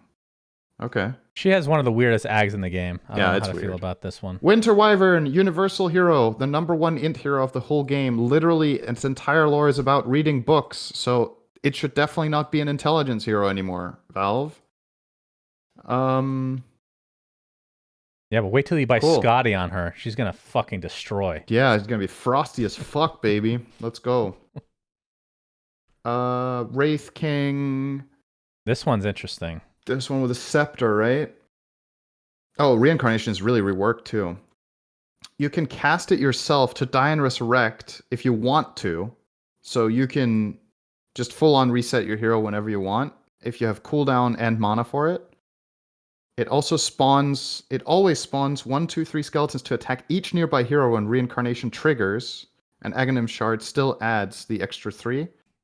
And Scepter reduces the cooldown by 40, and the respawn time of every hero dying under its effect by 10%. What a random number. So, okay, let me talk about this real quick. So, first and foremost, that's a great quality of life that you can cast it. I was worried that you might be able to cast it by accident, but you have to double tap it. So that's important. The cooldown of reincarnation was dramatically nerfed, right? So level 3, 60 seconds, now is 100 seconds. So getting the scepter brings it back down to where it originally was at 60 seconds. The 3 skeletons is nice. And so the respawn time is interesting because you're delaying their death by 7 seconds. Like, let's say theoretically, I'm not saying this happens all the time, but in fringe cases, you're delaying the death by 7 seconds. That's taking 7 seconds away from a time where they want to maybe potentially use that to respawn, right? So this is actually one of the few instances where I'd be okay with respawn timer actually getting reduced. So I think that's kind of cool, actually. Sure. But I mean, you could also have just said 7 seconds off of that timer instead of 10%. exactly. You could have just made it a flat amount, but 10% equal to how long they survive. It sounds cooler, you know. I guess so. All right, and then arguably the craziest thing changed in the hero part of the patch is Zeus. What the fuck? So static field has been removed, which was the shard, and it's in a way added onto arc lightning at a lesser percent. So now it deals up to 6% of current enemy HP as damage. Another quality of life, Heavenly Jump will now always move Zeus forward, so get fucked, Clockwork fans. And a new ability, a new passive called Lightning Hands. Did they really not come up with a better name than that? Very good name. Like, really? This is granted via Aghanim Shard. It increases Zeus's attack range by 100, and Zeus's attacks create arc lightnings that deal 50% of its damage, and illusions deal 20%. So attack speed and manta on Zeus. And before you say anything, because we've seen a lot of crazy shit, not just in this patch, but in many patches in the past, and we've thought, wow, this is a crazy change, but I don't think anybody's... I genuinely think, and I could be horribly wrong, I genuinely think that we're going to see right-click Zeus's as an actual thing with Manta, because that sounds fucking crazy to me. Okay. Am I wrong? Can I give you my take now? Yes. This is bad. It sounds so good. What are you talking about? I don't know, man. I'm not. Bring up demo mode right now. Bring up demo mode and try it right now. Okay. Okay. So let's look at Zeus. What's his attack range? 380. Okay. So he gets a whopping 100. So now he hits from 480 attack range, which is worse than Viper. You get Hurricane Pike. Okay. Okay. That's part of the build. At this point, you could have had Ags instead. Don't worry about that. You're going to right-click Zeus. Yeah, but why? He's the god of thunder. What do you mean, why? Just pick another hero. What do you want? Why? Why do you want to do this? Just pick a different hero. I was playing in a pub game where my Zeus was going right-click, right? He went Hurricane Pike, and he kept asking, hey, let's kill that new creep so I can get the shard. But he didn't realize that it kept going to the lowest net worth people. We're 40 minutes in the game, and I look, and he has like Mjolnir and all this shit, and he does not have shard still. I'm like, what the fuck, dude? Buy the shard. He's like, oh, I didn't know you could buy it. I thought it only dropped from that creep. Like, oh my God, dude, why? Anyway, this is a great build. Okay. Would recommend it to everybody. Right. I'll give my completely, like, unfiltered, unbiased, just flat out objective opinion as best as I can on this. That's not an objective opinion. Do your best. This is almost never good. Okay, it's like exceptionally rarely can I see this make any sense to do, because you're picking Zeus to begin with, which means you're aiming to go a magic damage route. Otherwise, you would have picked a different hero. He's not a better right clicker than any other hero if you itemize him like this. He's just not going to be better. And if you want him to do arc lightning procs on enemies, ramp up arc lightning, get cooldown reduction, get spell amp. You know, play the hero like you used to. Fun fact, I think the image that I saw where I told you PL had a really high win rate increase, I think Zeus had the biggest drop off in win rate in the last couple of hours after it came out. And it's because people fucking were trying this build and not playing Zeus. Well, they're not doing it correctly. They're probably farming jungle. Hey, I need Shard Mjolnir, then I'll join. When When Thompson makes this work in the mid lane, this is going to be the new fucking thing in Dota, all right? Right-click Zeus with his 480 attack rate. It's good. I want to commend Valve because I think this is I think it's a funny idea, and I think it's creative that they're trying to make this happen, but not every hero needs to be able to do this. It's okay that Zeus is a spellcaster and doesn't attack. That's fine. Like, he doesn't have to do that. Oh, and God. if you want to be creative and try out this build, it's probably really funny. I just don't think it's good. I just can't see this being good. All right. I hope that this is the time when you're wrong and I'm right. He probably lost like 7 or 8% win rate in the first 3 hours because people bought this shit and couldn't do anything. Well, maybe they didn't know you could get shard from the shop. You know, that seems to be going around. I always keep an open mind. Okay, I keep an open mind, and I'm ready to be blown away and surprised. But I just don't see it with this one thing. There's a lot of other things in this patch where heroes have new God, it's creative good. avenues or new builds or new stuff, this or that, where I could be like, okay, I think, you can maybe pull this thing or that thing off. This one in Pro Dota, like, so the biggest shame about this is if you're not going this build, isn't the hero just worse? You get the shard for free. What do you mean?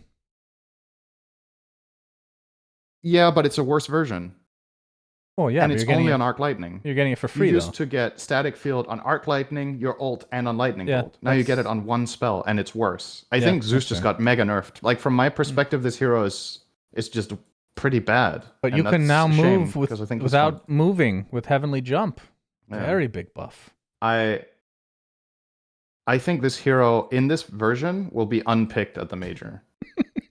Actually, I just think nobody will want to play him Really? because he's not. What about At this point, he's not really good at anything, right? the group stage games that don't matter at the end? Somebody's gonna pick Zeus mid. I guess. I mean, Right someone click can have carry. fun with it. They're not going to win, but. We'll So, see. what was the old shard? Do you remember the percentage damage on the old one? Was it 8 or 9% or I something? feel like it was 8, but I could be wrong. So, let's say it was 8%, but it was on every spell. Yeah. The new one is you get a free 6% on Arc Lightning only. What made Zeus so strong was his immediate insane burst when he cast all his spells in succession. It's just gone. Like, it matters so damn much how little damage he deals now. To me, this hero's just You're really over-nerfed. bringing down my high. Okay. I know. I mean, I thought it was funny. I'm reading this and laughing. Right? It's just it kind of sucks. Oh well. It just needs a little love, Valve. In the B patch, make sure you give him, just a casual 400 extra attack range. He has a 20 talent that gives plus 4% arc lightning current health damage. So then that gets bumped up to 10, but it's just still it doesn't compare. Like this hero is oh well. It's just one hero. I'm sure he's going to get buffed a lot because I think his win rate will plummet. So that is patch. Okay, first of all, huge fucking patch. Let's finish this up with our thoughts, but I first want to ask you, why in God's fucking green testicle is this not 8.0? I Seriously. don't know. To me, this is 8.0. This is a bigger, am I wrong? This is a bigger update than 7.0. Yeah. Right? So 7.0 gave us talents, which was huge, obviously. What else did it give? I think that system was still bigger than any individual system being implemented in this game. But I mean, together. Yeah, I think they could absolutely have called this 8.0. And it makes you wonder, what the hell would 8.0 ever be if this is 733? So 7.0 gave shrines as well and backpacks. Oh, true. It had even more. So, that's actually true. Is that bigger? Okay, the fact that we're even debating it means this should have been 8.0. I don't understand. If this is an 8.0, what is? That means there's never going to be 8.0. I definitely wouldn't have been disappointed if this was 8.0. I would have felt like you could justify that. Okay, so what are your impressions overall? Your review? Okay, so obviously haven't played yet. My biggest impression was it's kind of like going to the hairdresser. You go to the hairdresser, you're like, fuck my shit up, fam. And they take it literally, and they're just like, okay, I'm going to cut 3 different symbols into your hairline and make the Eiffel Tower in the back, okay? Like, that's kind of what they did. They just literally were like, okay, the community wants change. Let's just absolutely overhaul shitloads of stuff that you take for granted in this game. So from an exploration perspective, I think it's just going to be a lot of fun to figure the game out. I think everybody will be completely lost and play terribly because they don't understand how much damage spells do. They don't understand the map. They don't understand movement. They don't understand anything. And I'm saying this, every pro will be completely lost. And that's very refreshing for a while. Yeah. I think a lot of pros will love this shit because it'll be like relearning the game, basically, to its core. I've already mentioned my concerns with individual small things, but I think overall, like the vibe here, this is an overwhelming positive for me. It's very refreshing. I think it's going to be fun. I think there's going to be a ton of balancing patches over the next weeks because a subset of heroes are going to be really overpowered and a subset of heroes are going to be terrible, and they will be balanced. It will take some time, but it looks fun, and that's the most important thing at the end of the day, right? Is it fun, and will it be fair competitively? And it will. It probably just isn't right now, but yeah, that's what makes it fun as well. Yeah. I know some pros are very. I actually haven't really heard that much, but a lot of talk about whether they should have come out with an update of this magnitude, this close to the major. Who gives a fuck? That's you know my take. That's fucking awesome. For once catering to spectators. Like this is gonna be, and us as casters. I mean, I can't tell you how much fun I have casting a new patch like this. Like even doesn't even have to be this big. Like just knowing that the pros are not fully on board with every single change. They haven't min-maxed everything. The past year and a half, it's been min-maxed. Tundra min-maxed the shit out of TI. That was the most boring grand finals of all time. So stuff like this is incredible. It's got me super hyped to cast at the major with you. There's some question marks, of course.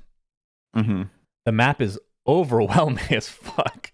My goodness. And I don't even want to begin to think about like a new player coming in. Like this is just a lot of shit, you know? I mean, now's the time to start as a new player because everybody else is new too. That's fair. That's fair. Nobody will understand what's going on. So. Obviously, I'm a huge fan of the Roshan changes. No bias. You got your wish. Happy for you. I hope this isn't a disaster. Oh, I'm gonna hold it against you constantly if this makes the game worse. Don't worry. I'll never let it go. What was your idea? Neutrals. That's gonna be a success. I mean, I got something I wanted, not exactly my biggest wish, but yeah, that one, it feels more like. And we got some economy changes, which I wanted to, but it's hard to fathom whether this is going to go in the direction that I was hoping because there's so much happening at the same time, so it's hard to like isolate it, right? Yeah, it's like kills give more gold, creeps give less over time, but then there's 12 more neutral camps. The map is bigger, movement is different. Like who knows? Like maybe Itemization is the best hero in Dota now. Just got to find out, right? Yeah, it's definitely going to take a while to remember a lot of this. Yeah, but for sure. I'm excited to play. It's gonna make casting fun. Heroes will be picked and we'll be like, what do they do now? Yeah, I mean, you know me, I love talking about ags and shards, and it got to the point recently that everybody knows what they are. Yeah, that's true. So that's always the fun of it. Okay, that does it for us. Nice quick episode. 4 hours. Yeah, just about 4 hours. Any last words, Cinderin? You're overall happy though. Sounds like. Play the game. We need data, and it sounds and looks really fun. So enjoy yourselves. Try to have an open mindset, and just don't be, as usual, don't be toxic. But especially when everybody is clueless, which is also my observation generally on new patches, people are less toxic because they don't feel like anybody necessarily is doing stuff wrong because they don't know what's right themselves. Right.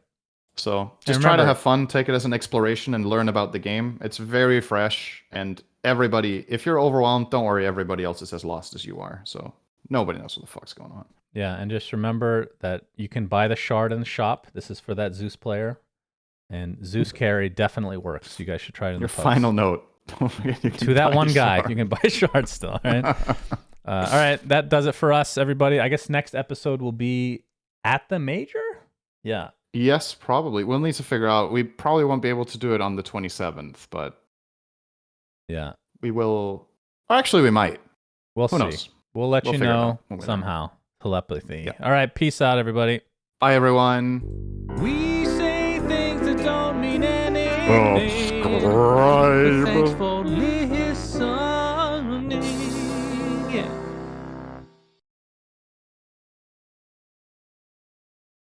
What? Why did it stop?